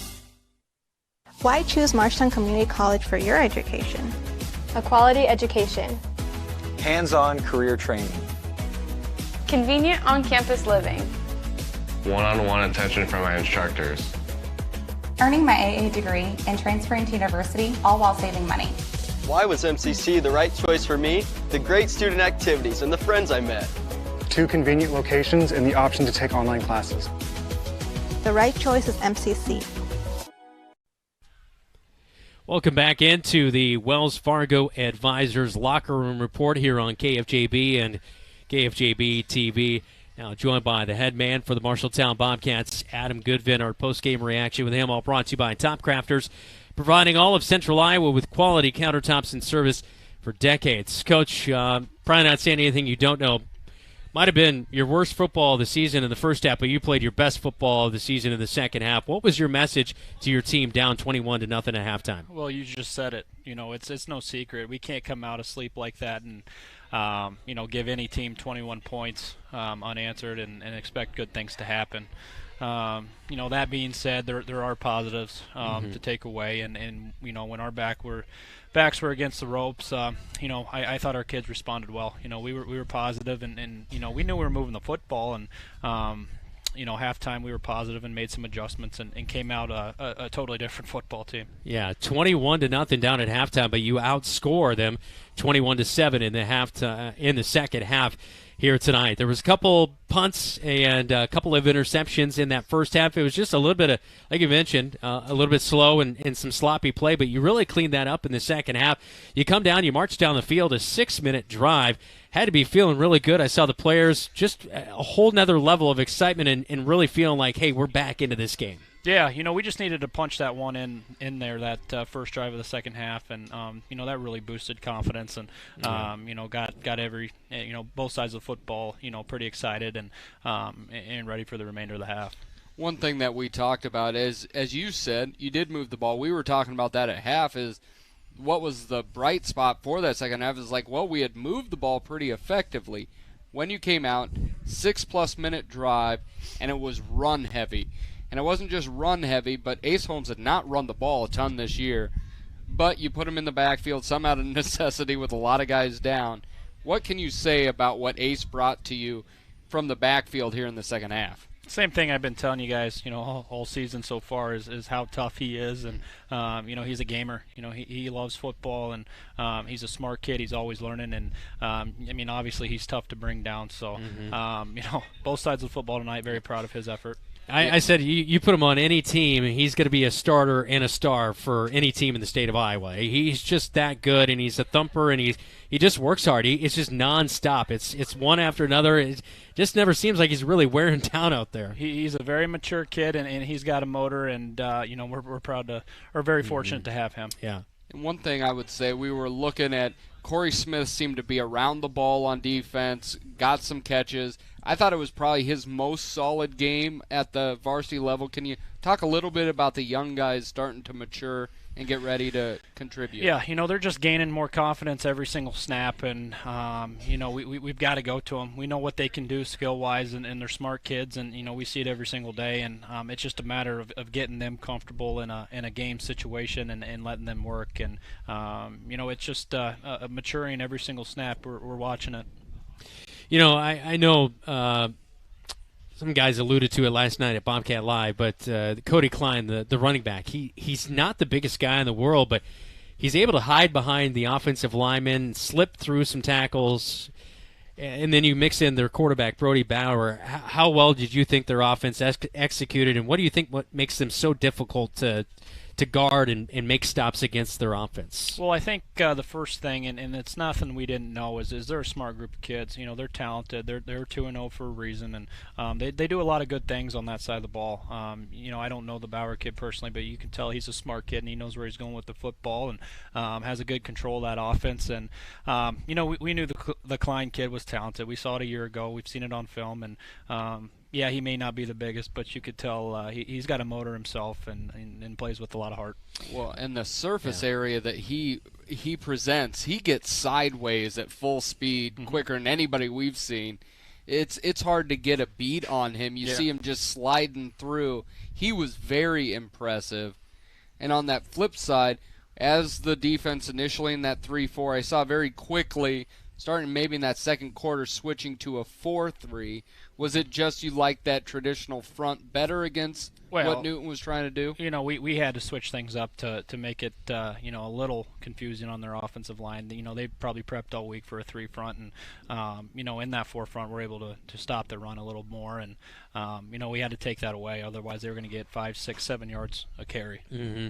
Here tonight, I know you kind of alluded to it, but just the effort your guys have gone. I mean, Ames, I know it was a loss, but it was a 3-quarter game there where fourth quarter the score maybe made it look like it was more of a differential, but you come out last week and you dominate defensively, and here tonight you come out back in the second half. I mean, this is a team that just got a lot of grit and able to fight. Absolutely. That's a positive takeaway. And I told them that. I'm very proud of their effort, and wouldn't want anybody else. I see it every single day, and the things that we need to fix are extremely fixable. It's just a matter of doing it. Being mature enough to be able to lock in when it's needed. Things don't get any easier. It's Fort Dodge on the slate next week. Yep, that's right. It'll be a good one. Always is. Came down to the wire last year. Last 3 years. Yeah. 3 or 4. Yeah, that's for sure. Coach, thanks for the time as always. Yep. Thank you, guys. That is our locker room reports and our post-game comments with head coach Adam Goodman. Again, all brought to you by Top Crafters, providing all of Central Iowa with quality countertops and service for decades. We return with the Wells Fargo Advisors locker room report next, right here on KFJB and KFJB-TV. Iowa Kitchen Company has new styles and designs to fit today's cabinetry trends. In addition to looking great and feeling modern, make the most out of your kitchen storage space by adding accessories to your cabinets. And if you are looking to sell, an updated kitchen can add value to your home. To see what Iowa Kitchen Company can do for you, stop by our showroom at 811 Iowa Avenue West in Marshalltown or visit iowakitchenco.com. You're an empty nester closing in on that retirement property. Chances are your plans didn't include mom moving in, but life happens and you do the right thing. Wells Fargo Advisors can help. For more than 125 years, we've created wealth management and investment strategies aimed at achieving our clients' personal financial goals. When retirement means caring for yourself and a loved one, turn to Wells Fargo Advisors. Together, we'll go far. Wells Fargo Advisors is located at 14 East South Ridge Road in Marshalltown. Call them at 641-752-5401. They're a member SIPC. You should never have to wait after ordering new appliances. At Pence Appliance, you wouldn't. With an incredible selection in stock and ready to install today. Our friendly team is here to help you pick the perfect set to match your style. And let our professional technicians install and set up your new appliances, often delivering the very next day. Stop in today, see all the new features, and find your new look at Pence Appliance. For sales and service of everything appliance, go see the Pence team. Back at Leonard Cole Field here on KFJB and KFJB-TV. It's a Locker Room Report, all brought to you by Wells Fargo Advisors. Time for a scoreboard update, all brought to you by Central State Bank. We're going up on Highway 20 next week, so just a little bit of a precursor for them. Fort Dodge is up over Waterloo East 50-6 with just under 4 minutes to go, and Jeff Brooks has Iowa Hawkeyes winning 17-6 tomorrow. Wow. Okay. I had Iowa State winning 27-20, as Iowa will get 10 safeties for their 20 points. How many safeties we get will be worth more than whatever Iowa State tries. That's what I know. That is Scoreboard Update, all brought to you by Central State Bank. And Central State Bank, discover what they can do for you. Locations and names, State Center and West Des Moines. West Marshall won earlier tonight. East Marshall was dropped at Linville-Sully, I believe, right? Yeah, so 0-3 for the Fightin' Dylan Dozes from East Marshall, but big game, Southeast Polka winner, Dowling a big winner. You have Valley losing as well. So the Locker Room Report continues next right here on KFJB and KFJB-TV. Trilogy Embers, independent living for active seniors. This is your invitation. Hi, this is Lindsay, Director of the Embers Retirement Community, inviting you to tour the Embers. While you are here, I'll show you the studio, 1- and 2-bedroom apartments, and all of our amenities. We will socially distance for your safety, and I'll show and share with you all the Embers has to offer. Call me to schedule a tour at 641-754-7000. Embers Retirement Community, 1211 West State Street in Marshalltown. Well, it's week number 4 on the slate. Next week is week number 3. Unfortunately, goes away against the Bobcats tonight, 28-21, the final score from Marshalltown High School. Bobcats on the road. It will be a 6 o'clock kickoff, 6 o'clock pregame show and a 7 o'clock kickoff here on KFJB and KFJB-TV coming up next Friday night. And, of course, like we alluded, it was a close game. Came down to the wire. The Bobcats tried to go for 2, could not convert to try to win that game last year, and they fall on their home turf. And they'll try to go up to Fort Dodge and play another probably close game against the Dodgers. They're at Dodger Stadium. Going to be a tough game next week, that's for sure. Yeah, we found ourselves in this position. First half of the year has got to put it together. We need to come out of that Fort Dodge game 2-2. We have a schedule in front of us that I think if we can have opportunities to win games, but just need to close it out. And I think Fort Dodge is a great one to be able to go up in a rivalry game, get one for the team coming out of a really good second half, see if we can turn that into a W up there. Obviously, you don't want to be 1-2, but still early on in the season. This is a game, kind of a must-win early. You know you've got Valley sitting there right around the corner the following week in week number 5. I think for big goals, I think this is a must-win. And the big thing with this Bobcat team, it is the most nuanced and talented offensive team in our 3 years covering it. Yeah. You can do a lot more with it, and now it's just putting it all together to see if we can make that a victorious thing, because I know Dalen has that ability. I know that offense has the ability. I really think good things are still ahead of us. We'll talk to head coach Adam Goodman coming up on Thursday night for Bobcat Live, all presented by Zeno's from 6 to 7. Hope you make it out and join us there at Zeno's to watch that game as well. I'd like to give a shout-out to Legends, American Grill in Marshalltown. Of course, they broadcasting Bobcat games on KFJB-TV down there at Legends, so thanks for your support as well in helping us kick off our 100th year of Bobcat Athletics on KFJB and KFJB-TV. We'll wrap things up from Marshalltown High School next on the Locker Room Report, presented by Wells Fargo Advisors on KFJB and KFJB-TV. Marshalltown knows competition. We started forging trowels in 1890 and evolved into manufacturing tools for masonry, drywall, concrete, flooring, tile, paint, and more. Today, we're still going strong. Marshalltown strong. As a worldwide leader in manufacturing, we crush the competition. We believe in our community and are proud to support Bobcat Athletics. How can you help Marshalltown High School and enjoy a mouth-watering burger at the same time? By ordering the Bobcat Burger at Legends American Grill. 2 quarter-pound patties with crisp bacon strips, sauteed onions, and melted American cheddar, jack, and Swiss cheeses on top of fresh shredded lettuce on a toasted bun. It's absolutely delicious. $1 from every Bobcat Burger sold is donated by Legends to Marshalltown High School activities. So, enjoy a Bobcat Burger and help MHS. The Bobcat Burger, another exclusive from Legends American Grill in Marshalltown. One more final time at Leonard Cole Field at Marshalltown High School. I'm Brandon Lewis, Dylan Dose alongside me here tonight. One more final thought as we get ready for Week 4 right around the corner. This one's got to be one that the Bobcats, shoulda, woulda, coulda. Yeah. A couple less turnovers in the first half. Things would have gone a different way. But still, you feel hopeful about the future, especially the way that the second half started out. Yeah, I really think if we can keep kids healthy, that's really been, we've struggled keeping kids healthy. Yeah, for sure. But there is talent. There is legitimate talent. Playmakers on the periphery, on the outside for the Bobcats. It's just putting it together and stringing it together. And my guess is it's going to happen at Fort Dodge. I feel like last year Newton was a train wreck from beginning to end. They showed something tonight in that second half that I think the Bobcats will use to catapult them through the rest of the year. Yeah, that is for sure. All right, so next week at 6 o'clock, the pregame show.